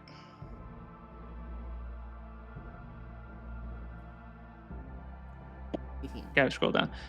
No evidence. And while this is happening, Cleo, while you're outside praying in front of your temple, you get something you can't describe. You don't know if it's a small voice or a feeling, but something in your gut is telling you to walk into the ashes of your temple, of your patron. What do you do?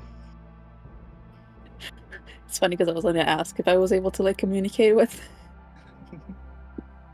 I do as it says. I walk into the ashes. Okay. As you're walking into the ashes and kind of the rubble, you are following this urge or this voice in your head. You're not sure which at this point. And as you're going, you stop.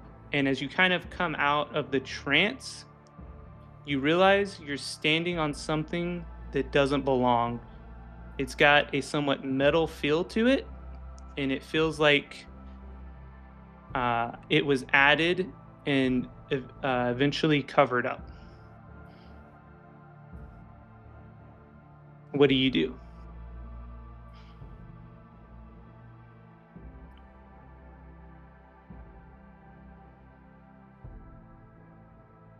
Is it like covered up by sand or ashes? Like, can I So just pick it up? do an investigation check.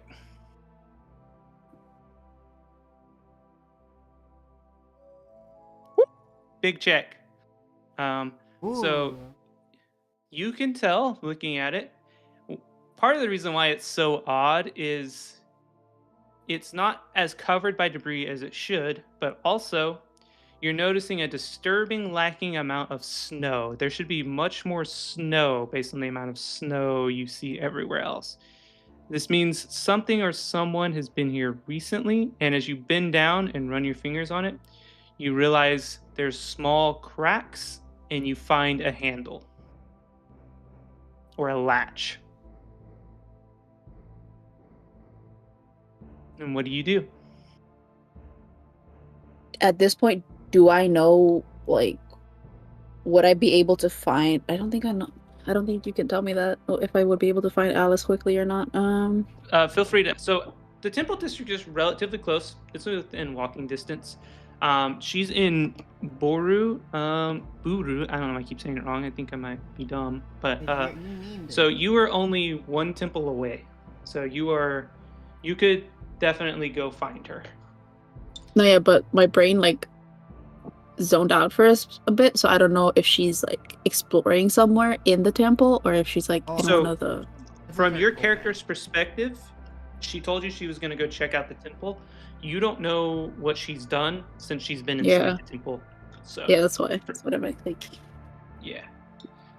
I mean, I'm basically just standing in the temple. Yeah, your character doesn't know that, but if your character would go and get Alice, then your character would do that. It's entirely what you think your character would do. There is no wrong answer.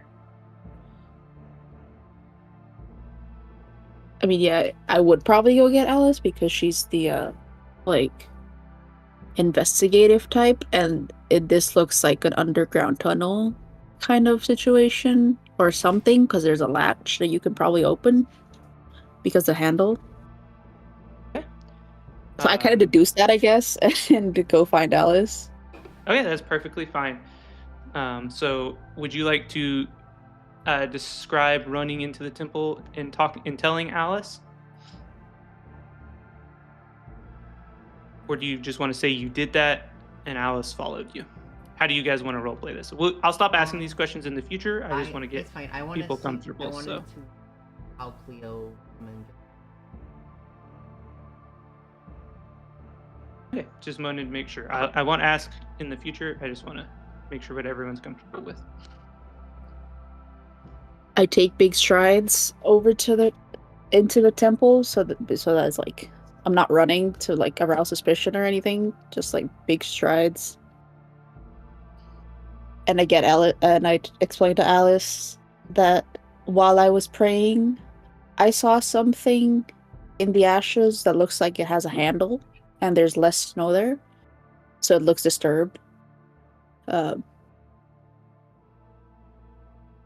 I ask her to come with me to see what, because it looks like something underground. Do I see Xander? No, he has disappeared since he went into the tunnel. So now that you know that those are confessional boxes, what? Tunnel or temple? Temple, sorry.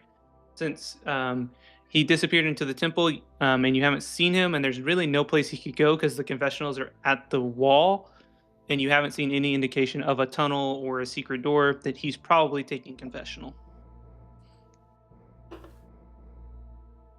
And you don't know how long he will be there.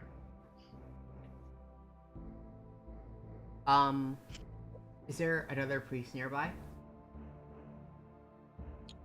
Not that you have seen the whole time you've been standing there. So either the priest is in the other confessional, or Xander is the only one working tonight. Alice is gonna click her tongue and gonna go with Cleo to the... All right. So you guys get to what Cleo found. You find the handle, and what do you guys do? I am going to... All right. You open it, and you guys see a ladder going down. What do you do?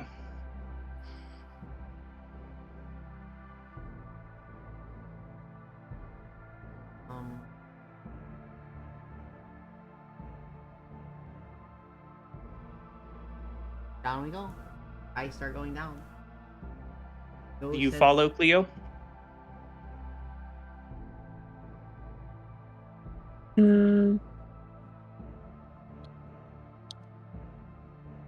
I'll glance around to make sure no one saw us and then follow her. All right. So Cleo closes the door behind her, I assume, to avoid suspicion. Yeah. And we will go back to Cecil and Lilitu. All right. I'm eating my cookie. So, Cecil, you have just sat down to play a bit of poker. And Lilitu is eating next to you, it sounds like. Or on your shoulder. Not quite sure On her shoulder. the situation here. But what would you like to do?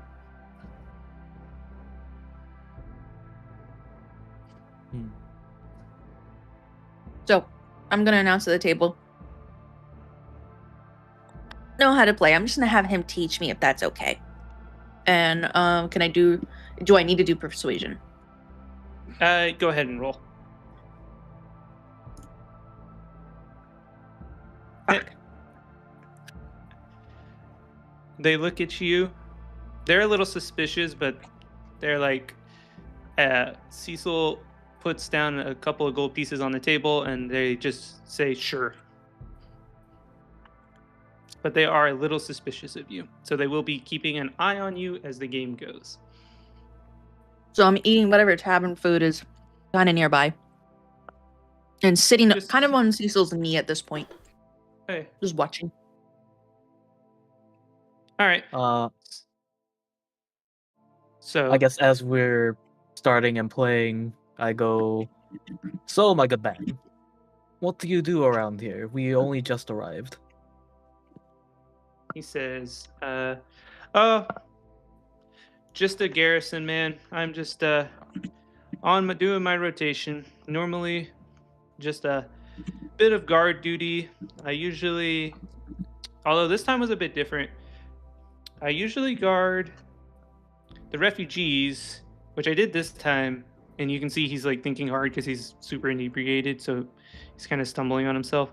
And he's like, but it was weird this time. There's been some strange occurrences. I've been through this town quite a lot. We rotate quite often, and I've been hearing these strange rumors that I'm confused by. Oh, and I like lean forward and refill his cup with whatever ale pitchers nearby. What kind of weird rumors? I signal to one of the barkeeper, whoever's around that's working to get more rounds going.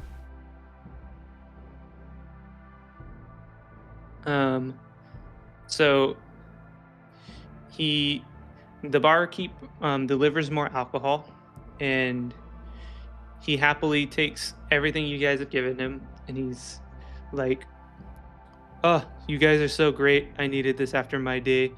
What was the question again? You were saying something about some weird rumors or something. And he says, I'll tell you what. Bet big this hand, and I'll give you some. I'll answer that question. I look over at Cecil and I tap his knee and I'm like, okay, big boy. And I sit down. I just throw down whatever is half of whatever's left of the coins that were given to us. Okay. His eyes go wide, and he's like, huh, I think you and I can be real good friends.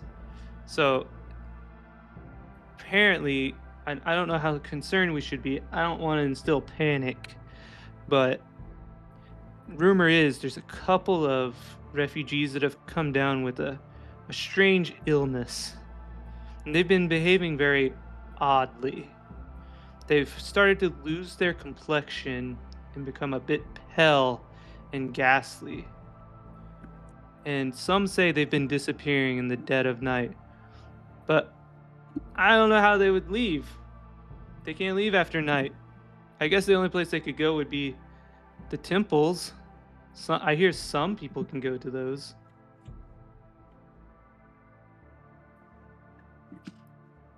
And I look at then Lily too, and then under my breath say zombies, and then I would assume that Lily too corrects me and says, no, vampires.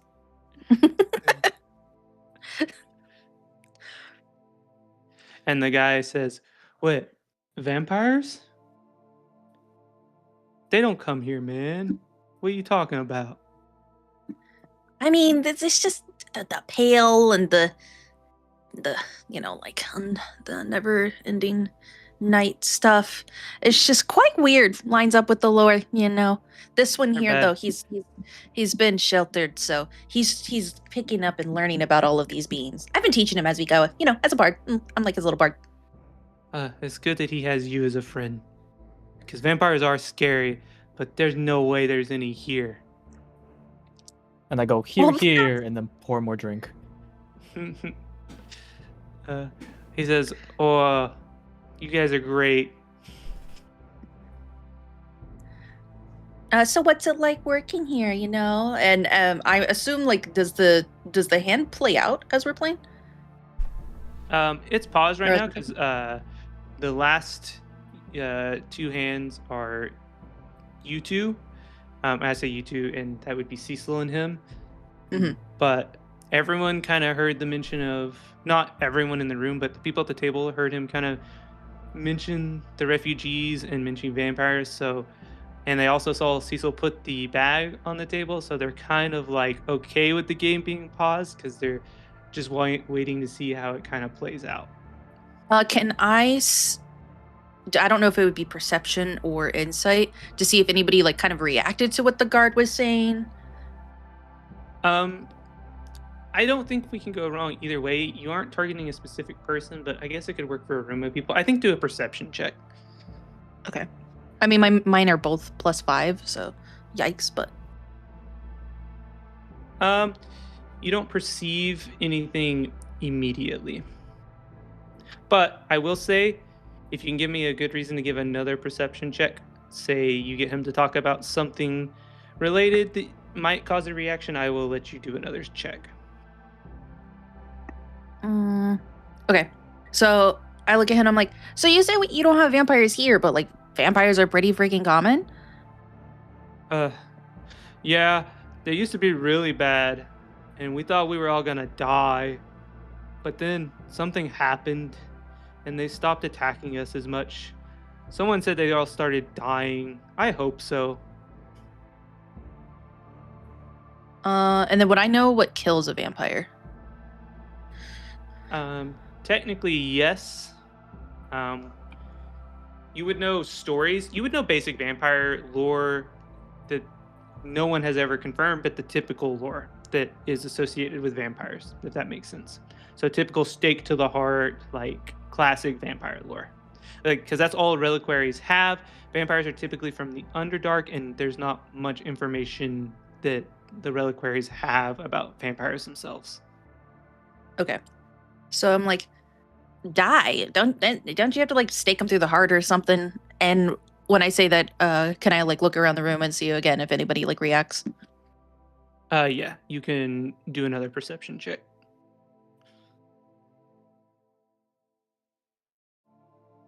So, as you're looking around, you see someone kind of standing back at the back of the kind of room.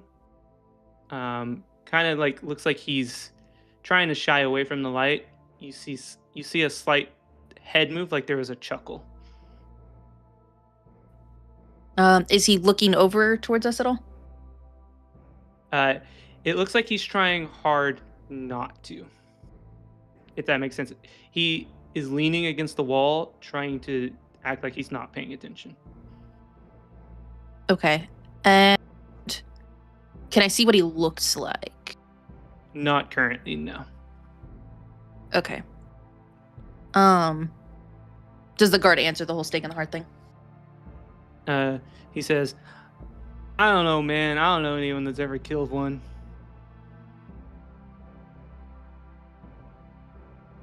I purse my lips a little bit, and I go, "Who's that?" in a whisper. And I kind of like nudge towards the homie at the wall.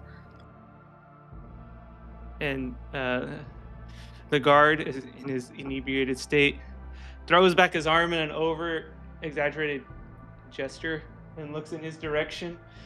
And he goes, "Who?"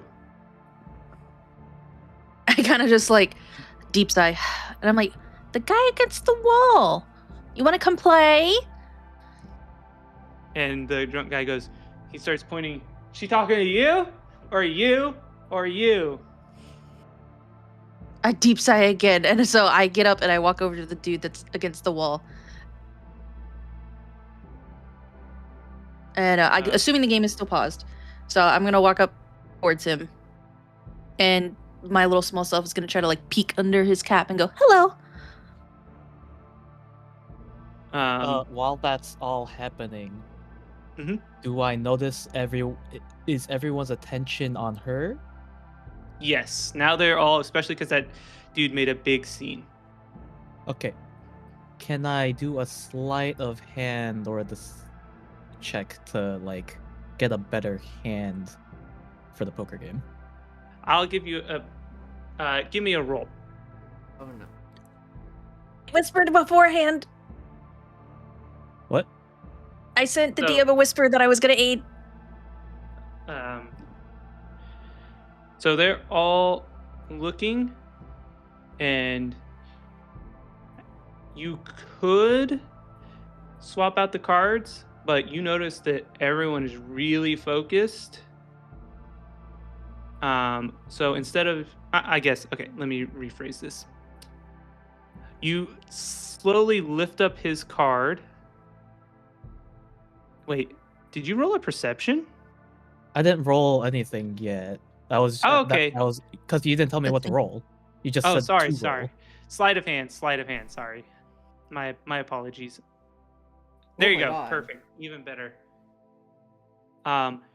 So you really want to go sleight of hand, but you know that guy was very confident, so you're afraid if you swap hands that he will notice potentially, and you don't want him to be drunk and angry.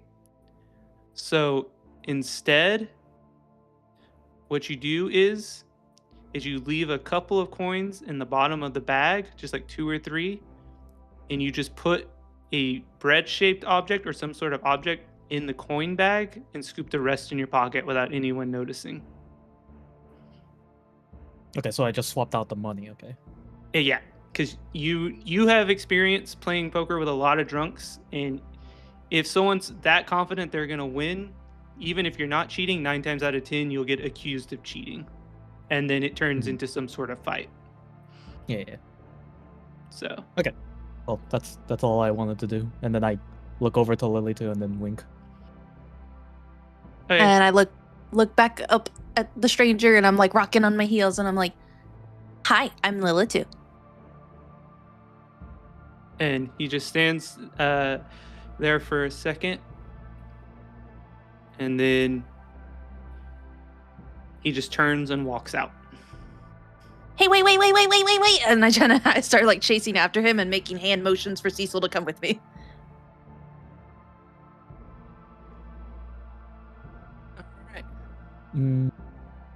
I think As you I would probably say, Mhm. well, looks like my friend wants to leave, so I'll fold here. And that drunk guy goes, "Okay, man, you were gonna lose anyway." And he reaches for the bag, but by the time he's reaching for the bag, he just grabs it by the top and sets it down, so all he hears is the jingle, and he's too drunk to even think about checking the money bag. So And then take a swig on my way out. okay. Before chasing. Oh, I still have a whole bottle. Let's go. So you follow those two out, or sorry, those two, that you two follow him out to the alley. And what do you do? Can I try to like persuade him to just like just stop and talk to me? Yeah, roll a persuasion check.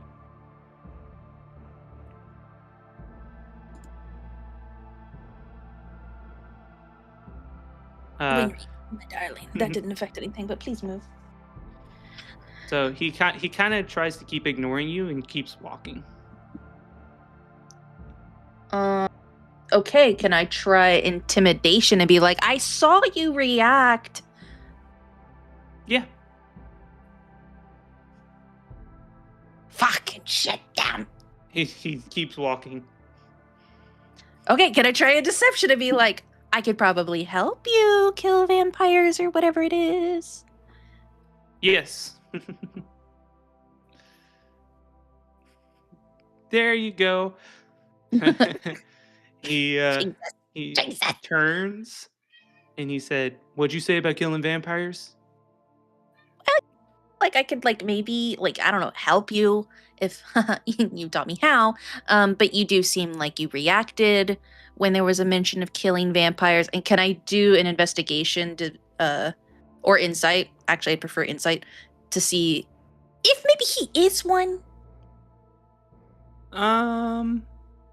I will say I'll let you do an insight roll to see how he feels about the mention of vampires, if that makes sense. Yes. And his reaction to... Fuck me sideways. Those two nat 20s are now coming back to haunt me. He is neutral. He doesn't seem to indicate, but you do have his attention. Because, you know, I'm trying to learn about vampires for my buddy here because he doesn't know a whole lot. And we've heard the mention of them twice since we've gotten here. And you seem to have, you know, reacted to them. So any information would be nice. He says, "Why would I give you any information?" Because I asked nicely. And I guess maybe we could pay you or something. He said, "I don't give a shit. I do care about some money, though." Can I do a persuasion stating it's for the good of the people and on the noble name for needing to quell whatever darkness there is? Yeah. Oh. So I look over at Cecil with my eyes really big and I'm like, oh, I'm keeping this one. You're welcome to flavor text that however you want, or we can go with what you said for, or I can add some flavor text for you.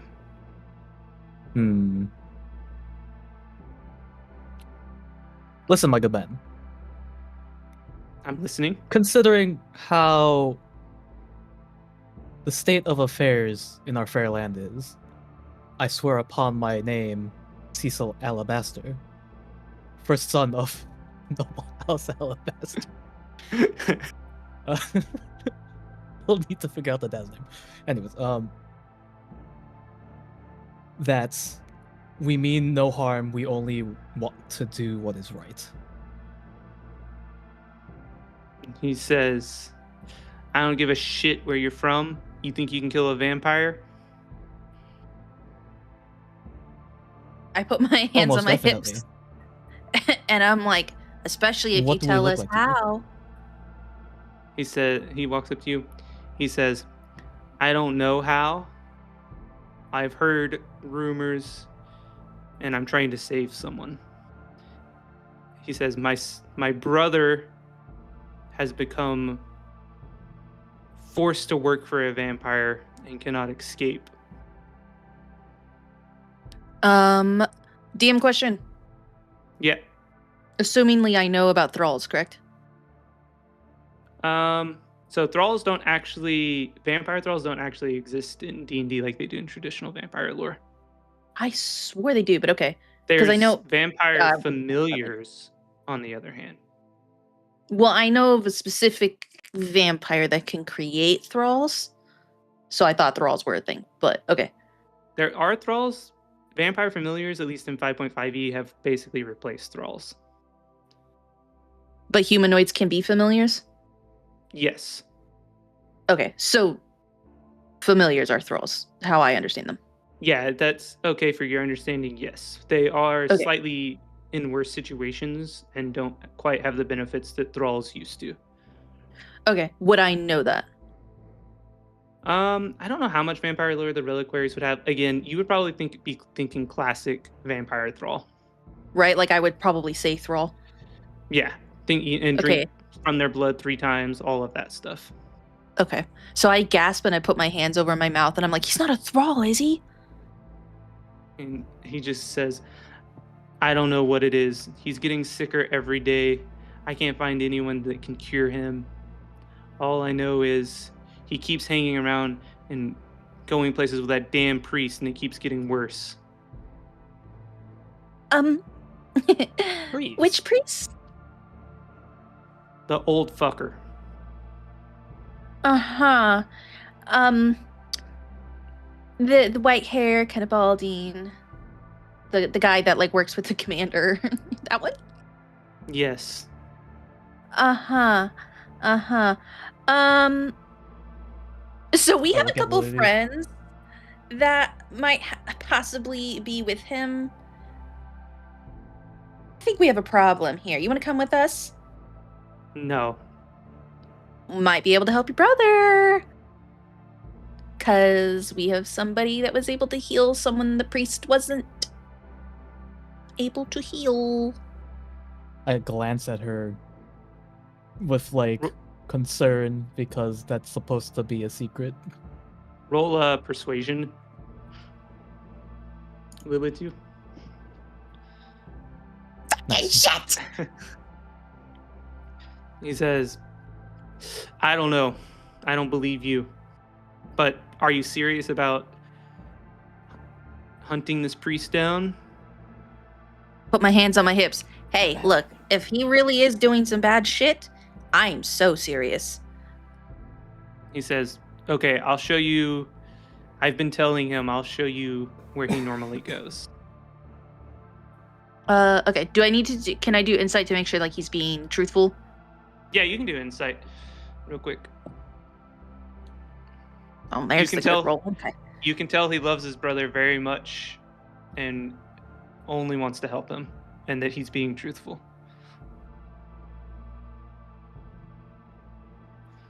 All right, so I assume you guys are going to tell this very gruff man. I'm gonna kind of look at Cecil and whisper, he's telling the truth about his brother, but I really can't tell how he feels about the priest yet. I take a look at her and says, and then whisper, we should have seen it coming considering he said Buru. Oh, that's true, huh? He did say that. Well, shit. And I climb up onto Cecil's shoulder and I go, we probably need to make it towards the temples. So if he's not going towards the temples, we might need to cut and change where we're going.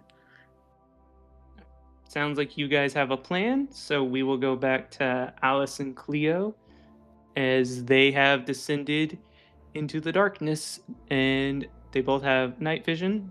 Dark vision. I don't know why I said night vision, like it's a freaking COD game. With these upgrades, they never stood a chance. Right?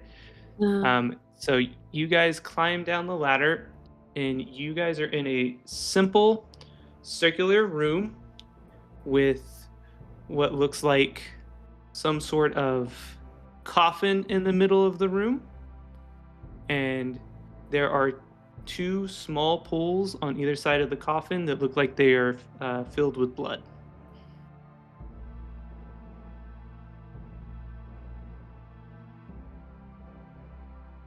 What do you do? Well, I've got a hand.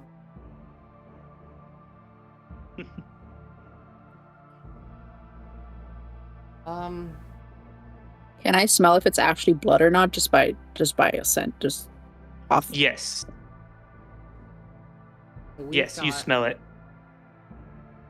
Alice is gonna sigh and put her hand through her eyes.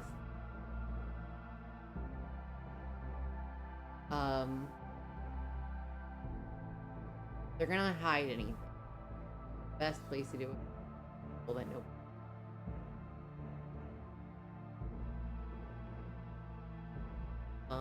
That means So their planned entrance to the temple area, and the most common visitors to the temple area would be the refugee, the priest. So I'm thinking our spy, probably refugees, or wouldn't have the knowledge on about the city or the outpost. The only priest that would probably know anything.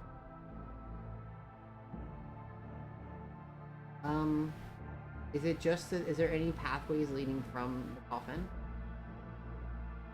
Nope, it looks like just the coffin and then straight to the ladder.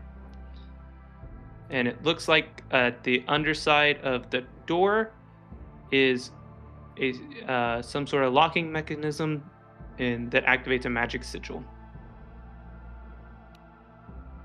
Do I see the sigil? If you look, I assume you looked up when you climbed down, and if you would have looked up, you would have saw it. Like, I assume like you went down the ladder backwards, so you were kind of looking up and down. Yeah. So would I have seen it then? Would I know what it is? Yes.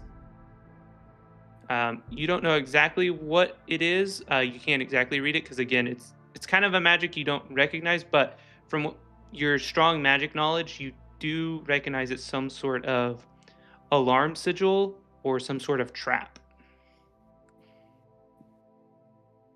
And it's completed when the bolt is put in place. I wish I had known that going down.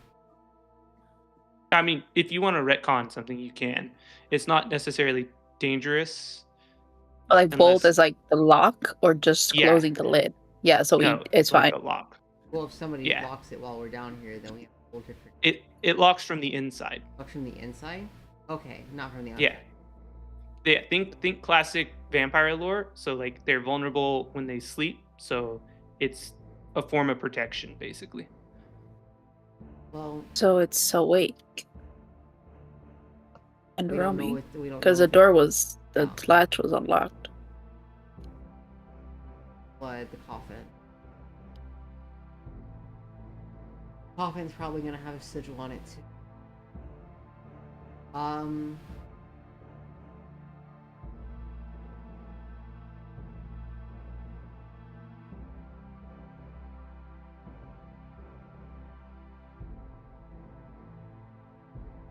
So yeah, so they're likely there's nothing in the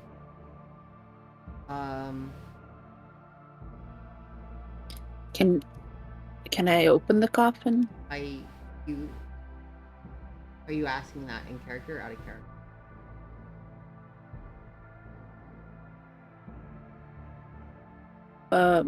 So I'm like asking if I don't know. Like, are we able to open the coffin, or is it just like?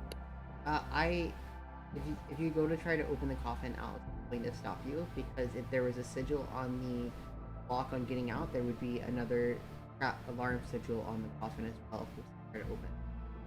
Would Cleo try to open it? I kind of want to just like look for sense. Okay, so this is a small room, so I assume Cleo's gonna just take a small walk around the coffin.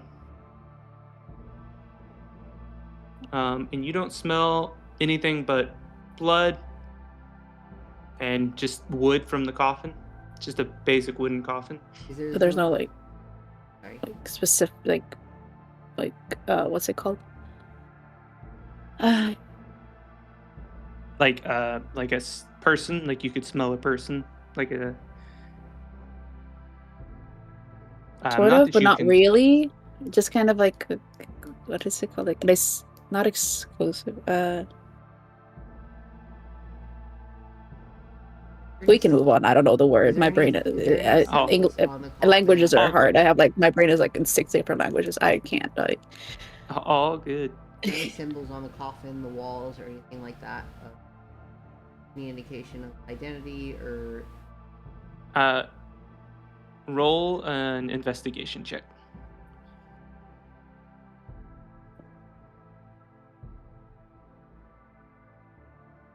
Nope, nothing on the coffin or in the room. It looks like it's bare. It's minimal as possible.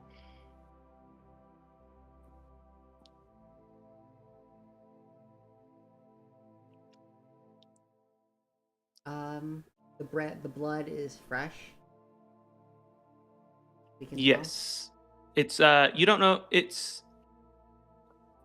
I don't know how there could be magic involved.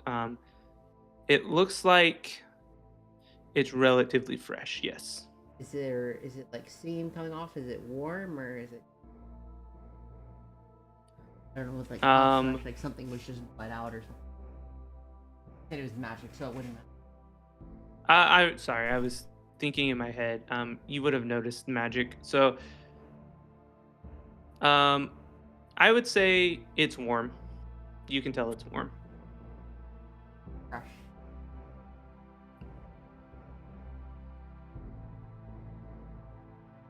Alice is kind of just gonna start talking to herself about ideas of where it could come from.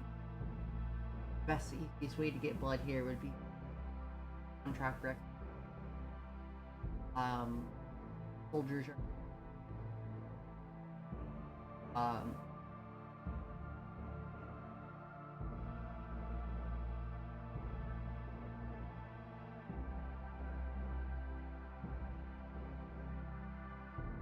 Alice start heavily affecting possibly that the spies are that he talked about it or that the vampire was a threat and the vampire is the other, but it could possibly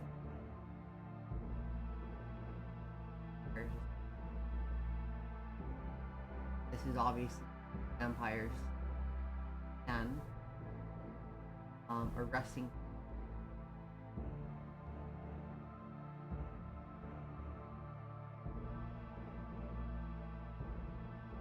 so it's some way connected. Okay. Would Alice like to do anything? Go back up and investigate more, or sit and wait? Alice, I don't think I can kill the issue, or even stop one.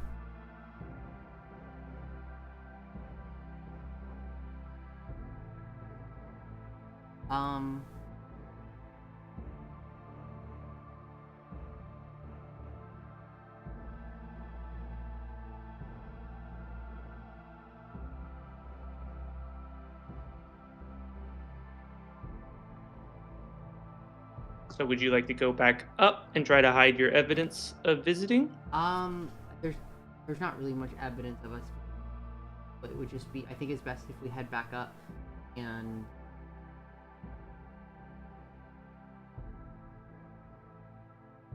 start.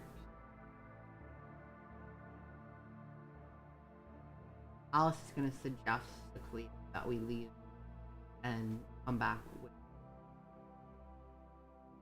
the manpower to deal with the Empire.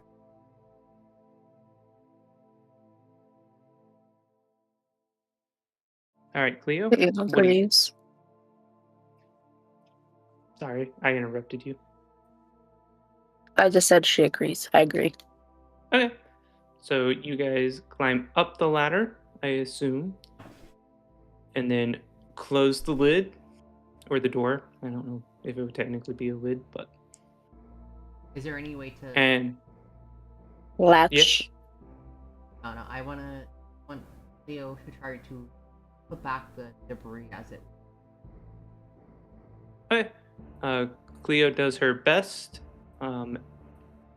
As you guys are walking out of the ruins, you guys have noticed that for some reason it's dead quiet and there are no more patrons, it seems, at the temples.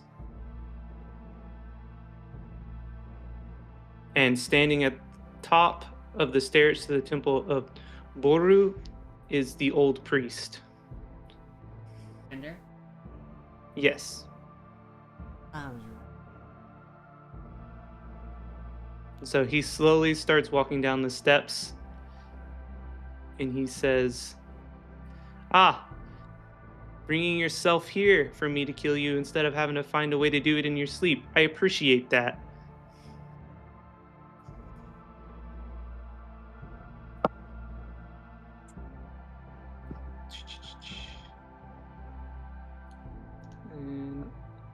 So let me do this real quick.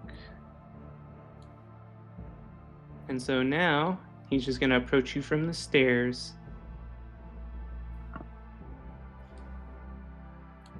Come on.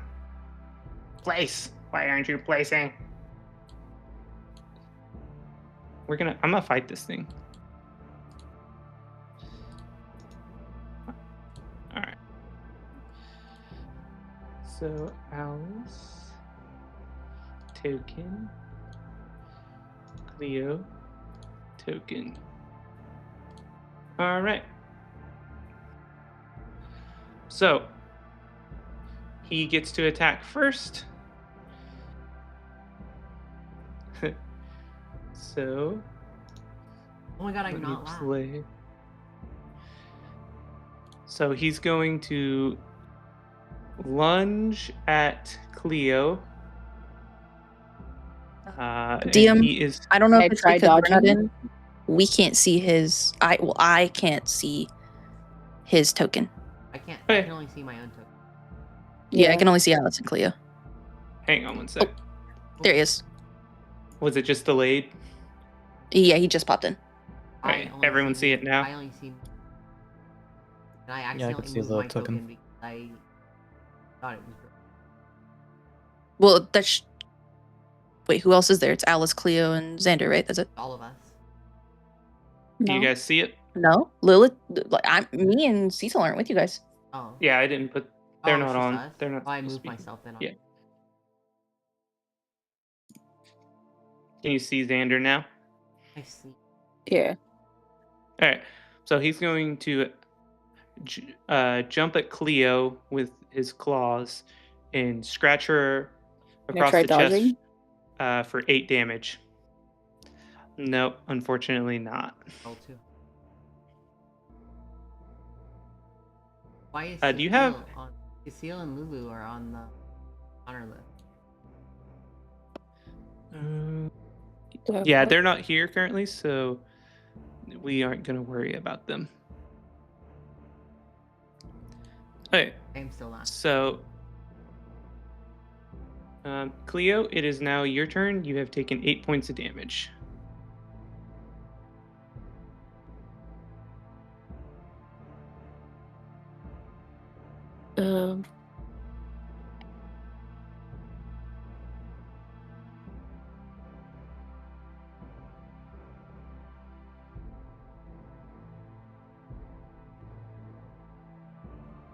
What would you like to do?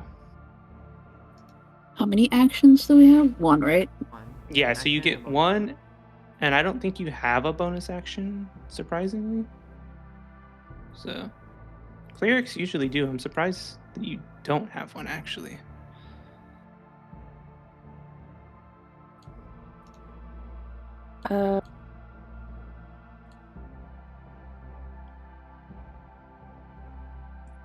Cast Sacred Flame at him. Okay.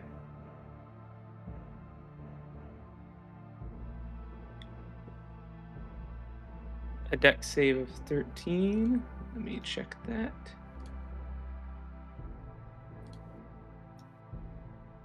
Play.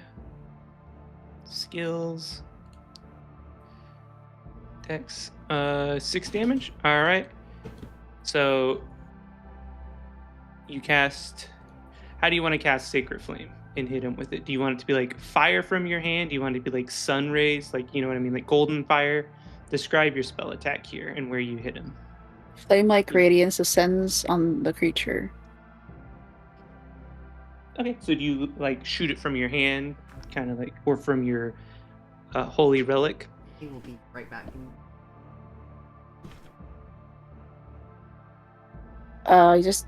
I cast it and it just appears like and rains on him above him. All right, cool. Sounds awesome to me. So you see that tags him up, slows him down a bit, and then when Alice gets back, we will have her go. DM question. Yeah.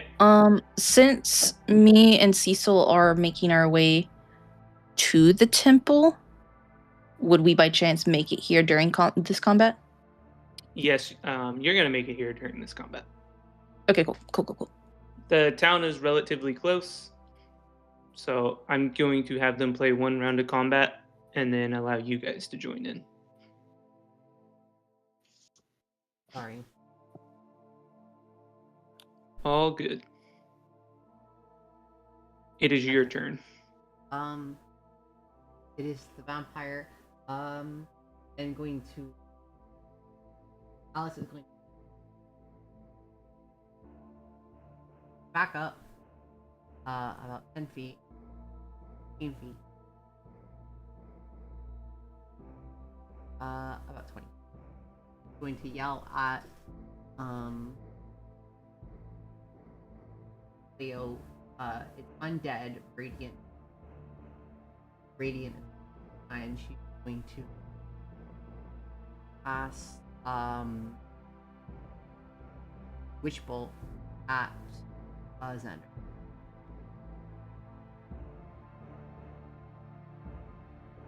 Good chunk of damage. I forgot how Witch Bolt. I believe Witch Bolt is a concentration. You can keep dealing that damage. Yeah, it is. I just don't remember the damage it does initially. On target, target takes 2 damage. On subsequent, I missed. Wait, is my? Why did it roll 3d12? Maybe she cast it at level 2. No, I only cast it at level. Oh, because it automatically ate my bonus action. You can redo your bonus action if you want. I'll just take the 2 8s. I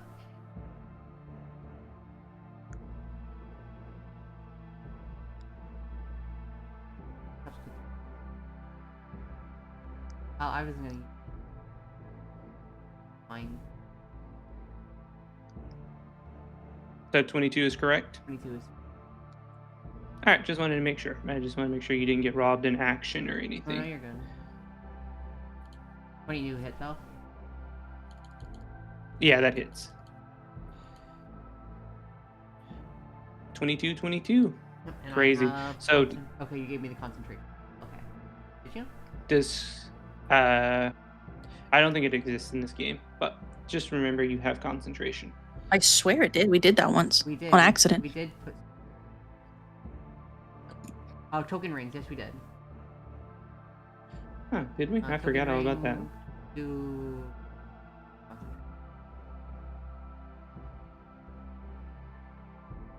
Cool. Oh, it didn't work. You have like a little green thing in the corner, but I don't see the circle. I turn on track. It's me. I'm not gonna worry about it. Yeah, we know you're concentrating. Oh, Oh, there it is. It just took a second. Well, now it's back to the circle.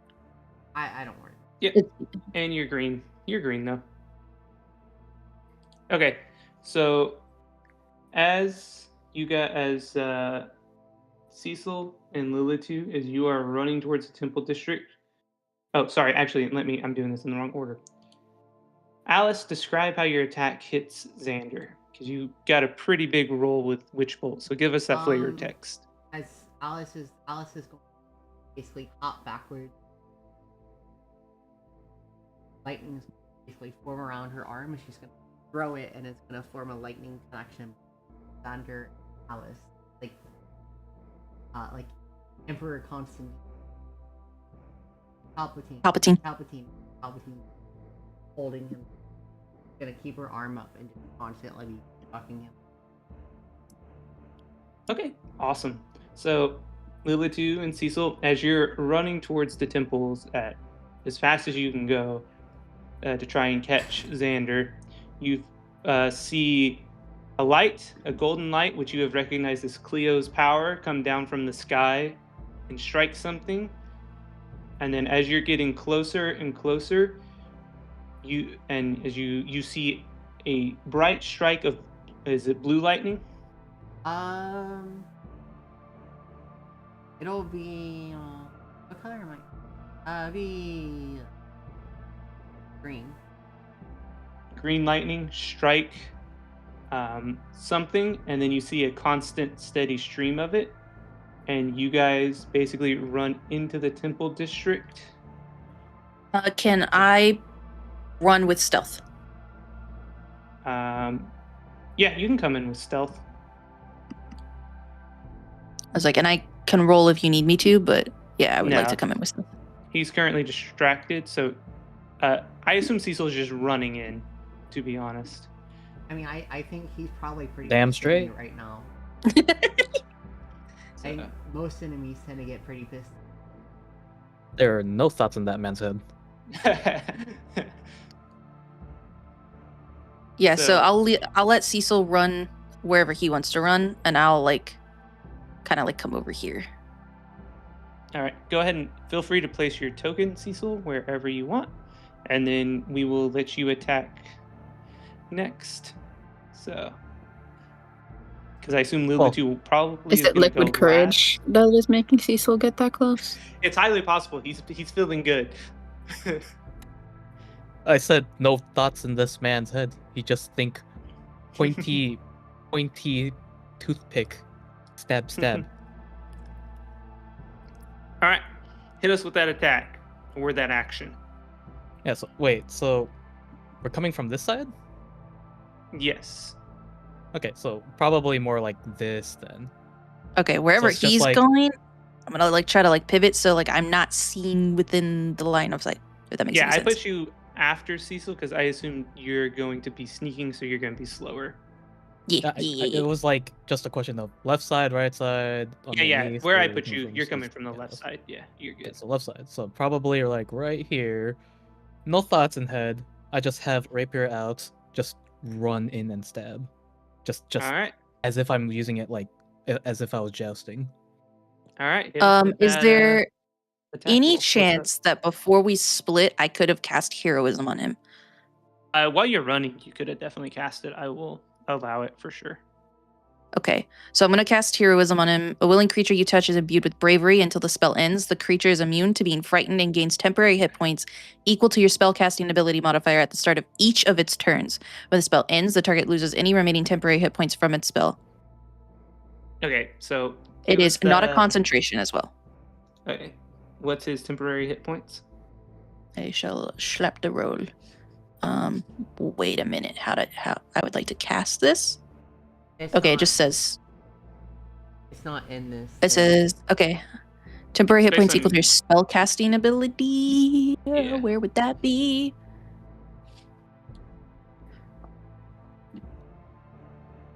I think my spell casting ability is based off my charisma. Creatures immune.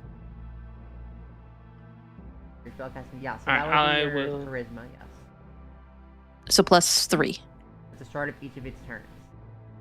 So At the he start of gets each of his 3 turns. extra hit points.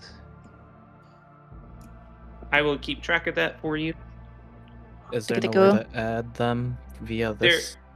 There is. We can go through that process now if you want, or we can handle that next time and save some time. It's entirely up to you. Might as well save some time then, since it's Okay. gonna be temporary anyways, like really Yeah. quickly. I'm probably So- gonna get hit by a certain someone. So- Yeah, Alright. if you guys weren't gonna be here, there's certain thing gonna be happening around. Kind of mess that up. So Yeah, well, he drunk as a skunk, and you know, he's been touched with heroic bravery. So to answer I your was- question, yeah. Theo, that's the reason why. Yeah, I was like, he's got heroism. So go ahead, swing that rapier attack for us. once again, I want to see if there's anything else that I could do, because then I think I could do action surge as well, right? Afterwards. Yes, correct. Yep. Yeah. Let's Use the do strength one, by the way. Yeah. What's the next one? Then, what's the difference? So let me double check your class real quick. You should be a fighter. No, use your dex one actually. You have higher dex. Okay. I just want to make sure you get more damage. Dang. Yeah, so describe how you run in and hit him with your sword. literally just out in both hands on it, just straight across, just running. That's it. All right. So do you run and like slap him with it, or do you like stab him with it? You're a little confused and pull back. Yeah, it's just stab him with it and then yank it back and go like just stumble a little bit, and then while I'm stumbling, hit it with another slice or just slash at him again because of action surge. Yep, go for it.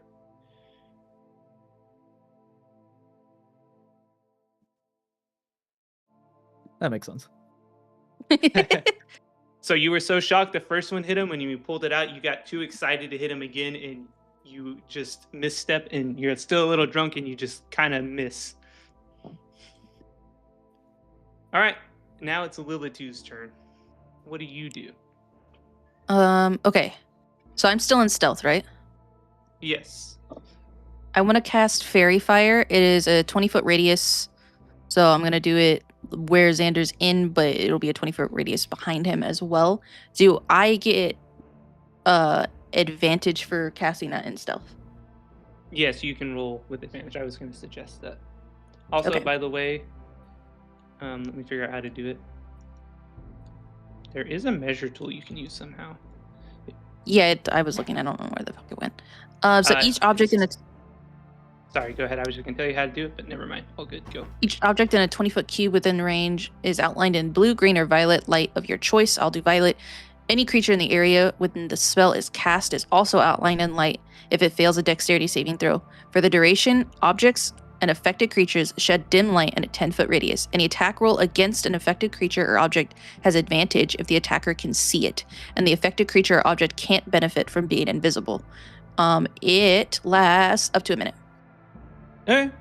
So it's a damage roll on it, right? Yes. And will Cecil I'm be trying to hit, figure or out- is he safe? No, he's safe. I'm trying to. It doesn't. Well, sorry. No, it doesn't do damage. It just casts him in a light and causes them to have advantage on their attack rolls on him. And he cannot go invisible, but it does not damage him. Okay, so are you wanting to use your stealth to cast that spell? Or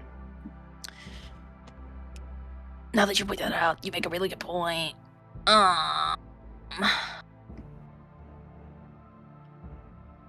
No, I'll hold for that one. I'll do Dissonant Whispers from stealth. One creature of your choice that you can see within range hears a discordant melody in its mind. The target makes a wisdom saving throw. On a failed save, it takes 3d6 psychic damage and must immediately use its reaction, if available, to move as far away from you as possible, using the safest route. On a successful save, the target takes half as much damage. all right, All right. go for it. I don't know how to do this from with advantage. So I'm just gonna. Right click and you can Yeah, mine just says cast view pop out send. So Well, I'm not sure. if it's a wisdom save, then it's not advantage because you're not attacking. Oh, okay. Then yeah, that's what I'm doing. But because you are doing it stealthily, I will give you that he auto fails Okay. as an alternative. So, I describe don't know if how he's you want to do immune. this. Who's immune? What's the? I was like, I don't know what he's immune. immune to, but if he's immune to being, oh no, it just says he moves as far away. It doesn't say that he gets frightened. Okay, cool.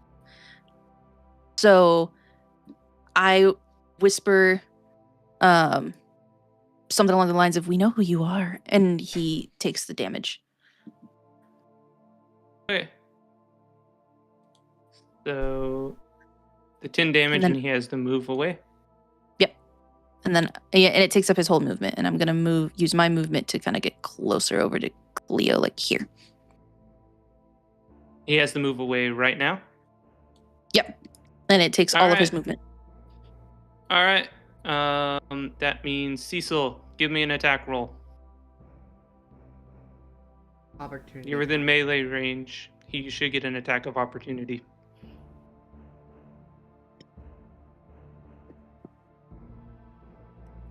I'm on mute. Rapier attack? Yep. Or just You only get one attack this time because it's an opportunity. Oh. Okay. I am he moves. drunk as fuck. Yeah, he moves out of your swing and you just completely miss. I think that's about I don't think there's pretty good. crit fails aren't for can't crit fail for opportunity. No, that's what I'm saying. He doesn't. There's no spectacular thing. His attack just doesn't hit. There's no consequence other than not being able to hit him. No. Yeah. So, and now it is Xander's turn. Wait. Yeah, correct. Okay. No, they didn't move at all, I think. Has it not updated yet? Not No, at all. it's No. just now turned in. Just now. Xander's Yeah. turn. Movement on. Okay, is it all good now? Yeah. Okay. Was that on their turn or immediately? What do you mean? That he had to move based on your spell? It eats up his movement for this go. Okay, then he cannot do anything. All right, Cleo, it is your turn. Um,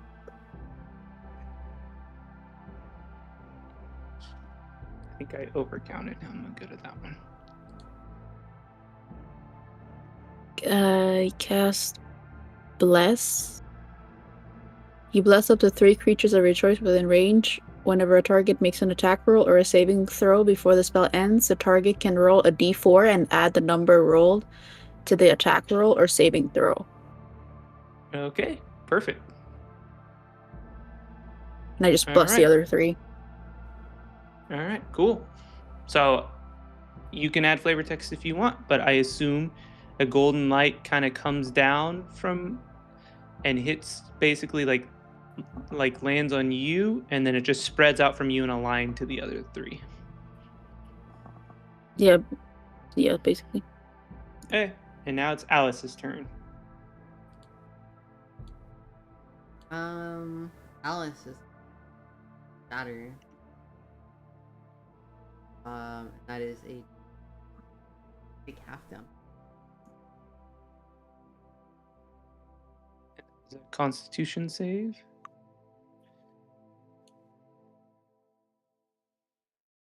All right.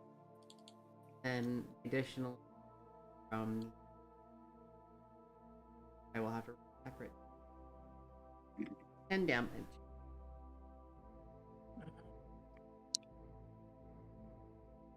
So, describe your first shatter attack as just a sound, and then he just takes his zap. Is the lightning still connected between you two with your hand out? Lightning Or? is still connected because the concentration, so the lightning's always there. But Alice is going to snap her other hand, and it's going to be the same as usual. The crack and the sound waves pulsing out right around Xander behind him, and then he's going to send more lightning for Witch Bolt strikes him. All right, he falls to one knee, and he is looking like he is in a lot of pain. And now, Cecil, you get to go.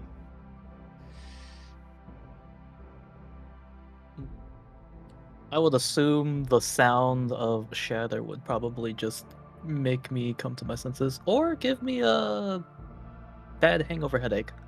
Who knows? In any case, sort of drunken stupor, stumbling around, grab a pistol, and then just point it in his general direction, and then just pulled the trigger, no aiming whatsoever. All right, go for it.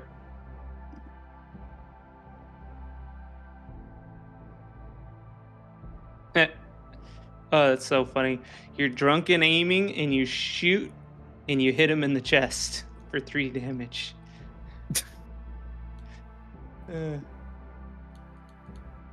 All right. It is now Lilitu's turn. Okay, let me. Ba.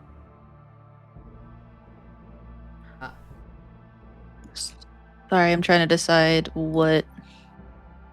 Alright, I'm gonna do Starry Wisp. It's a 1d8 radiant damage. And then, again, he cannot go invisible. All right, let's see it. Oh! Oh god, that's funny. That would be 14. No, rolled both of them. 4 and 3. It's a D8. No, he's weak to radiant though. Vampire.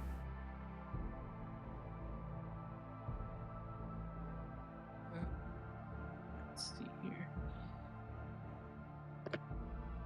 So, describe how you want to kill him. He was pretty weak. Shit. So I have a glowing light in my hand, and I throw it at him over Cleo's head, and I say, "Take this, you mosquito!" And upon landing, he just disintegrates. All right. He's gone. Now, next question. Do you guys immediately head back to the command center?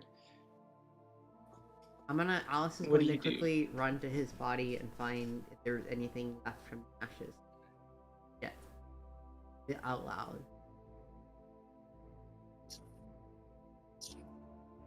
Gonna look at Lily too and say, "We needed him alive." There is a ring left. I'm going to grab Alice is going to grab the ring. Is it magic? I'm gonna climb up onto Cleo No, and be it's like, "You're just a basic ring. welcome. Mosquito is gone. You are not a blood bag. Anyway, I don't have Cecil blood. and I made a friend. Oh, that's right. Fine, you're welcome. Cleo's not a blood bag. All right. Anyway, Cecil and I made a friend. Vampires are very much around here and very much tied to this temple. So I assume with that, you guys are going to make your way back to the commander, Very good. and he's going to be like, "Oh, back so soon? One night?" I'm going to throw the ring at him. And he's going to say, "I don't understand. You took the priest's ring?" The priest was a vampire. So you're never gonna believe this shit. And I climb up onto the table, sit crisscross applesauce, and be like, "So the vampire was the priest, and we cannot confirm whether or not he was the traitor because I kind of disintegrated him. But it probably." Okay, as you guys are having this conversation, you guys hear a loud explosion. It's very clear. You don't have any idea where the origin of the explosion was. And as this happens, magic is spreading, a dark magic, and as the sound of the explosion reaches you guys, Alice, you fall to the floor unconscious, and as Alice's body hits the floor, everything starts to shake, and everyone in their mind starts to hear a hideous cackling laughter. And that's the end of the session. Yeah. Oh shit. Hey. Cecil and I are gonna need to drink a lot after this. I'm pretty sure that sound and cackling just gave him a big ass headache from the amount he drank. He's gonna be fucking out for the count for the next session.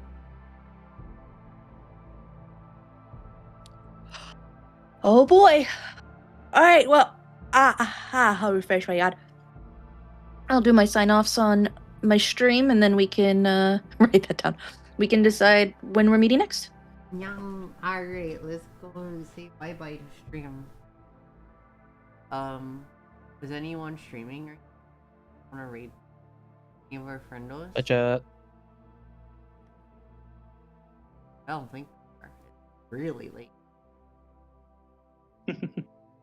Yeah, next time we'll get started on time and we'll stick closer to that 4-hour mark. I mean, I'm fine with going way over 4. To be fair, we had about 4 to 5 hours of gameplay. We just took some breaks and had a slight delay. So. I mean, the delay wasn't too. We more or less had about 5 hours. Yep. I just know none of my friends are. We'll just end this. Alright, we'll go ahead and then thank you guys for coming today on my site. back soon. Bye bye.